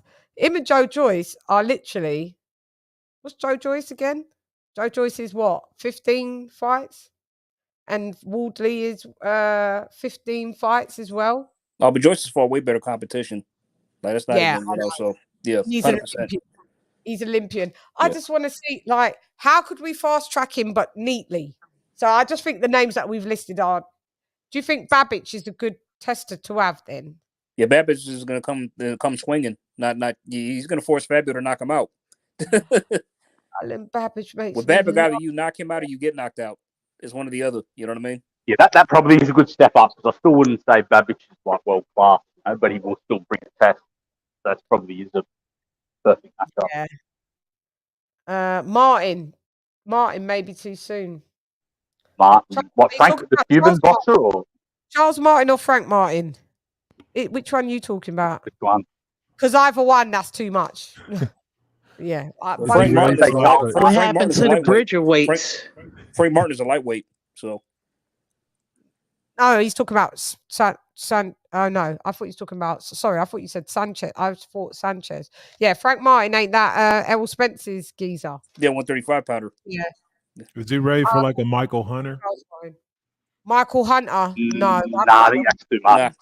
Too much. Yeah, Michael Hunter. Michael Hunter's another boxer. He didn't look good his last fight, but he is skilled. He's a good boxer. Yeah, but he just. Good, yeah. I mean, these heavyweights have been all looking out of form lately. Yeah. What about Big Fraser Clark? Fraser Clark's only 3-0, mate. That would be Fabio Wardley's gone past that. Would be a nice style matchup to watch, but yeah, Fabio is 6'5". Yeah, he is. Wardley versus Dave Allen. Oh God, Dave Allen is just Wardley beats Dave Allen. Would you say? Dave Allen, who's trying to sacrifice Dave Allen? That's fucked up. Yeah, Ben Adams in the building. Lucas Brown. Yeah, Lucas Brown literally was looking at his name when they. He getting ready to fight Manuel Char. Yeah, he is. No, that's what's the mess. Because they said he was too old to fight Daniel Dubois. They ruled that out. They took him off the lineup for that. Well, maybe the winner of Char Brown, could be. I guess that might be a little bit of a step up. I don't know. Fabio Woodley. Manuel Charles, such a big guy, as shit as he is. The sheer size. I think the sheer size would be a bit of a problem. Maris Britis knocked him out at heavyweight. Yeah, he knocked him out cold. He went up to heavyweight and knocked him out. Maris Britis did. I remember I sent that to Lisa. Remember that, Lisa? Britis sniped him. That's wild. Yeah. Can we dig up Effie Ajaba? Can we dig him back up? Yeah, what's happened to a Jogba? I haven't heard nothing. He looked good in his last fight. Ever since he he looked lost way to better. Sanchez, I ain't heard shit Can from we him. bring Hardly. resurrect him off losing that fight? Like, it's not the end of the world. It seemed he done dropped off the radar. He done dropped off the radar after Sanchez. He's got. I thought he's got a fight coming up. What's his stats? How many fights has he had? AJ Ajagba, FA. I think he's 16-1. Yeah, so something like that. Yeah. He looked good in his last fight. Yeah, he was using the jab. Yeah, that would be a step up. Yeah, Woodley. It's not bad. Yeah, I like that fight. Bad. I don't mind that. Frank Sanchez will beat Woodley. No, that's too much. Christ. He's Cubano. Michael Hunter's too much. Frank Sanchez definitely too much. And then it's not that Frank Sanchez will knock out Woodley. He would just outpoint him. To he's too skilled. He doesn't got the experience to catch up with a guy like that. Be too silly. It would low key be one of those fights where you guys like, this fight's so boring. Yeah, no, you just see Fabio Woodley going, where is it? But by the time he wants to react, he's just been tagged 25 times, and then he stepped out of range. Do you know what I mean? It's like, where is? Yeah, he'd look like he's just in the center of the ring. Fighting Scorpion like on Mortal Kombat. It'd just be like that. Yeah, finish him. That's what it'd be. That would make him look silly. What about that big dope? Don't say that. That's my guy. I like Stephen USSR. I got him on my in the front of my stuff that I worked. Papow, the blonde guy, Drago. That would be Steve. How many fights has Steve USSR had? Actually, I'm going to get him on the show to have a chat. Shouts out to not Steve Cunningham, no. No, Steve USSR. I think that was Cunningham's nickname, wasn't it? Chan. It's USS. Oscar was calling him USSR. Oscar De La Hoya. That was I know that. And I looked it up. No. Steve is USSR. It's not USSS. I thought it was USS. No, because he's after the Russian. He's Drago. Oh, yeah, AJ. What was Cunningham's nickname? AJ, it was something like that, wasn't it? USS. USA. USS. Oh, it's USS. No, check out. He served on an aircraft carrier. I think that's why we got. That's right. Yep. He was in the Navy. Yeah. What's his full name? Steve. Sorry, my bad. Stephen. Yeah, Robson. Check out what's his stats. He's having a bit of problems at the minute with these fights with Sky, man. They're taking ages to do. He lost his last fight, I think. Yeah, and there was I'm sure he's an older geezer, but he's new on the scene. Stephen Robson, AJ or Edward. What about boy? Cunningham was USS. Yeah. Carlos Negron. He's been around. What's his name? Stephen who? Robinson. Yeah. Steve Robinson? Yeah, Steve Robinson. Yeah. Carlos Negron. Oh yeah, Carlos Negron. I do know. I'm trying to place his face. Been getting plucked over the. Who did he just last fight? Negron. I'm gonna have to check, but yeah, I'm not. I can't pin him, but I know I'm sure. Didn't he just hard times boxing? Is he not too long? Is he fought within the last year? Has he fought this year at all? Oh, is he an older fighter, Chan? Yeah, he's an older fighter. The Prince Nassim fought him, right, and beat him. Oh, are you talking about Steve Robinson? Yeah, you're talking about Steve Robinson, the Welsh boxer, AJ. Yeah, I remember that fight. Heavyweight, Stephen Robinson. Yeah, there's a new Steve Robinson. Well, I know who AJ's talking about. Stephen Robinson. Okay. No, yeah, the guy. This guy's big guy. Heavyweight. Yeah, the guy AJ was talking about. Prince fought him in Wales when he world title. Not talking about the real guys. Them guys are tiny. That's 7 stone. Oh, remember we're matching Fabio Wardley. So F.A. Jagba is a good one. Sis, can you think of anybody else? I need diamonds. Not really. I'm crazy. We do quite well with what we've got. Yeah, not really. Can't think of nobody. I'm eager to see who his next fight is. Wardley. Did you not find him, AJ? No? Stephen Robinson. That's all you put in. Put him on Google. He comes right up. Stephen Robinson, boxer. Yeah, I'm trying. I'm just nothing's popping up just yet. I'm scrolling. It keeps giving me the Welsh guy. Really? Let me get it up. Steve Steve Robinson. You sure it's not Steve Rollins? Oh, it's Robinson. Oh. Is it Steve or Stephen? Maybe that's. Oh, I've got him straight away. Steve Robinson Drago. Straight away. Comes right up. Oh.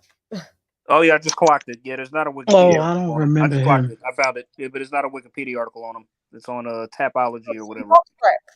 Oh, he's, okay, box rec. Got it. He's sound familiar. Only had 9 fights though. Oh. He's 32. Yeah, he's from West Sporting Icons. He's Sporting Icons, but he's 6'7" though. Oh, okay. I'll show you him. Do you want to have a look? I'll show you what he looks like though. Because on his box rec, for some reason, they don't have a picture on his box rec, which is quite funny. I don't know why.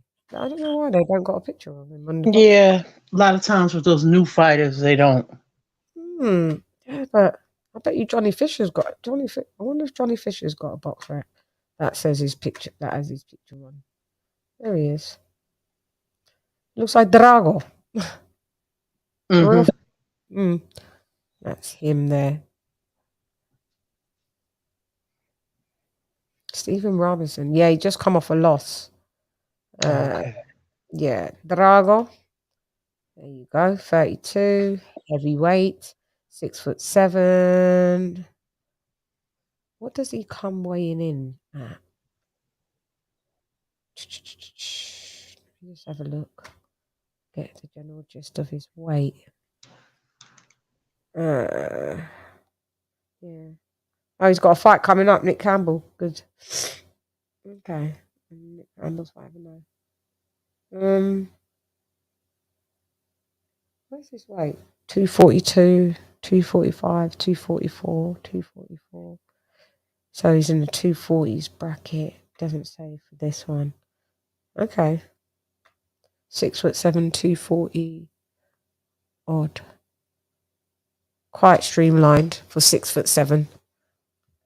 To be in the 240s, but I guess if that works for him, then it works. It works.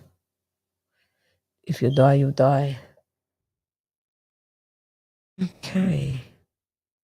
Hang on. USSR is 5-1. Yeah, it's 5-1. Yeah, so Fabio Wardley, that would be Christian Hammer. Yeah. What about Christian Hammer as a feel out? He's shot to pieces. That could work. What's Christian Hammer's stats? Hello? Oh, Where's I that? wouldn't know, sis. I wouldn't know. Yeah. Stats, yeah.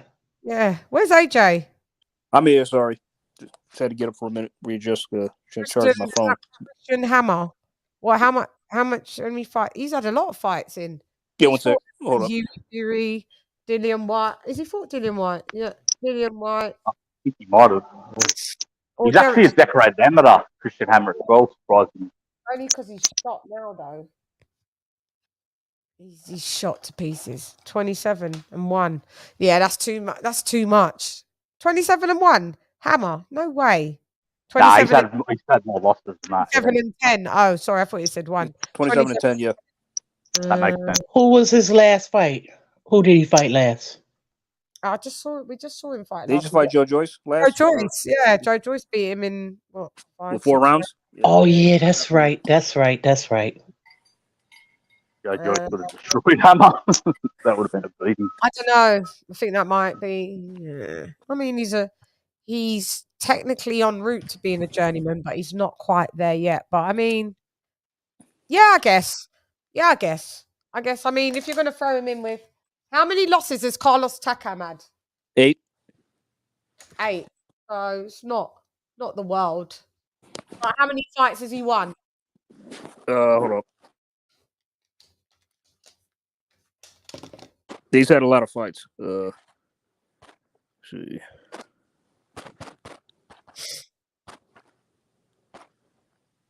He's had a fair bit, isn't he?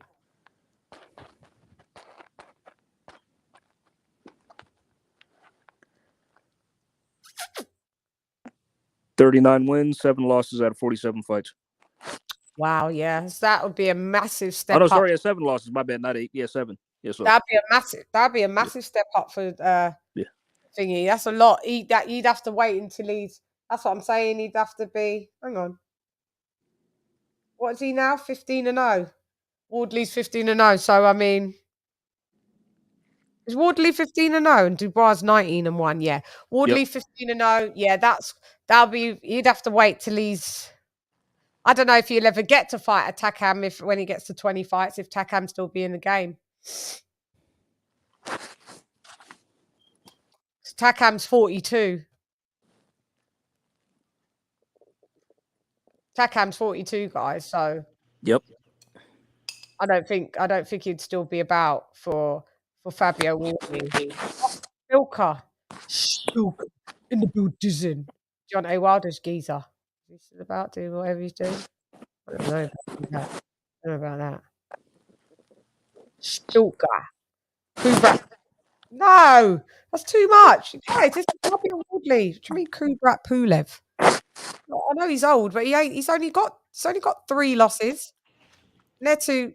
One is to obviously Derek Chisora, but the other 2 is elite fighters. Klitschko and 40-year-old heavyweight is completely different than a 42-year-old 120-pounder. I'm sorry, Yeah, not it's ready silly. for that. Yeah, no. Because they don't have to use their feet as much. They can last longer. So he'll go up there and be some bullshit, get hurt, and then it'll be a problem. Then he'll be ruined. Kubrat Pulev will dominate Fabio Wardley at that age that he is now. No.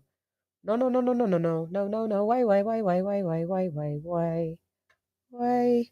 But those are a good list. So we got Wardley v Dubois v Babbage, Bacoli, Yoka, Anderson, Ajagba, Hammer.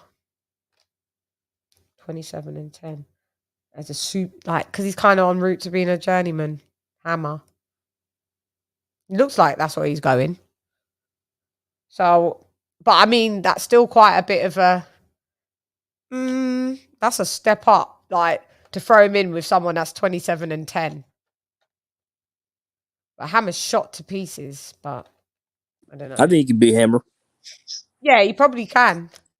But then what you've got to think about is that if you throw him in with Hammer at 27-10, he can only stay up, and he can't beat people that's then you're going to be going with people that are 30-4, and then you're going to be getting people that's 24-2. He ain't ready for them type of stats, those types of fighters. You can't go 27-10 and then dip back to 30-43. Do you know what I mean? Or you can't go down. Once you hit that, you've got to keep going up. And that might be a bit. It's better to pace him up with the guys that we've said. Bacoli 19-1. Even a Yoka 12-1. Start with that. A Jugbar 16-1. Throwing him straight with a Hammer 27-10. You may as well throw him in straight with a Takam then. And that is just too much. This is Fabio Wardley. He's good, but guys, he can get beat up. We just saw Nathan Gorman bust his face up. That's the most I've seen Fabio Wardley bust up. They're still probably going to match him carefully for a minute. So yeah, they're going to have to. Oh, David Price. Oh God, I'm so glad he's gone. So disappointing. David Price was. Yeah, disappointment. I thought saying match him with Lennox Lewis, like a modern day one. No, it's Fabio Wardley. He's just only won a British title. And to think Tyson Fury ducked him. I remember a lad on here saying Deontay Wilder was the next Lennox Lewis. Remember that? No. Don't. I don't ever want to hear that again in my existence. Don't do it. Say that again, Jed. A lad on the panel here once said Deontay Wilder was the Lennox Lewis for this era. Listen, I said I didn't Oh ever my want to hear God. that again from my Somebody said that? They must have been I trolling. was done when he was compared to Ali. So now we've taken it down a notch and we've gone to Lennox Lewis. They need to stop. Just compare Deontay Wilder to Deontay Wilder because he's literally in a league of his own. Sorry. Yeah. Moving along swiftly. Don't get me started. I hate when they just start trying to. Everyone's Ali. Everyone. No, none of these lot are Ali. None of these lot are Lennox Lewis. I can see some similarities in some combination punches that Anthony Joshua does that and Lennox Lewis does with the left foot, right foot, sick uppercut coming through the middle. That's just as far as that goes. Same kind of frame, stature, but you're not Lennox Lewis. You didn't beat the people that he's beat. You ain't faced the level of competition that he's faced. So Thank you. let's- It's easy to throw those combinations against the competition you have, but it's different when you're Lennox Lewis throwing that against the elite of the elite over and over again, successfully winning. Because where people realize a lot, Vitaly was the better fighting brother, and he beat him. Regardless of how he beat him, he beat that eye up till they had to stop the fight. So, no, that is it Vitaly? Beat the brakes off of Lennox Lewis in that fight. It got stopped because of the eye, but Lennox Lewis was losing that fight. Yeah, but you still put it on his record because it's a 6. What they stopped that in the 6th round, something like that. Yeah, it was the 6th round because he was catching him. But Lennox Lewis I know he didn't want the rematch because of how difficult. But I'm just saying, I was saying he got fighting, some on his record, but Vitaly was the better brother, and he actually fought dudes like that. Yeah, he fought him. He did. Yeah, But at that point, he was 38, 39 years old, Lennox Lewis, and he was getting pieced up in that fight. He was lucky that and he pieced up the geese. Obviously, Vitaly bust up his eye. But trust me, if that didn't get stopped, Lennox Lewis was getting tucked in that fight. I've watched that fight. He's got tucked in on that. Yeah, it's true, but like you said, in the day, it got stopped. So he lost. Yeah. He won. It showed power because look how he fucked up Vitaly. Because he was trying to defend it and still was getting busted in that eye. Yeah. Lennox wasn't even in good shape in that. No, he wasn't. Fight, you could tell. Yeah, Lennox Lewis had fallen off by then, and then he retired. He did his thingy, but that's what you're supposed to do when you're old like that and you're not trained like you used to, and you're out of shape, and you get a close fight like that, you bow out. You don't fucking. I'm saying he was pushing 40. He had nothing to prove by that point anymore. He was like, you're nothing to prove. Fuck a rematch. I'll say yes, but I'm not gonna do it. Exactly. It's like Lennox had done it all by that point. He had nothing more to prove. No, he's stellar resume, stellar. Dave, someone said David Adeleye. Fabio Wardley, in my opinion, Fabio Wardley beats him 10-0. Mr. David Adeleye. Isn't that the guy that got a gifting in Sokolowski? Sokolowskis, yeah. That hey, how about Kabil? How about Sokolowski? How about him? That was at 5-0. Huh? How about Sokolowski? How about him? Yeah. Ain't he called Sokolowskis? Sokolowski. I just call him Sokolowski. Yeah. Sokolowski. Yes. Yeah. He's a very good journeyman, man. He's my favorite journeyman. Imagine that, having a favorite journeyman. Sokolowski. Yeah. How many? Pull up his stats, please, AJ. Just okay. Please. I just want to have a look at how many fights he's fought. How many little walls he. Yeah, he beat David Adeleye, but they gave it to David Adeleye, and he was 5-0. David Adeleye. I watched that fight. I was don't you guys remember how outraged I was for the journeyman? I was like, he fucking got robbed. Just because he's a journeyman, don't mean you got to rob him. If he won, he won. Yeah, I was livid. So he's been my favorite journeyman ever since then, and he give people problems. He fought.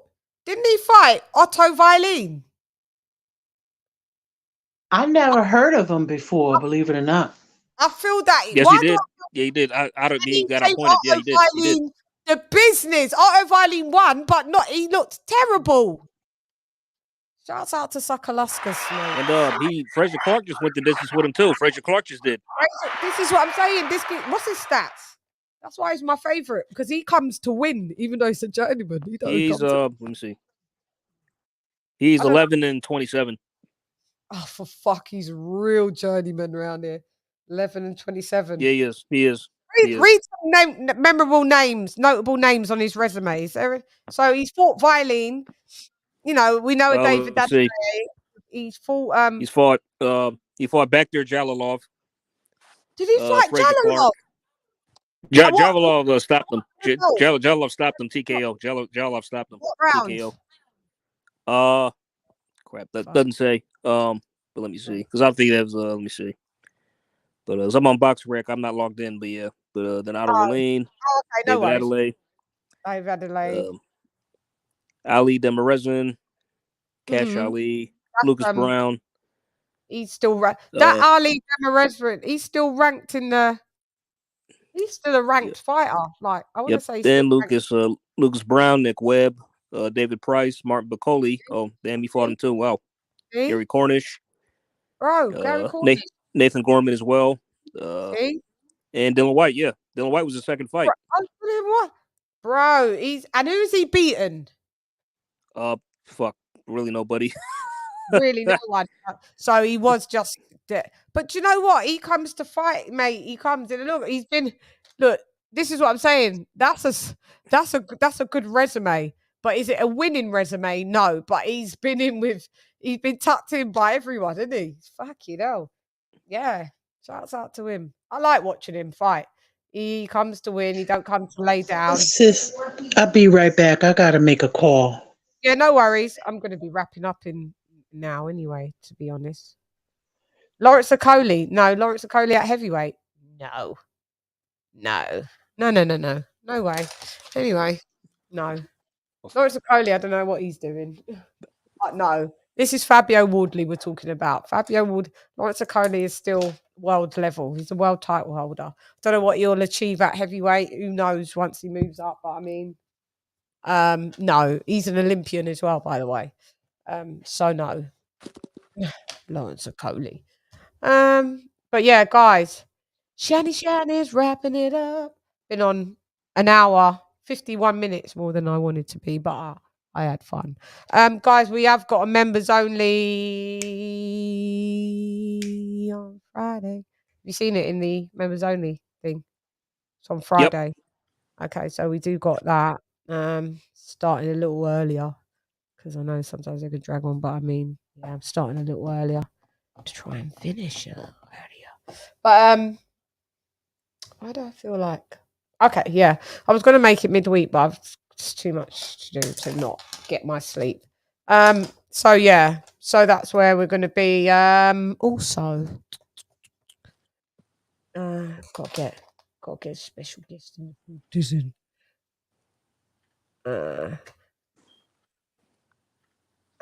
So yeah, I'm just wrapping up the show now. But yeah, I'll see what's going on. Members only will be on Friday.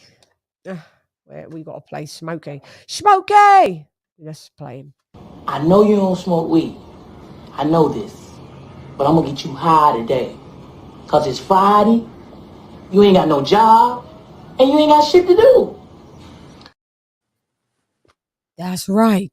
So that will be happening on Friday. You know, for those that ain't got no job, ain't got shit to do, come through. Let me move. Bars. Anyway, I'd like to thank. Somebody's dropped off.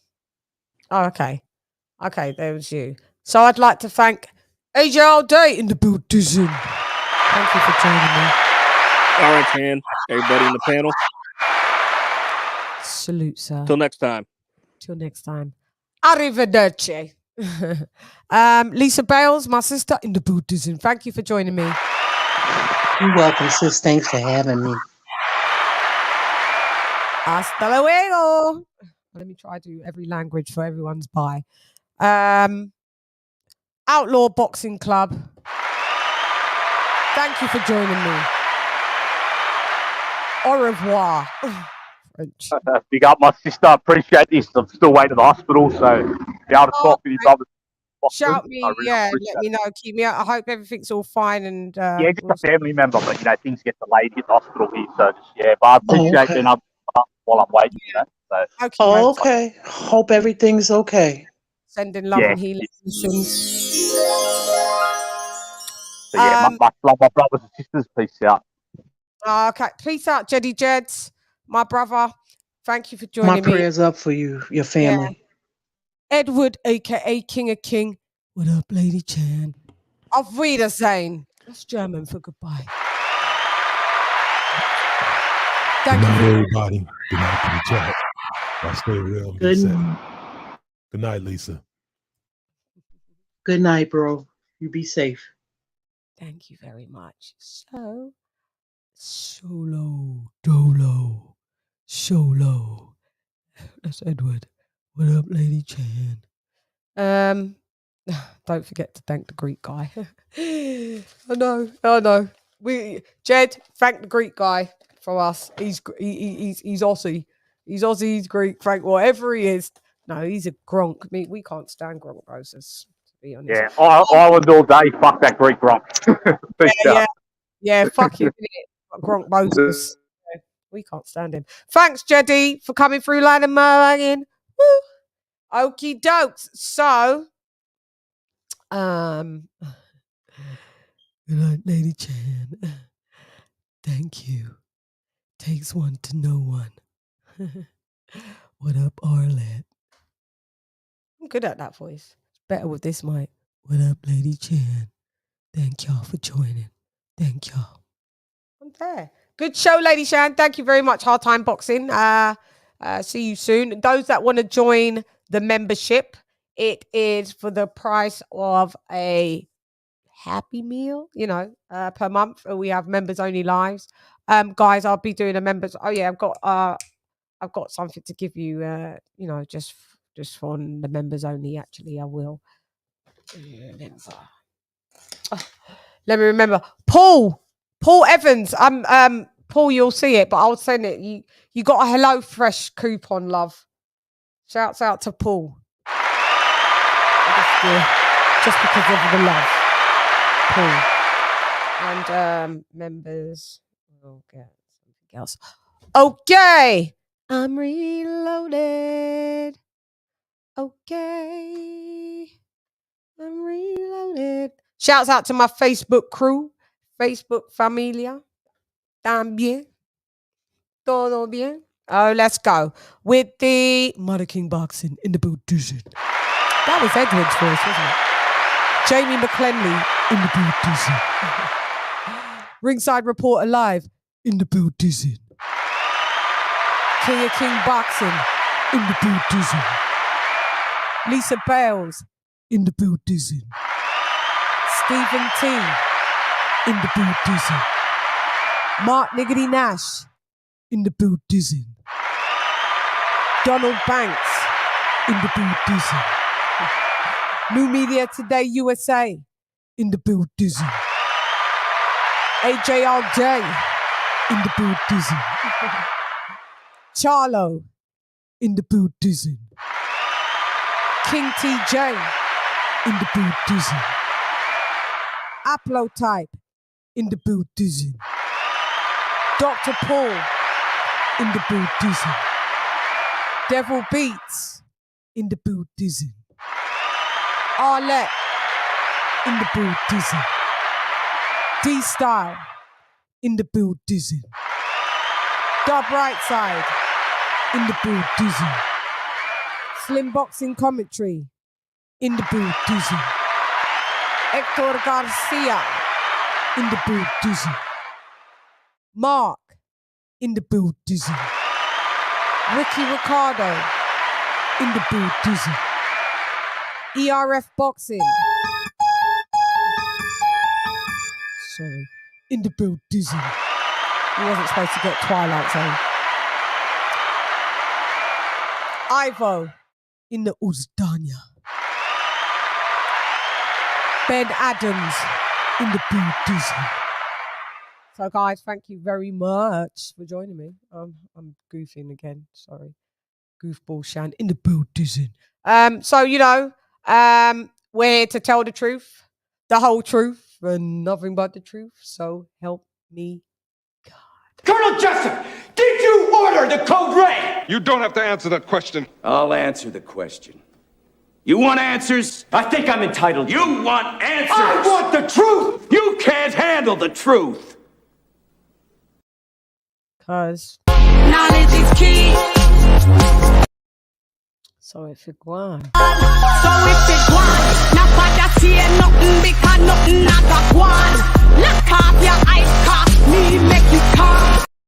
That's right. We not like them and them not like we. Them not like me, so me not like them. Man, I figure set this straight and clarify. Put fire upon a pagan, aim for the cranium. Turn off the news, there's a bag of lies. Worst raised man, wanna informer, fun Babylon and every one of them dirty guys. And if they wanna go around the order, I guarantee somebody's puppy fly. We stay listo. Listos pe los chingazos. Listos pe los chingazos. That's right. I am that bitch. Always be that bitch. You're just gonna have to accept it. Female Bengali in the building. It's hype, you suck at life, you don't want a round three. Worship the queen and your mic to pass. Keep it real, these chicks couldn't wipe my anyway, now let's go get Bulgari. I am the ultimate Bengali. These chicks can't even spell that. You hoes fucking repel that. Shouts out to the people that pretend that they know boxing. We don't believe you. I know it. You know it. You know that I know it. Well, we don't believe you. You need more people. That's right, guys. You can follow me at LadyChann, LadyChann. Do not forget the 2 N's. Instagram, you see some pictures of LadyChann. Twitter, you'll hear my points and views and opinions. If you want to hear them more excessive to this show. I mean, fucking hell, how much opinions do you want? But you know, all the followers, the more the merrier. So follow me on there. I'm on Twitch. I'm on TikTok. Wherever you can find me, that's where I am. And please subscribe, share, like, and I will see the members in the building on Friday. Today is Monday. I'll see what happens. Maybe another live for you in the week for the non-members, but you know, don't hold me to ransom. I do tend to ball out with the monthly paid customers, you know, subscribers, and I love them and we like rocking out. So anyway, I'm gone. Hey girl, it's LadyChann rep nonetheless. Come box with Chan. Gyan. LadyChann has left the boot dizzying. Thank you for joining me. Gyan. LadyChann.